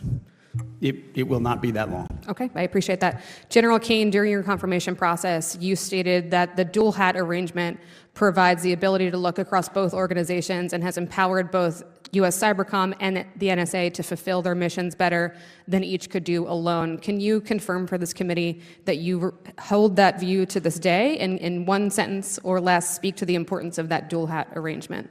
Yeah, that reflects the current policy of the administration. The Secretary, of course, as does the President, reserves the right to rethink that. Both organizations are critical, and whether they're a single or dual hat relationship, if directed, we'll take a look at the risk associated with each one of them and come back to our civilian leaders with those risks and let them make a decision on it. But you are in the room, are you not, advising the President as what is best for our national security? I am in the room, yeah. And can you commit to, Yeah. I agree, can you commit to continuing your advocacy for that dual hat relationship? After some analysis, at the time I wasn't even in the military, I was still coming back in. Okay. So if directed to take a look at it, we'll carefully, ma'am, measure the goods and others of each of those. But you have my commitment that I'll continue as I have, giving my candid, forthright military advice on the eaches and others of all those to Secretary I of the appreciate NSC that. and the President. Thank you, sir. I want to move on to sexual assault in the military, and it remains a stain on this DoD and this entire nation. It erodes cohesion. It brings a lifetime of pain and recovery for victims, including my constituents. It's important to members of this committee that funding for SAPR in particular increases, and that any flatline of that funding would be viewed as a decrease. In preparation for and during your confirmation, Mr. Secretary, you made commitments that you would support a robust sexual assault program and response program that, quote, seeks to drive sexual assaults in the military down to zero. I commend you for that commitment. I agree with it. And yet, it's been brought up many times, we have no budget by which to measure your commitment and your promises. So can you commit to today that when we do at last receive your final FY26 budget, we will see an increase to SAPR funding and a plan from you as to how to drive sexual assaults down to zero? As I said in my confirmation, I applaud Congress for the efforts that have been ongoing to address that issue, which we do need to drive to zero. That funding has not been reduced. We've looked at a lot of places for efficiencies. That has not been one, and I think you've seen the same news I have that thankfully sexual assaults are coming down, and we continue to want to do that. But we have to remain ever vigilant, which is why I hope it's not level funded. I hope we can continue to drive that down, so I look forward to that final budget whenever we do receive it. Lastly, and I'll take this for the record, moving on to a similar topic, which is rape kits for DoD civilians overseas. In April, DHA issued a memo denying DoD non-beneficiary civilians who are victims of sexual assault and rape access to sexual assault evidence collection kits. If I could get for the record your explanation for this decision. These civilians support the DoD. It's incredibly important that we find and bring justice to those victims, and I look forward to working with you on it. And I'll yield back my time, Mr. Chair. Gentleman's time's expired, Chair, and I recognize the gentleman from Colorado, Mr. Crank. Thank you, Mr. Chairman, Mr. Secretary, and General, thank you for being here. And I want to first kind of apologize for the sort of personal attacks. My mom and dad taught me to be different. You won't get that from me, Mr. Secretary. Secretary Hegseth and General Caine, we've heard multiple times this year that we can't do Golden Dome because it'll just cause China and Russia to build better missiles to get around our defenses. For that logic to make sense, it'd mean that China and Russia aren't already advancing missile technology and have stood pat on the missile technology they had 20 or 30 years ago. I founded the Golden Dome Caucus here in the House. Is that an accurate statement that they have stood pat on missile technology, or are they advancing our enemies on missile technology? I think it's fair to say, like us, they're attempting to advance in every way possible. Secretary Hegseth, El Paso County is the fastest growing county in Colorado. It's projected to see significant population growth over the next 3 decades, and we're proud that the region's become such a desirable place for families, but that growth has to be balanced with protecting critical operations of our 5 military installations, and that's why initiatives like Security Open Space and Agriculture Resiliency, or SOAR, initiatives are so important. Through a combination of private funding, USDA's Regional Conservation Partnership Program, and the Department of Defense's Readiness and Environmental Protection Integration Program, or REPI, this initiative supports targeted land acquisitions near military bases. These efforts help conserve wildlife, habitat, preserve agricultural interests, and of course maintain the necessary buffer zone, the most important part that allows military missions to continue. Does the Department of Defense plan to continue to support the REPI program in the FY26 budget request to Congress? Yes, sir, it does. I could get back to you with a specific number. That would be great. Thank you. Additionally, the Colorado Trust for Public Land has been awarded an $18.5 million USDA RCPP grant to help leverage DoD REPI funds and reduce future land use conflicts around installations like the U.S. Air Force Academy. However, I understand the USDA is currently holding the funds under review. While I recognize this may fall outside of your direct jurisdiction, the success of this land acquisition is essential to protecting the Academy's training capabilities. Can I count on your assistance in working with USDA to find a solution that protects the readiness of the Air Force Academy and responsible federal funding? Yeah, we're happy to look at that with you. Great, thank you. I also would like to talk a little bit about the border.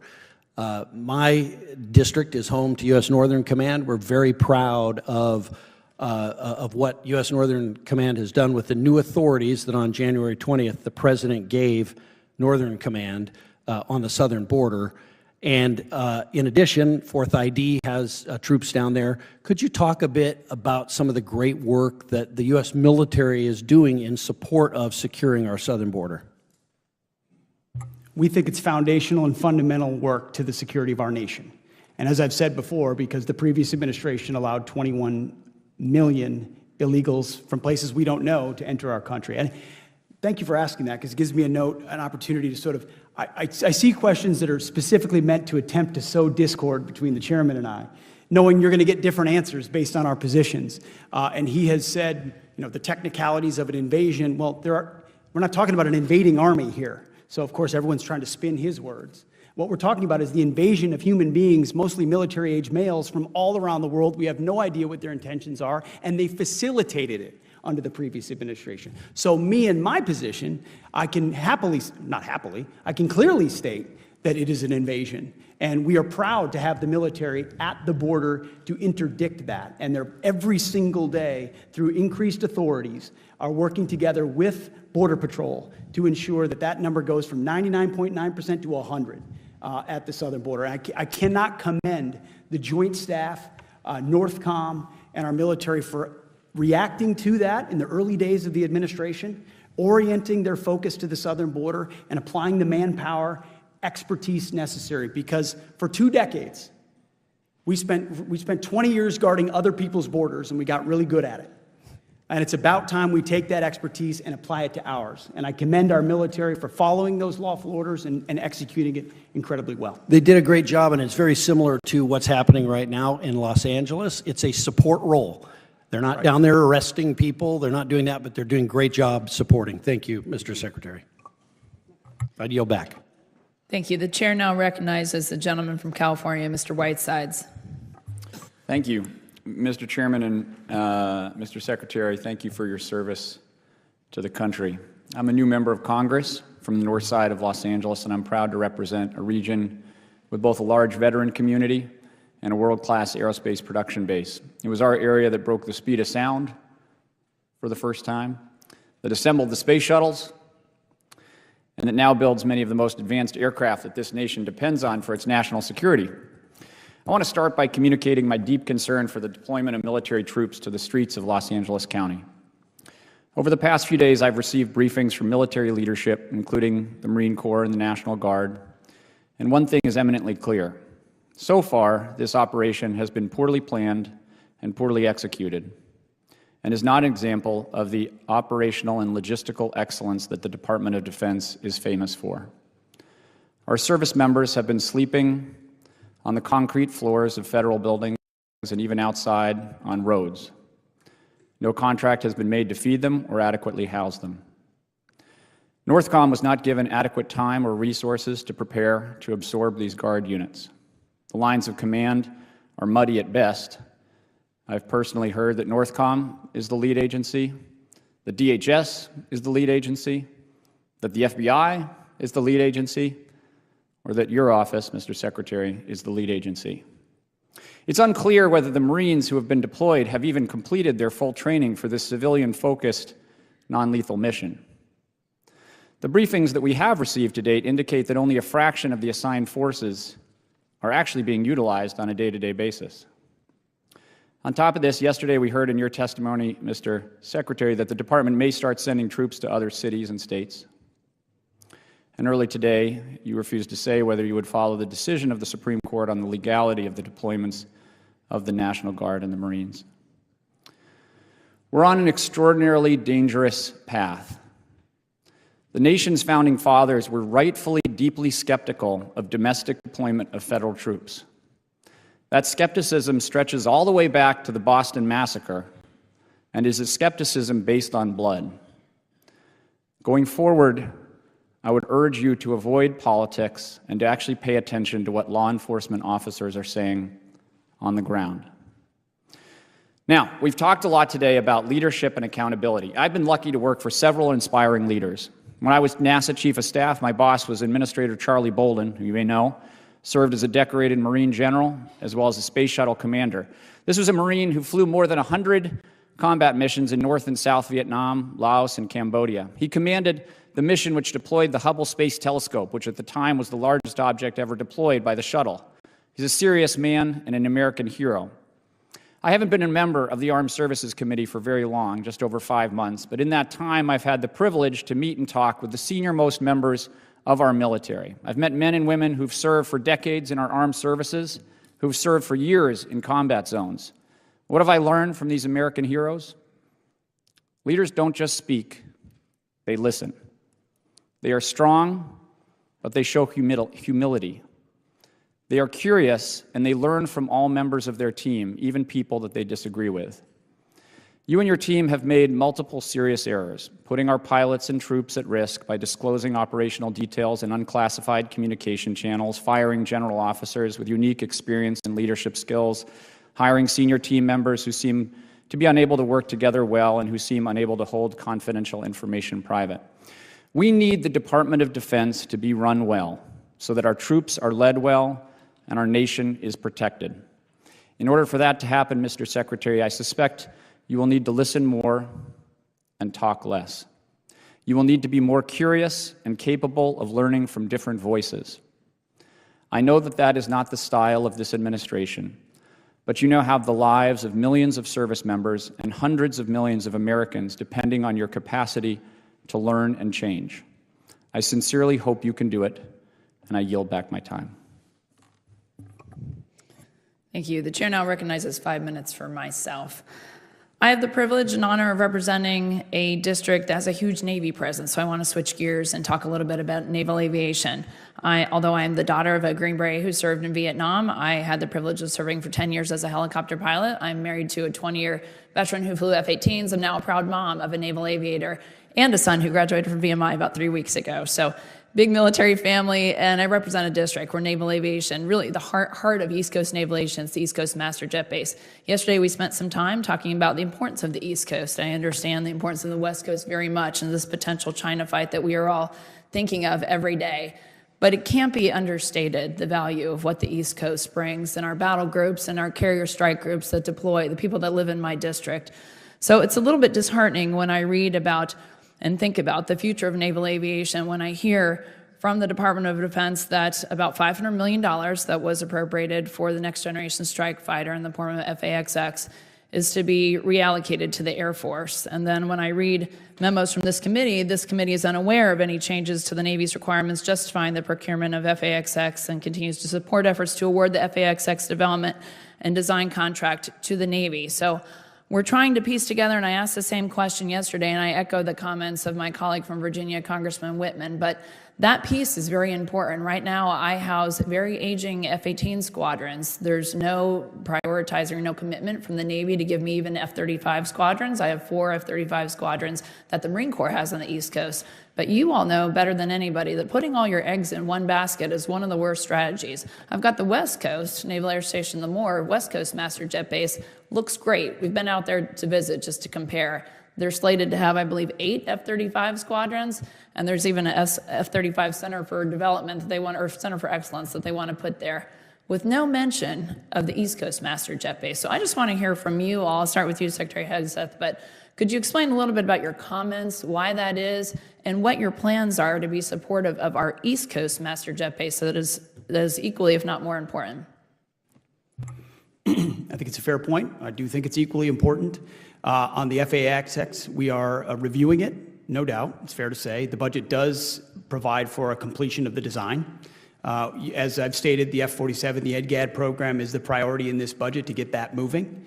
So we are invested in 6th Gen, and we do recognize the Navy's unique power projection capabilities.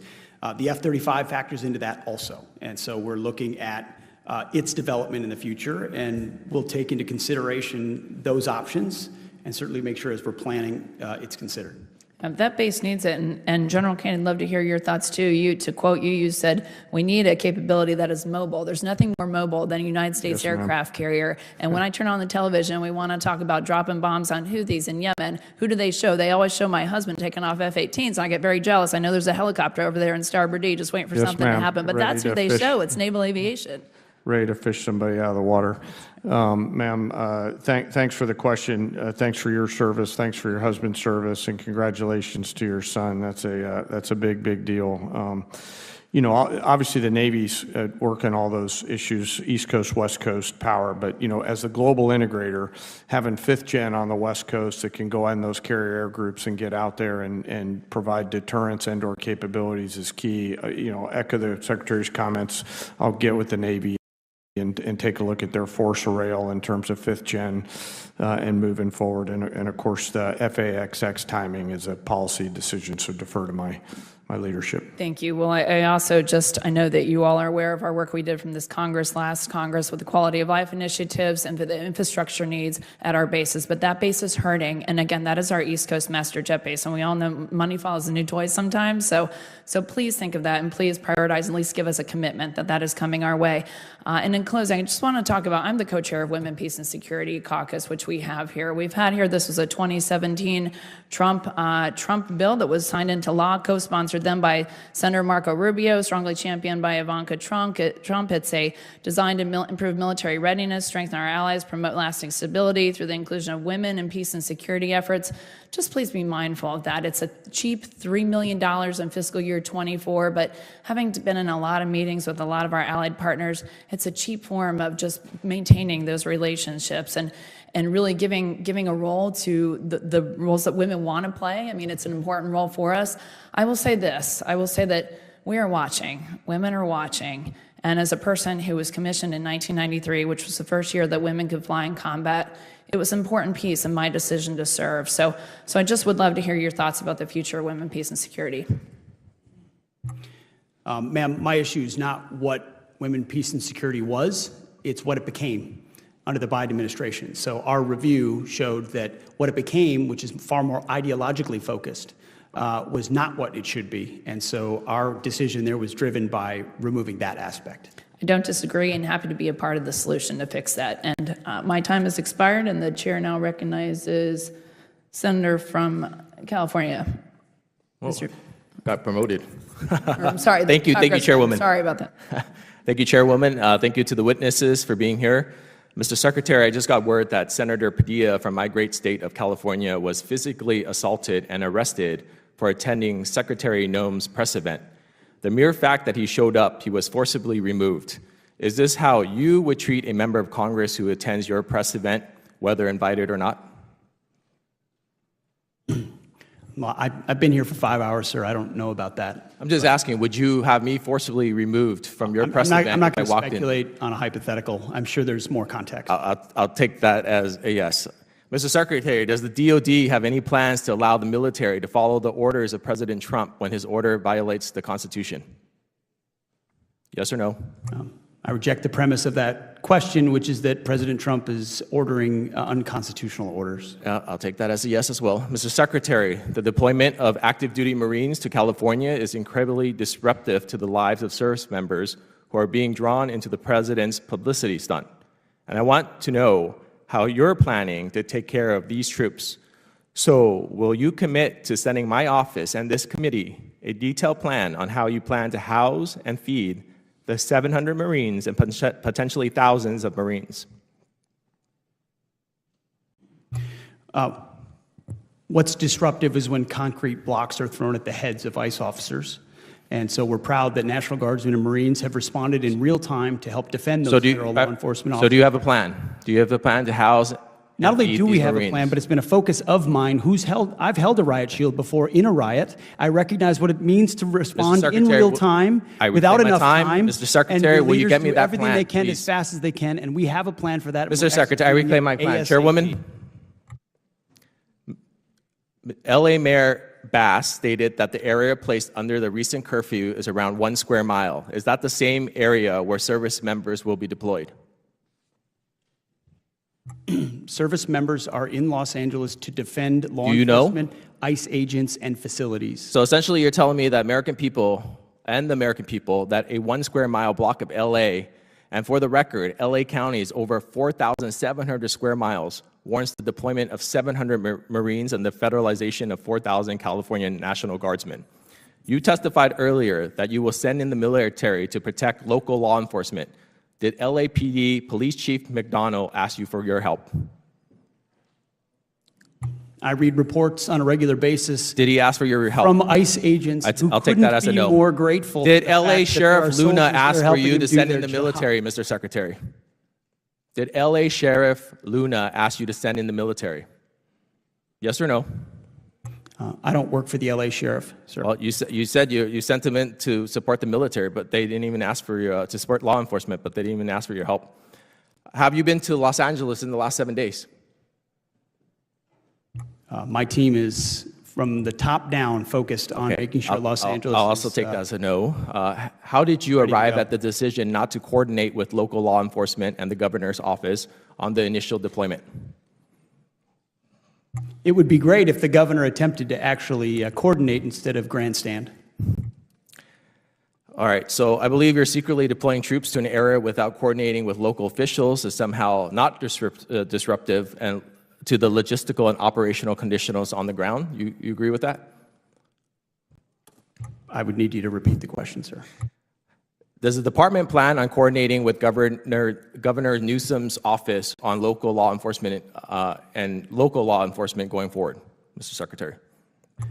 We've coordinated with local law enforcement quite well, but the governor's been an obstruction to that, of course. All right, Secretary Hegseth, this political stunt, and by your own admission, is expected to cost the American taxpayer at least $134 million and will disrupt the lives of hundreds and potentially thousands of active duty Marines and 4,000 National Guardsmen.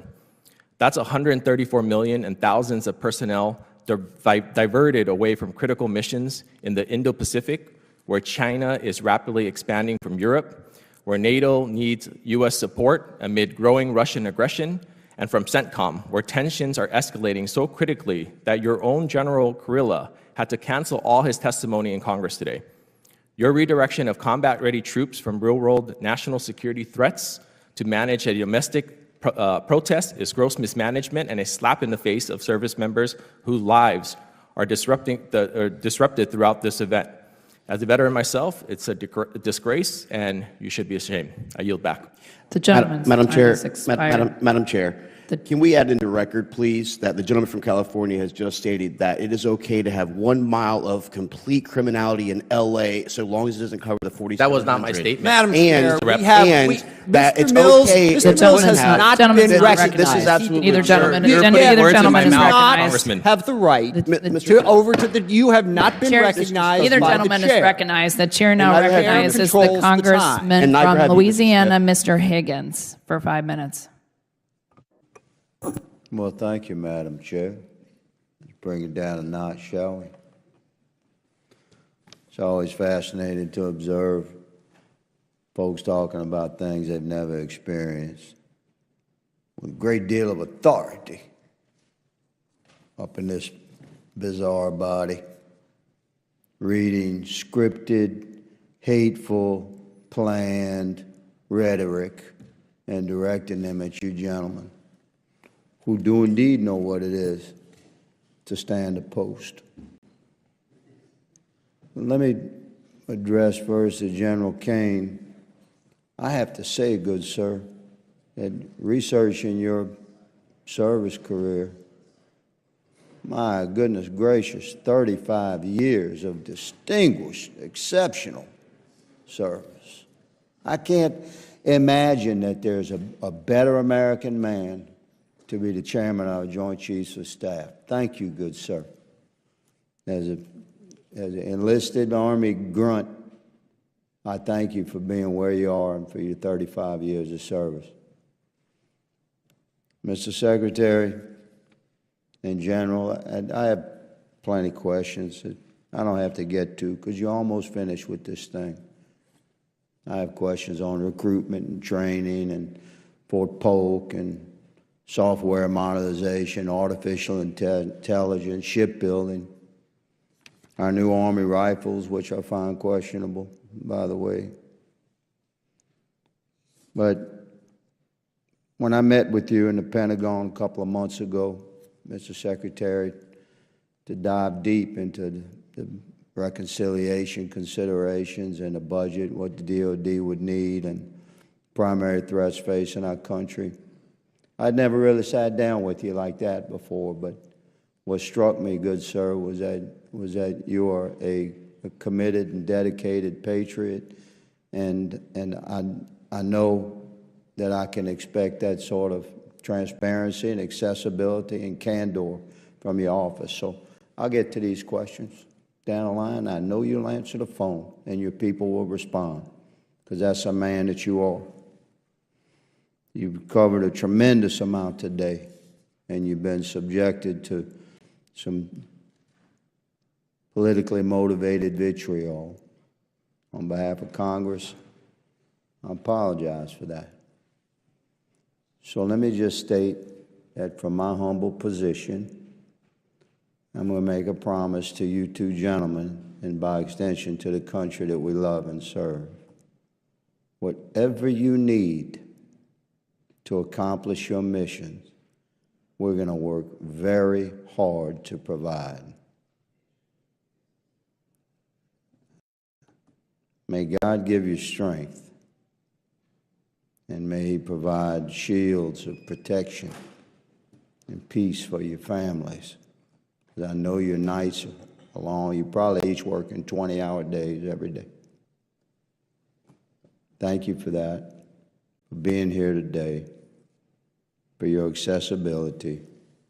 May God bless you each. Madam Chair, I yield. Gentleman yields back. Chair now recognizes the gentleman from Virginia, Mr. Bendeman. Thank you, Mr. Chair. I ask unanimous consent to submit for the record an article. A distinguished member of this committee, without objection, so ordered, confirmed that there was, in fact, a pause in offensive cyber operations earlier this year. The SecDef just denied this. This committee deserves to know whether the Secretary just lied. Mr. Secretary, many believed you were underqualified for this role. You've been Secretary for 4.5 months now. For the sake of the American people and our service members, I hope you've done your homework since. Let's talk Indo-PACOM. What year has the Navy publicly set as the benchmark for being ready to fight a war with China? Well, it needs to be right now. We know what China has said. I'm glad to hear that, but there is a publicly right set date. Well, we know it wouldn't be prudent for me in this environment to reveal when we think we're ready. That's what China has said, and we understand what they're saying, and we want to be capable and ready for it. Not a filibuster. 2027 is the year. According to unclassified DoD assessments, how many warships does China have in its Navy today? Many and growing. 370. It's the largest Navy in the world. How many does the U.S. Navy have today? Thanks to this budget, it's increasing it's a number. substantially. I'm looking for a number. But it's just south of 300. 296, pretty close. How many ships is China expected to field by 2030? I believe that's a classified number, but it's going to go up at a rapid rate. CMPR report that was released. There's an unclassified number. It's going up at a rapid rate. Let me help you out. 435. Let's see if we do better in EUCOM. What corridor in eastern Poland is vulnerable and a priority for U.S. reinforcements? It connects Belarus to a Russian region. I'm sure you can tell me. I can tell you. It's the Suwalki Gap. Which heavily militarized Russian territory connected the Suwalki Gap? It contains nuclear-capable missiles. It threatens all of NATO. It's right there in the middle of Eastern Europe. I see we're playing a quiz game here. It's ultimately, Kaliningrad thankfully, Oblast. we're getting our NATO allies to step up in their spending to make sure that they can hold the Mr. line. Secretary, I asked you a specific question. Thank you. It's Kaliningrad Oblast. So what percentage of Ukrainian frontline casualties, let's talk drones, are now caused by FPV drones? A very large percentage, and we're studying that conflict closely to understand I hope so. that fact. It's over 70%. And which U.S. service has written doctrine or standardized procurement for integration of FPV drones? That's the Army. I wish that were the case, but actually the answer is none of them. So we're not prepared yet, and we need to get there fast. Let me turn to a different topic. A few weeks ago, when my office opened up in Fredericksburg, I spoke to the mother of one F-18 pilot who flew the March 15th mission over the Red Sea in Yemen that you discussed over Signal. I spoke to her again on Tuesday and asked her if there was anything she wanted me to bring up. She believes that you need to resign. She also had several questions, but one thing, she said she would appreciate an apology for putting classified information. Her son couldn't even tell her where the Truman was going, but into the Houthi PC small group Signal chat that risked her son's life and the mission. Mr. Secretary, yes or no, do you think you owe her an apology? Please make sure to let her know how grateful we are for the skill and heroism of her. I am very much grateful. I'm sure everybody in this room is grateful. I'm proud of what her son has done. The question is, do you owe her an apology for your actions? Are you going to be accountable? It was an incredibly successful mission. Her son did great work. They did a magnificent job. Thankfully, the Houthi campaign was successful. Secretary, I agree with you. Magnificent job. The performance of those pilots and Navy personnel, magnificent. We're talking about what you did and accountability. Are you going to apologize to the mother or not? I don't apologize for success. You don't apologize for putting her son's life in danger and for putting the mission in jeopardy. Well, that's really disappointing and not befitting the type of leadership that our troops and families deserve. It's frankly a stunning lack of OPSEC. Privates are trained to do much better than that. It was reckless. And it sounds like that accountability doesn't extend as far as the Secretary of Defense. So I think you should resign. The mother says she wants you gone. And with that, I yield back. Gentleman yields back. Chair now recognizes the gentleman from Illinois, Mr. Sorensen. Thank you very much, Mr. Chairman, and thank you to the Secretary, to the General for joining us today. Mr. Secretary, I'm hopeful that we can come to an agreement that we need both sides of the chambers working together for the betterment of the military. Do you believe that bipartisanship is essential to the mission of our armed forces, yes or no?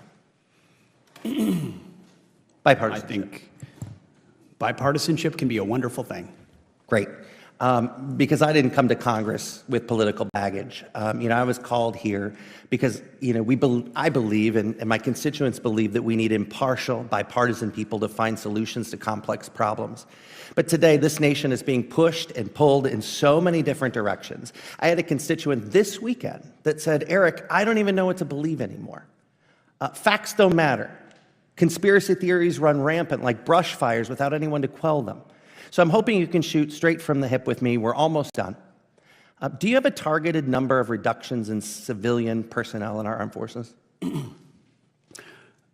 We have very diligently tried to identify the places where we might need to make changes, but for the most part, it's been a DRP process, a volunteer process of civilians to try to reduce the number for cost savings. Is there an analysis that supports how you're coming up with these decisions? We looked at about 8 to 10%, Congressman, but ultimately, everyone here acknowledges that the civilian size of the DoD has exploded over the last 20 years. And so where there are room for efficiencies, we are actively trying to find them and right-size those spots, because a lot of those places are not making us more nimble or faster at what we do. And what it's do we say to the about the people, but it's the numbers. Right. What do we say to the people that have strived in their entire life? These are former, retired members of the military working as civilians back home. What do we say to them? Well, almost all of them took a voluntary DRP to separate. Do you have a timeline for making these cuts?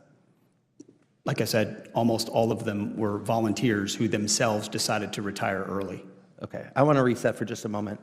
And I'm going to be honest with you. I learned a lot about military service from both of my grandpas who served and fought in World War II. My grandpa Sorensen was a proud Navy photographer. I have his photos. They're framed above my desk here on Capitol Hill. I learned to be proud of him. And from him, I learned how to become proud of veterans, which is why I want to talk about a different veteran, one who served in the Korean War from 1951 to 55. He served courageously like my grandpa Sorensen. But unlike my grandpa, this veteran was forced to resign from the Navy. I'm talking about Harvey Milk, because he was gay. You see, as a kid, all I wanted to be was the weatherman on TV. I learned that I could have gone into the Army or the Navy to learn meteorology, but someone like me wasn't allowed. They didn't want someone like me, Mr. Secretary. There wasn't anything that I could do to change myself or the way that my nation thought of me. And so I want to keep this very simple. Do you believe that Harvey Milk is a veteran who deserves his country's thanks? Sir, the decision to rename the ship was... I'm just asking, do you believe that Harvey Milk is a veteran who deserves his country's thanks? Yes or no? If his service was deemed honorable, yes. Yesterday, the Secretary of the Navy was in your seat. He couldn't give me a straight answer. I disagree with your leadership and his, because I believe that every veteran deserves our thanks. We all walk in the footsteps of leaders before us, and you may not find the value in the fact that many of those people are women with different skin colors, different backgrounds, different talents, immigrants, gay, straight, transgender, disabled. You may want to change it, but you can't.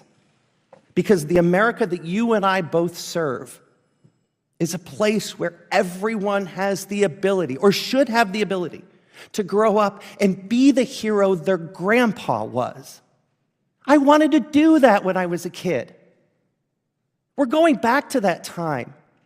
Gay kids like me, they don't want to go into the Army. They don't want to go into the Navy because you don't care for them. It's happening all over our country. My grandpa taught me never to judge the value of a veteran's service.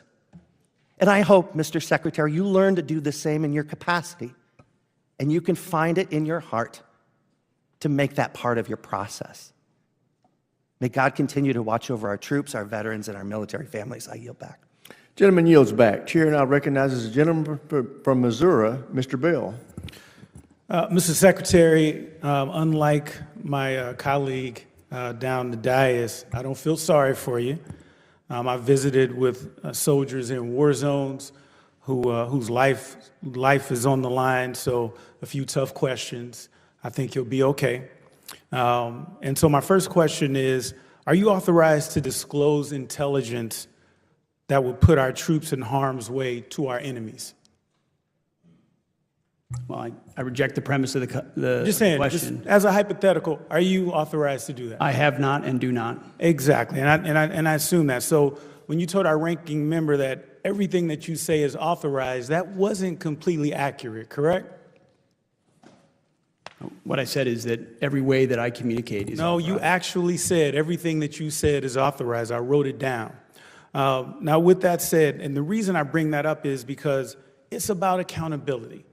And we're talking about this war ethos. The primary component of that is accountability. And I'm going to indulge me in a quick analogy.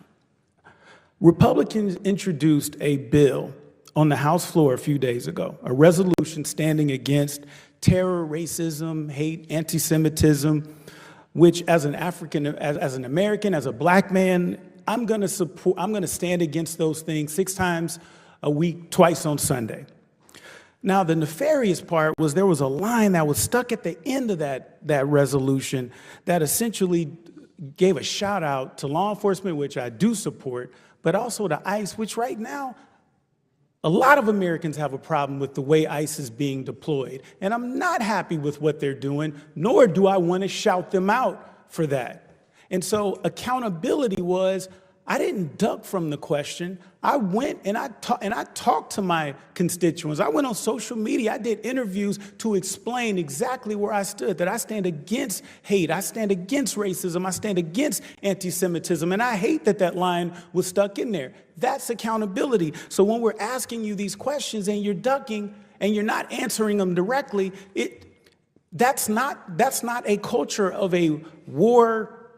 What was the term? A war ethos, a warrior ethos. I'm looking at members of our who serve, and they're taking their lead from you. That starts with you. And if we have troops who are in war zones and they're watching while they're risking their lives, and you can't just answer some tough questions, what kind of culture is that setting? So, as a prosecutor, when I think about what's happening in California and around the country with ICE, it's not only dangerous and unconstitutional, but it raises serious public safety concerns because we have people with masks that are going around saying that they're ICE, and we've had reports of that, saying that they're ICE and committing crimes. And that's a big problem. But it gets me back to the point of the accountability piece. So, for example, do you believe quality military housing is important? Yes or no? And just keep your mic on for time because I don't only have a minute left. Our budget commits to robust military housing and barracks up. Do you believe military children deserve a strong education? Our budget funds strong education, and we hope more educational choices for military. Love it. Is it a priority to provide real, reliable care to our veterans? Of course. So, Mr. Secretary, we have a problem here because your answers don't match your budget priorities. You said your mission is to restore this warrior ethos and that threats we face are serious, but so must our investments.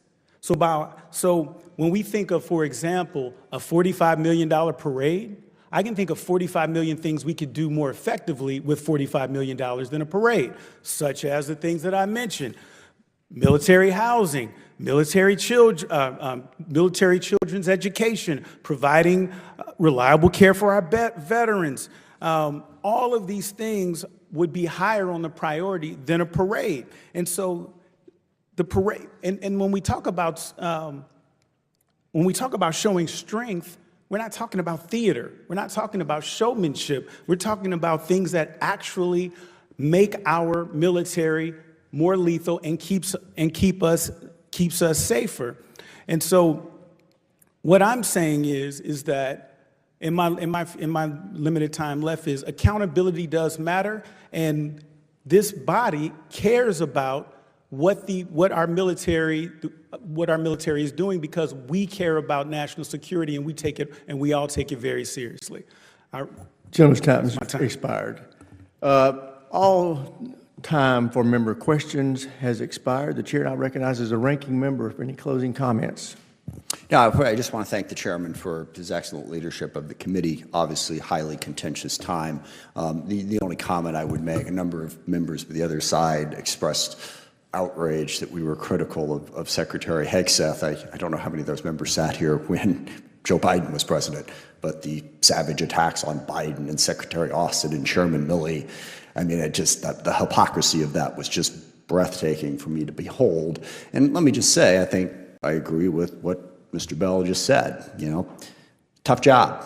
Not as tough as a lot of other jobs, but part of it is you are accountable to this body, and you are accountable to answer questions, even if sometimes they are obnoxious. That's part of the gig. And I do hope going forward that the Department of Defense will have greater contact with this committee.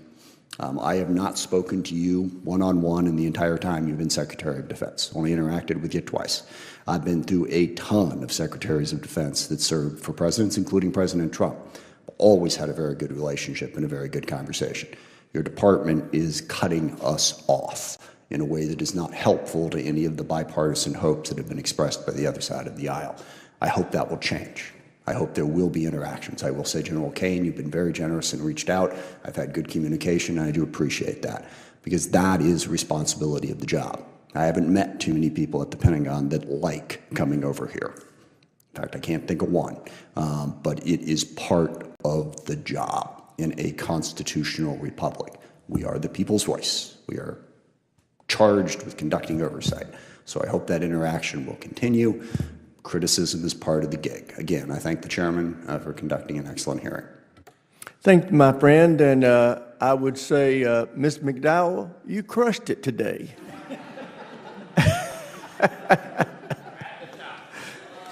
So for your first...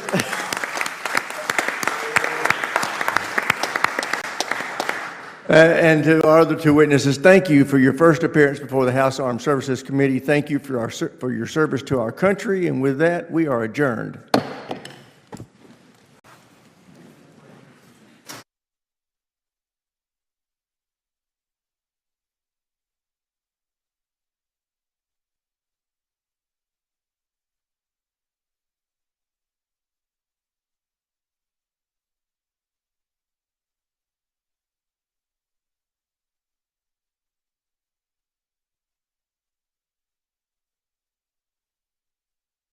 from the proceedings will not be tolerated.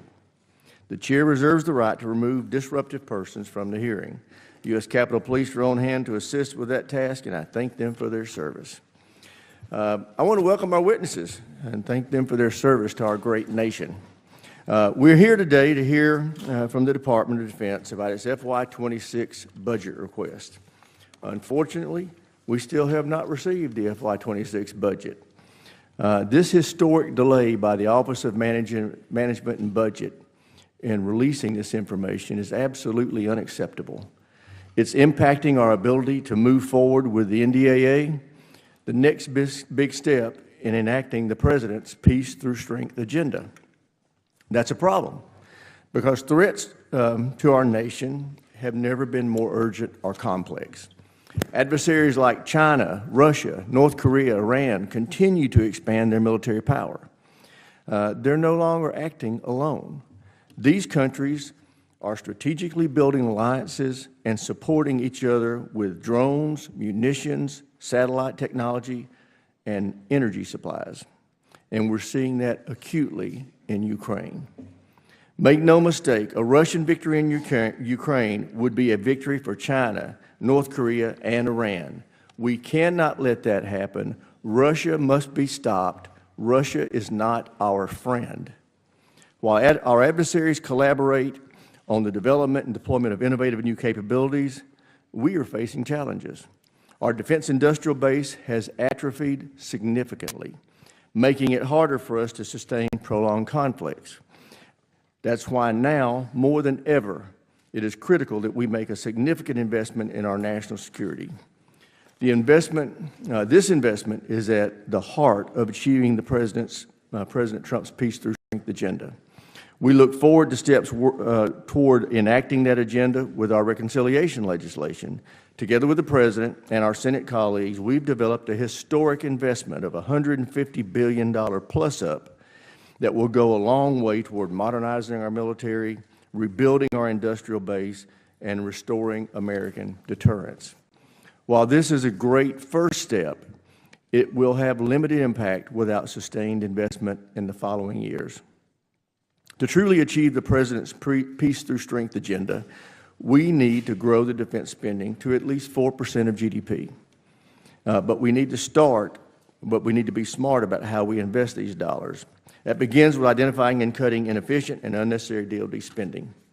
The Secretary has taken the lead on that, and we appreciate his work.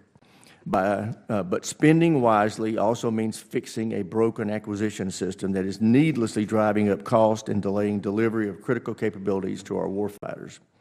The current system is simply not meeting our needs or the warfighters.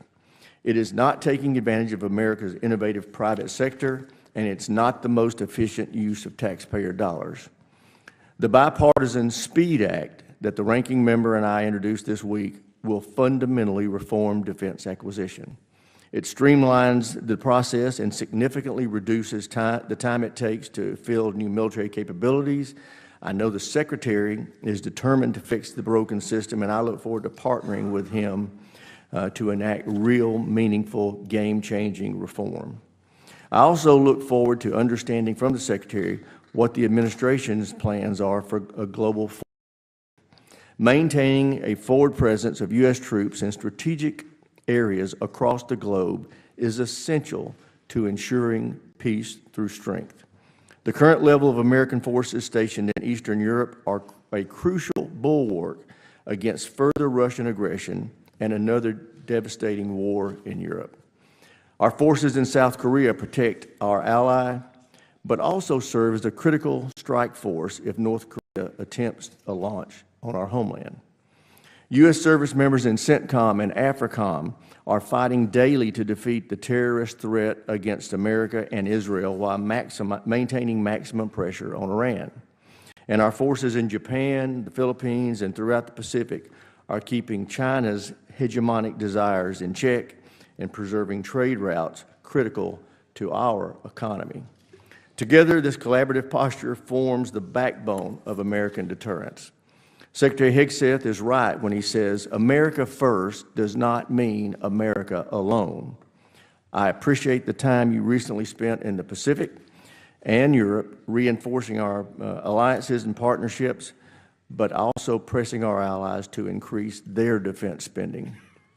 It is long past due for our NATO allies and those around the globe to shoulder a greater share of the collective defense.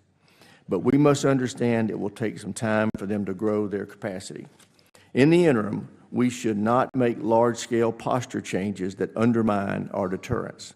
I look forward to working with the administration on building the ready, capable, and lethal fighting force we need to deter our adversaries. And with that, I yield to my friend, the ranking member, for his opening statement. Thank you, Mr. Chairman. I appreciate that. And I'll start with three substantial notes of agreement. One, we do face an incredibly complex threat environment. We face Russia, China, Iran, North Korea, various other terrorist organizations working together against American interests in a way we have never seen before, and with an economy like China's that we've never seen before. It's going to be very difficult to meet those challenges. Second, innovation is incredibly important and crucial to that. The changes in warfare are happening at a more rapid pace than I think we've ever seen before. We have to innovate more quickly, and I appreciate your leadership on getting after acquisition reform, because what's absolutely true is the Pentagon is not ready for this right now, and certainly that predates this Secretary of Defense and this administration. It's a problem that we need to get after, to do the acquisition reform so that we can get the materials that we need quickly. Innovate more quickly. We've got a lot of good ideas in this committee. Look forward to working with the administration on trying to get that done. Second, the budget is a major problem. It is simply unacceptable that we are this late in the year and we do not have a budget. That's the basics of how you plan to do all of that. And this is but the culmination of a series of problems. We had a CR for FY25, largely at the insistence of President Trump. And then, by the time we did pass a budget, it was just a CR. And now we're on a path again towards a CR in FY26. There is no budget transparency and no plan that we can see. And what we have seen happening at the Pentagon in the interim is also very disturbing and without explanation. There's been talk about 8% cuts across the board. Nobody on this committee knows what that means. Some of it is happening and has not been made transparent to us. Is it going to make us better? Is it part of a larger strategy? Nobody really knows. We also heard the plan to cut 20% of the flag officers. Again, no strategy, no plan. This is why the budget is so important. The budget can inform all of this. Maybe that's a good idea, but we have no idea because there is no transparency and no follow-through. Also, quite disturbingly, within the Department of Defense and also across the federal government, the one and only criteria that is consistent is loyalty to Trump, as opposed to loyalty to the law or loyalty to the Constitution. This started with one of the more shameful events in DoD history, and that's when we pulled security details from former members of the Pentagon who faced security threats. Why were those security details pulled? They weren't pulled because anything told us that they were safe. Chairman Milley is one great example. He was on the threat list because he carried out an order from President Trump, and rightfully so, to kill Soleimani in the Middle East. He's now on Iran's hit list, and we pulled his security detail, leaving him and his family vulnerable. Why? Because he had the audacity to say something critical of President Trump.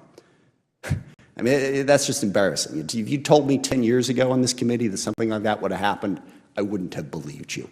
And now we have a dictate from the White House saying that all federal employees will be tested for whether or not they are supportive of President Trump. New York Times had a great headline on that saying, why does an air traffic controller have to be a Trump supporter? Well, I would ask, why does an acquisition professional have to be a Trump supporter? If you're focused on loyalty, you're not focused on competency, you're not focused on ability, and it is the wrong way to go. Even within the budget, we see the influence of the president over the influence of common sense. We've all heard about the Golden Dome. When I first heard about the Golden Dome, it was interesting because it reminded me of a joke I first told about 12 years ago when we were dealing with a large number of Pentagon programs that were more ambitious than practical. Future combat systems, the expeditionary fighting vehicle. You know, basically they had, well, this is what we want. And we had this joke that, well, all I want is sharks with freaking laser beams attached to them. That became the armed services thing. I actually have a little plastic shark that my staff made for me with a laser beam attached to it.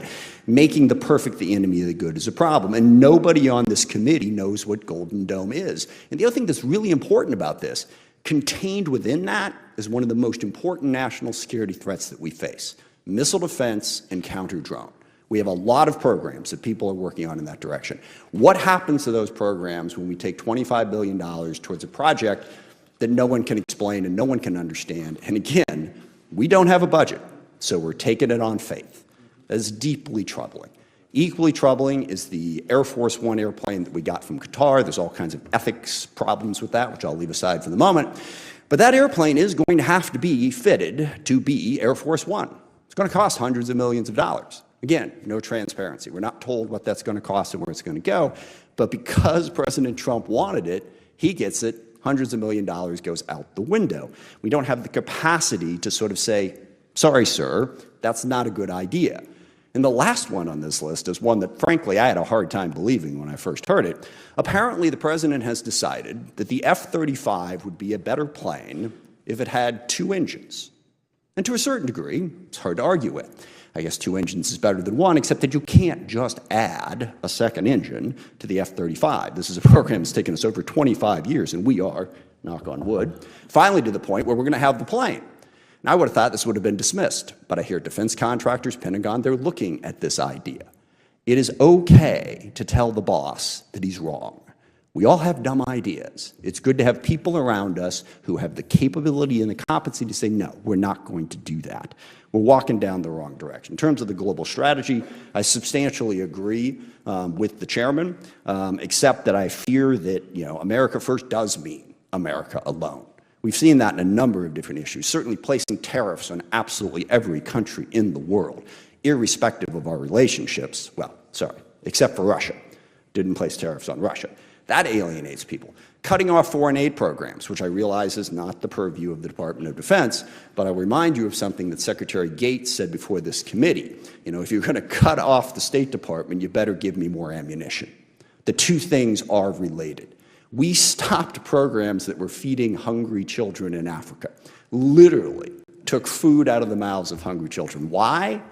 Apparently because there were a couple of USAID programs that supported LGBTQ programs. Now, why we didn't just cut those instead of cutting the ones that were feeding hungry children in Africa, I don't know, but that really sends the wrong message to the rest of the world. And the last one, and once we get to the Q&As, I would be curious to hear what the Secretary has to say about this. Threatening to use military force to invade Greenland and Panama. I don't believe the President has actually threatened military force against Canada just yet. He's just threatened to annex it. So Denmark, Canada, Panama, 3 peaceful nations that we are allies with, or were anyway. The message that sends to the rest of the world is one that the U.S. is purely in it for itself and does not care about the rest of the world. And this has implications. We're trying to stop China. We are in a global competition with China. We have built up excellent partnerships across Asia over the course of the last 6 or 7 years, in Australia, in Japan, in India, and the Philippines. Largely, that was because China exercised economic coercion. They went ballistic on Australia for daring to suggest that China could be more transparent about COVID, and Australia recalculated. Now we are the ones using economic coercion on our partners and allies and pushing them away. And this filters back over to Ukraine, where I am in violent agreement with the chairman about how important Ukraine is to our national security interests. And I also agree with the Secretary. We need to get peace in Ukraine. The longer that war continues, the more dangerous it is for everybody.